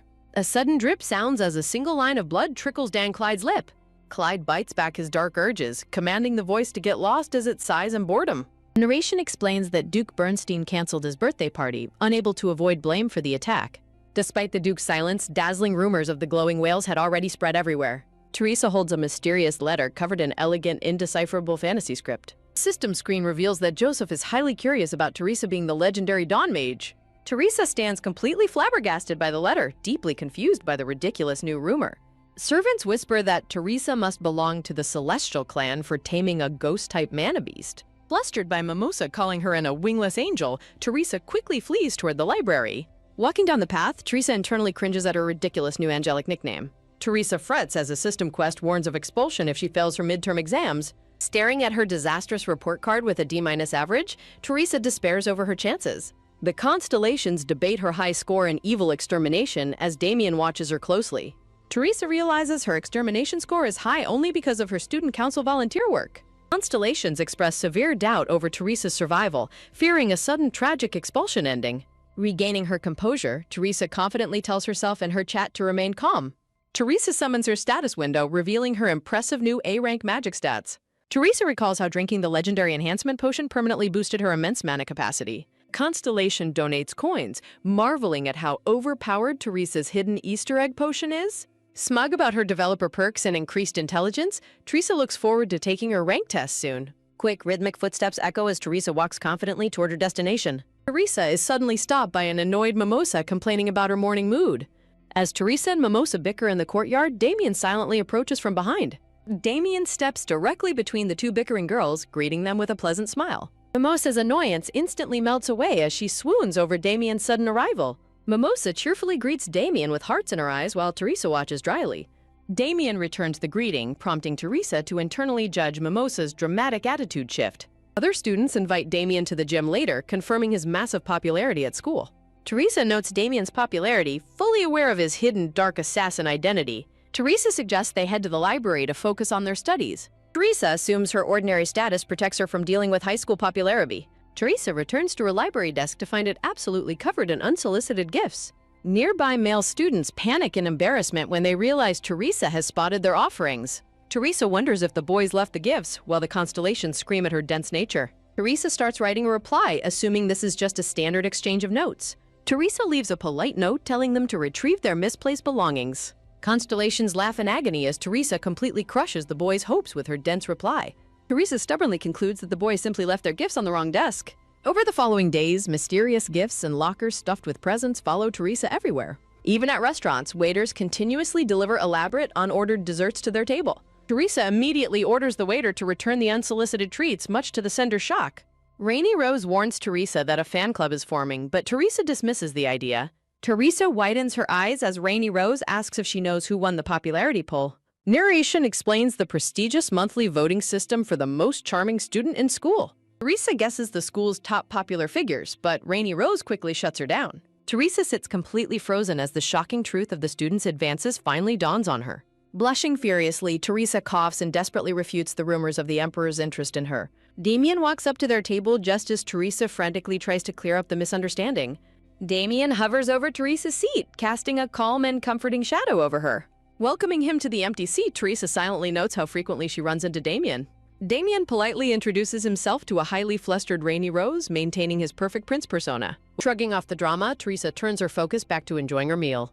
As Teresa plans how to improve her exam scores, Damien watches her with fond amusement. Teresa freezes in shock as Damien leans in close to gently wipe her lip. With a playful smile, Damien casually brushes off the intimate gesture, leaving Teresa utterly stunned. Teresa warns Damien that his overly friendly actions are attracting dangerous glares from his fan club. When Damien playfully claims they are closest, Teresa quickly flees the scene to escape his fans' wrath. Teresa walks down the hallway, finding the atmosphere hostile and deciding to study somewhere safe. Teresa pauses at a wall displaying numerous framed portraits of Clyde in a special exhibition. Several art club girls eagerly explain how they created the portraits out of longing for Clyde. Teresa sweat drops but politely humors their excessive passion, realizing she cannot esquit the school's madness. Teresa walks away to find a quiet place to study, noting that midterms are approaching fast. Spotting an empty reading room, Teresa cautiously peers inside to check if anyone is there. Teresa pauses in surprise as she overhears someone asking Clyde if he intends to skip an event. Inside the library, several noble students confronted Clyde over his family duties. Reading a book, Clyde calmly reminds the intrusive visitors that they must remain quiet in the library. Quietly observing from the doorway, Teresa watches the tense conversation unfold inside.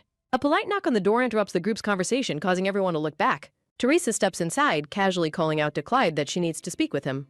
The brown-haired boy introduces himself as Anthony from the Count Harris family, but Teresa instantly cuts him off. Teresa haughtily demands how a mere count's son dares to greet her first without her permission. Teresa stands tall with her arms crossed, completely shocking the onlookers with her arrogant demeanor. Teresa continues to look down on Anthony, demanding how someone from Count Harris's family dares to speak to her. Teresa folds her arms and sighs, remembering that her persona only recognizes two types of people. She visualizes the first category of people her character remembers, which consists of high-status nobility. She visualizes the second category of people her character remembers, which consists of exceptionally good-looking individuals. Anthony desperately tries to assert his noble blood, but Teresa quickly silences him with a simple shush.